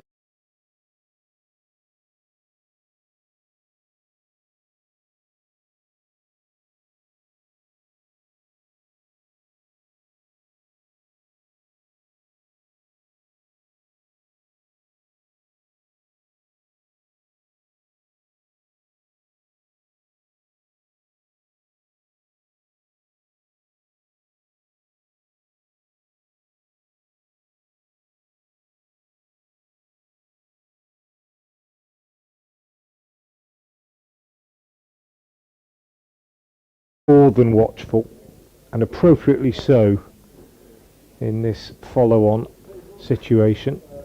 Verdi Amar Verdi will continue from the Diglis end. We'll get 2 more overs before tea. Verdi will bowl his over pretty quickly, and then I suspect there'll be time for 1 more from the seamer. Hayne is going to pick up a couple of the first ball of this over from Verdi, just tickled away behind square on the leg side. Vast acreage is uninhabited down there, and Jack Home has to run round from mid-wicket to do the fielding, and they get a comfortable 2, which takes Hayne on to 20. 161 for 2. Fair bit of grey cloud around, fair bit of blue sky around as well, and lots of sunshine at the moment as Verdi bowls, and Hayne leans forward, pushes it with the spin to Adam Hose, who's close in at mid-wicket. 161 for 2. The deficit is 18. Verdi bowls, and Hayne is back and repeats the shot of the first ball of the over, but this time only gets 1 because it didn't quite go as far behind square as the other one, and Jack Home ran round and did the fielding. There's some. Oh, don't get too excited, Kit. Look this way. Look this way. Look this way. Sniff. Look at that. Now, what is that? That's Cakes arrived. Looks like coffee, doesn't it? Peanut on the peanut butter on the outside. Goodness Coffee, me. and I'll let you taste it, and you can enlighten us. coffee, peanut, and rum. Don't say what you're hoping for. Say what you've got. 162 for 2. The cake's arrived. That's what we're excited about. Here's Verdi round the wicket to Rhodes, who works this away on the onside, but straight to Kashif Ali at mid-wicket. He's had a quiet game, Kashif Ali, hasn't he? He hasn't had a bowl. Might have a little bowl at some point, and only made 16 in the first innings, and he hasn't been as involved in the field as he often is. Quiet game so far for Kashif.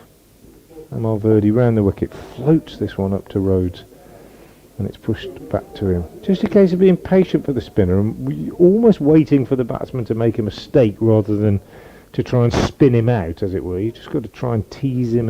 Maybe he'll drive at one a little bit early, maybe he'll get one that does just grip, and he might just get an outside edge to the slip who's in there. Patience. Verdi bowls, slower. Rhodes just pushes out on the offside. And there's no run. End of the over. We'll have 1 more before tea. 162 for 2. During this over, we'll take you round Division 1. We can also hop you over the Irish Sea to Stormont in Belfast, where England against Ireland. Underway in the Women's One Day International. It's been reduced by early rain to 25 overs a side. England are batting first, and they are 15 without loss. Perhaps you heard Dave Bradley announce on the speakers that Brett D'Oliveira is going to come on to bowl his wrist spin for an over before tea. Well, if you weren't sure it was about to be tea before, you can be sure now. It's so funny when he marks his run out, because he's only got a little trot, but he doesn't do it in paces. He does it like baby steps. Yeah. Like Wallander on his tightrope. Yeah. 1 foot in front of another. It's 1 step short of getting a tailor's measuring tape out of his pocket. I actually teach seamers to mark their run up like that, just to the point of takeoff, so that when they mark their run up out, just break off. He bowls short. Oh, that was a bit filthy, and it's been hammered through the offside. It'll only be a jogged single, though. They run up and in a practice run up and take off and land, and you work out exactly where they need to take off from, and then you measure that point from the back, the return crease, in baby steps, and then you make that mark every time, and then all you need to do is pace out the rest of your run up, and it works. So they can pull out if they don't hit it. No, they always hit it. But you then work out the distance between where they run up from and that point. If you're round the wicket to Rhodes and strays onto the left-hander's leg stump, and he'll clip a single. So what it means is, picture it as a long jump board. Every time they run up, they know where that board is, because it's 6 baby steps back from the return crease, and therefore they always hit it. It works really well.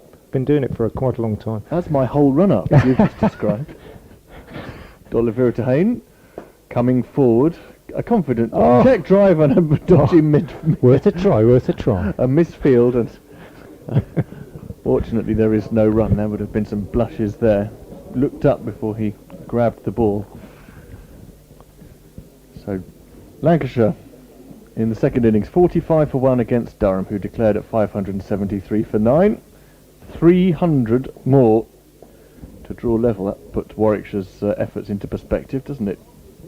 Hayne leaves D'Oliveira alone outside the off stump. Warwickshire are just 15 away from that. Nottinghamshire also in a pickle, 98 for 2 against Essex, 266 behind. Here's a drive along the ground by Hayne, straight back to D'Oliveira. Somerset desperately trying to set a target on a spinning pitch against Surrey, 85 for 5, a lead of 81. They've gone off for tea. D'Oliveira bowls very full, almost half volley, right up to the bat of Sam Hayne.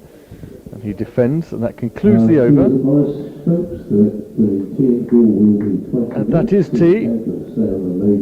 Kent in the same situation as everyone else, trying to cut down the deficit. 22 without loss, still 174 short of even Stevens against Hampshire. But here at New Road, Worcester, Warwickshire 164 for 2. They're probably in the best position of all the teams who are behind. 15 behind. When we come back in 20 minutes, there'll be 40 overs if we can squeeze them all in against the clock and the clouds. But until about 10 to 4, it's goodbye from me, Kit Harris, goodbye from Frank Watson, and we'll see you in a short while.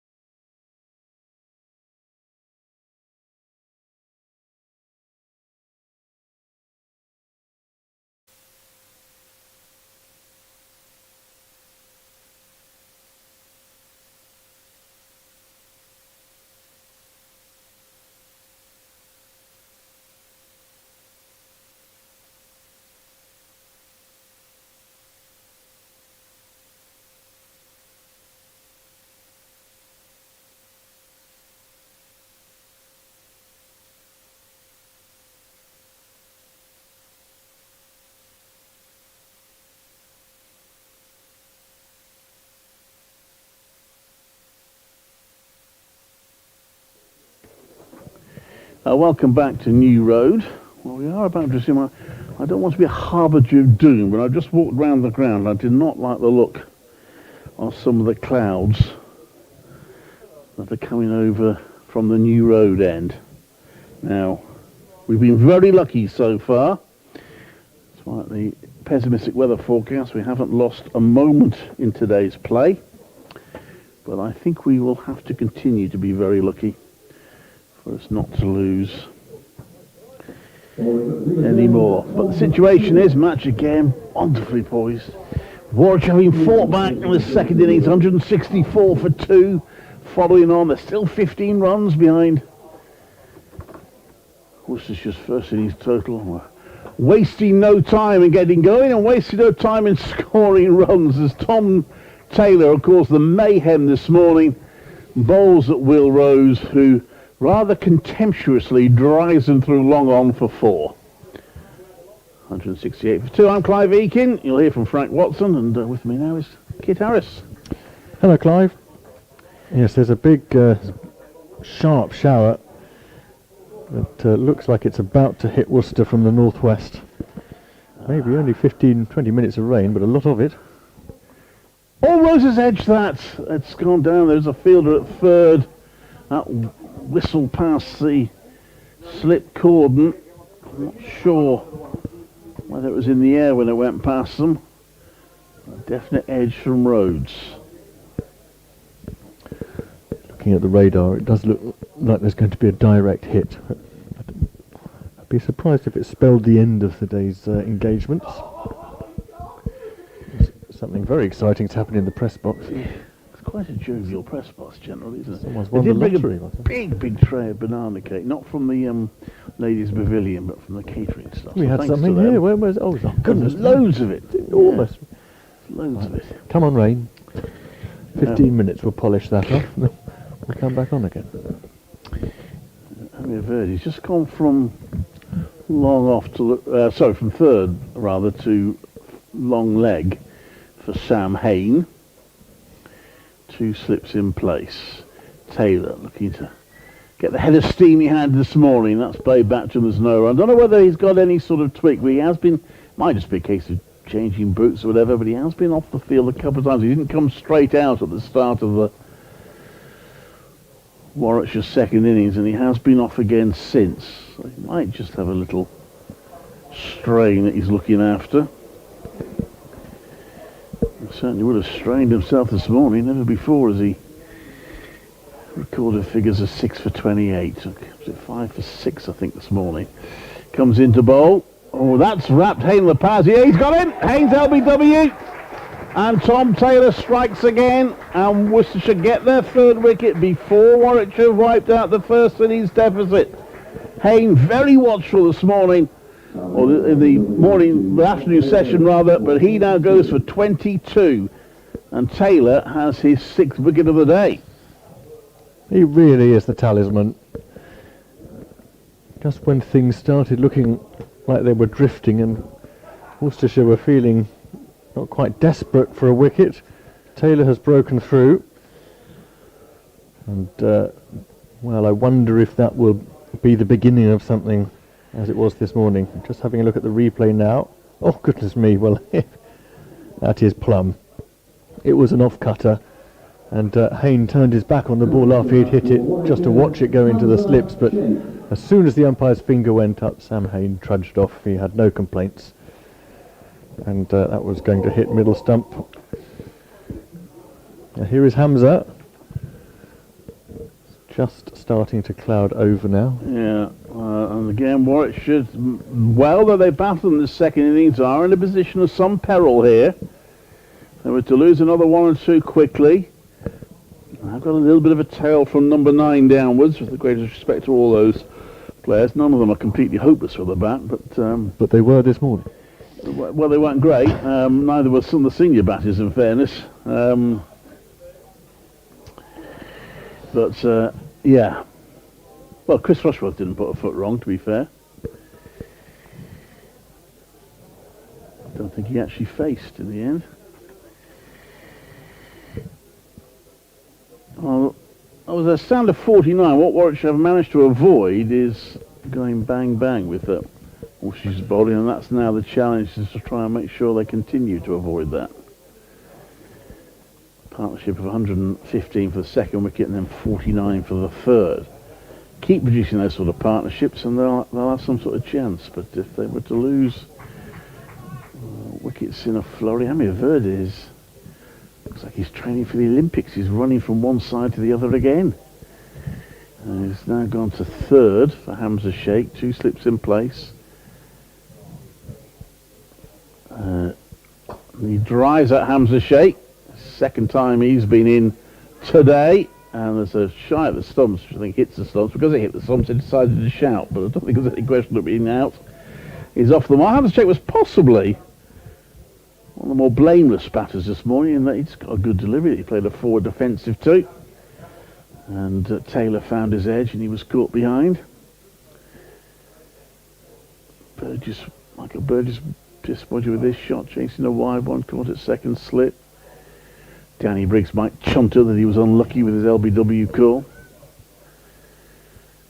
Briggs comes in to bowl to Rhodes, who more than ever he has to stick in there now, as he has done for a while. There's a misfield there which costs a run. They take a single, all runs gratefully accepted for Warwickshire. They're desperate to get to this 179. But those clouds are looking less and less friendly. It's definitely raining on the town centre, because you can see the grey coming out of the cloud base that's just skirting around towards the city side of the ground, towards the east. I'm sure you heard that. See, they did get underway in Belfast. Unfortunately, it's raining again. They did get the match underway between England and Ireland. It was going to be a 25 over a side game, and England got to 24 for 1 in the 5th. But sadly, they're off again. At least that doesn't mean all the players involved in the match can say they played in an ODI. So Matthew Waite is going to bowl. Rhodes is 150 balls into this long innings of 72. He's the ballast. As the cloud comes over, ball may be 53 overs old, but there are now 2 slips. They're hoping for swing. And Rhodes leaves on length, and I think that ball just about went over the top of the stumps. There was a bit of an ooh and an ah around the field. It looked very close from here. The reaction of the field was moderate, to be fair, but it did look a slightly dangerous leave here, especially as 1 or 2 kept it a little bit low. I think Rhodes knew exactly what he was doing. Yeah. But it'll encourage Waite nonetheless. It tends to, that sort of thing. It was outside off, in fact, looking at the replay.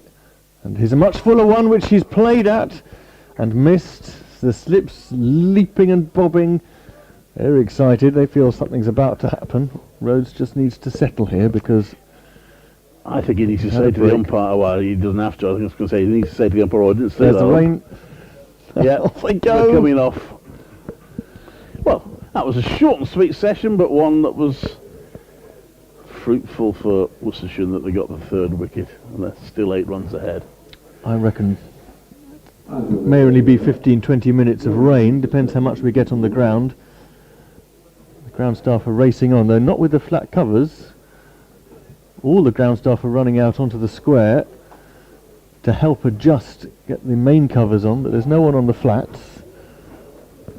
There's a squall now, leaves blustering everywhere. We're going to take a little time off, I think, but we'll be back with you if and when the weather improves and the light improves sufficient for resumption. I'm sure it will, but for the time being, it's goodbye from me, Kit Harris, Clive Eakin and Frank Watson, and we look forward to your company upon the resumption.